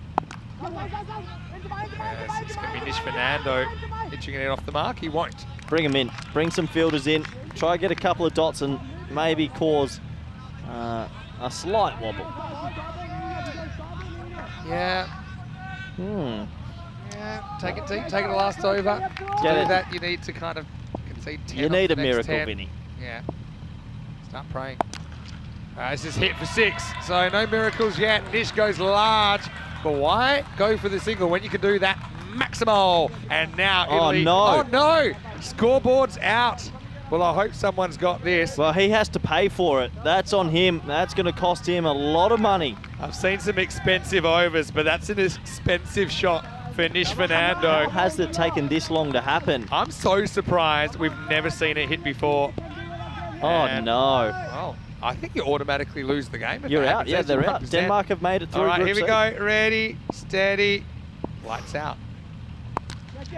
Now this is in the air, and it's going to be game, set, match. The Azzurri join Spain, Jersey, the Netherlands in Championship Week for a 3rd consecutive year. They'll be at the big dance. Yeah, congratulations to the Azzurri, the men in blue, 3rd consecutive year. They deserved it. They were the best team today, and they win their 2 games. And disappointment for Denmark, who once again fall short. And you can see the big smiles on their face. Another week of cricket for those men. Yeah, that's right. You can see the excitement and probably a bit of relief in there as well. I mean, let's not forget that when they met the Danes on Monday morning, they were outplayed comprehensively, actually. They were held to 100. Denmark chased it fairly easily in the end. But when the pressure went up and the lights went on, it was Team Italy that found another gear. And They were brilliant under lights. They picked apart Serbia last night to get the top spot, and now it's time to celebrate. Italy back for a third time in Championship Week at the Euros of Cricket. Yeah, awesome. Well done to them. They really played well today, and 2 good finals. They were under the pump earlier against Sweden, but they came through in that. Against Denmark, in the first qualifying final. But overall, they get themselves through, and they're going to be a force to be reckoned with in finals week. Denmark are such a good cricket team to have not made the Championship Week 2 years in a row, and they'll be bitterly disappointed. And that's the cutthroat nature of this competition. They set the early pace. Really had to put down a marker on Monday morning of how well you need to play to get through. As it was, they kind of fell away. I mean, the batting timing is one thing. It just seemed to escape them at some key moments over the last couple of days. But now there we go. We have 4 of the 7 teams known, and Team Italy will be there in Championship Week, joining Spain, Jersey, and the Netherlands 11. And, well, you can't take it away from Italy. They top the table. They go back-to-back over the Danes. And they'll be hoping that they don't just make the board this time. They'll be hoping to go deep into Championship Week finals day when that happens on the 20th of October. Let's go back and look at the highlights of the chase. 111 to win as Tyrone Peters got ready with the Sheriff Charles Croucher. But Italy, even though they lost a couple of early wickets, they didn't lose them for nothing, did they? At least got a couple of boundaries out of some of these guys. Marage kind of went 4-4 and out. And then we saw Rajmani Sandhu whacking a couple. But that man Naqvi was outstanding, wasn't he? On the way to a half century that would set up a fairly comfortable chase in the end. I think they batted pretty well. That was one of the shots of the day, wasn't it? Rajmani went large over the offside. They had more colours that you could poke a stick at, and to be honest, they had more shots you could poke a stick at over the last 3 days as well, Team Italy. And despite losing that one, Rajmani, again, at least got a couple of boundaries before he went, but then the fresh tropical teammates, Amir Sharif and Zayn Naqvi, went about methodically picking apart this Danish bowling. Took a long time to go back to spin. I know that's something that you talked about. That maybe could have come a little bit earlier because it turned out to be effective. But yeah, Team Italy, they lost that wicket late on. Sharif had to go, but Naqvi just powered on all the way to 50 in the end. Yeah, he did power it on. It was the bowling performance earlier in the night from Italy that was fantastic as well. Pereira came out, got out for a golden glow, but that didn't matter. The damage was already done. It was a mighty blow into our expensive scoreboard, Vinny. Oh dear. Daniel Weston, close your eyes. Yeah, well, that could be the end of the tournament. We'll have to see. But, well, the main thing was we've got time to fix it because it was an early finish, wasn't it, here on a Wednesday night. And in the end, the Italians bring it up in style with a Maximo.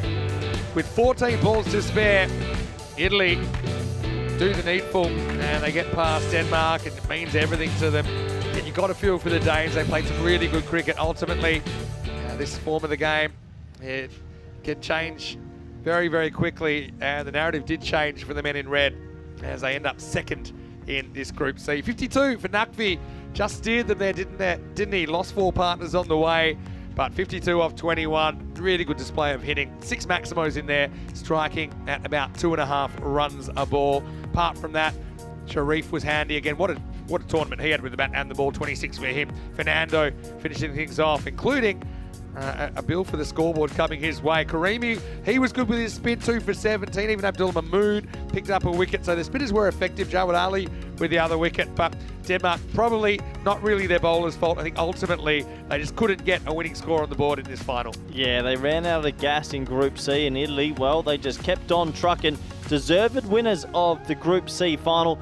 I got a feeling about them that this year they could go really close, Vinny. They have a very experienced lineup. They got a lot of power all the way to number 10. Their bowling, they seem to have some good slower balls and a bit of variation with the left arm off spinners. So look out for the Italians. They could go close this year.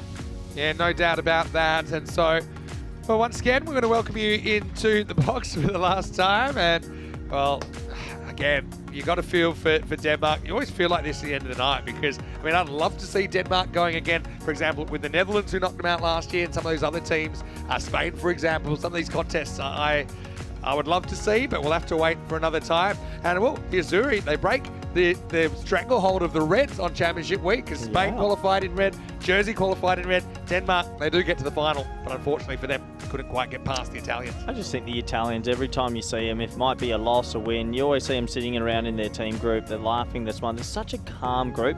That does go a long way, and I think the experience of making finals twice really helped them tonight. And you look at someone like Baljet, I mean, I don't know what his status is and his fitness, but I mean, he's a player. I mean, imagine injecting him into that batting lineup. And sometimes their batting, yes, it was effective, but a little bit volatile, I think, at the top, losing early wickets. If Baljet, for example, could come back into the lineup, that could make them even stronger. So they've got some important questions to ask themselves, I think, over the next couple of weeks. Well, that's the thing, all the finals week teams can make adjustments to their squad, and if they do add maybe 1 or 2 to the cavalry already, they'll go down. I think they'll finish, okay, here you go. They'll finish higher, then 4th, which is their best ever finish. Okay, so you're predicting them top 3 finish. Okay, well, I mean, if you want to tune in tomorrow, and I'm sure you'd love to, Rico Full will be back with me, Corey will be back, I'll be back, of course. Let's have a look at the fixtures for tomorrow, Group D starting, and the headlines, it'll be on the front page of the paper tomorrow. Corey Ruckers has written off the Irish, said they're absolutely no chance. So Ireland 11 are probably keen to impress all the way from match 1 against Austria. Also, we'll see Hungary, including with Les Deploy, obviously, in their squad. We'll have to see if he takes the part. Finland, who we saw recently, Turkey, their first ever ECC. So it's going to be a great group. Starts again, same time, 9:30 a.m. GMT, 11:30 in Central Europe, and 3 p.m. in India. Great being with you again. Looking fantastic. And yeah, looking forward to another day of action. 3 days, and we're doing it all again. Is this a bromance? You said we didn't have one. Maybe. Anyway, I know you're looking for your commentary soulmate. And I tell you what, I'm going to help you keep looking. For now, we're going to go. We'll leave you some of the highlights today. Thanks to our fantastic crew at Spring Productions. But on behalf of everyone here at ECN, hope you have a great evening.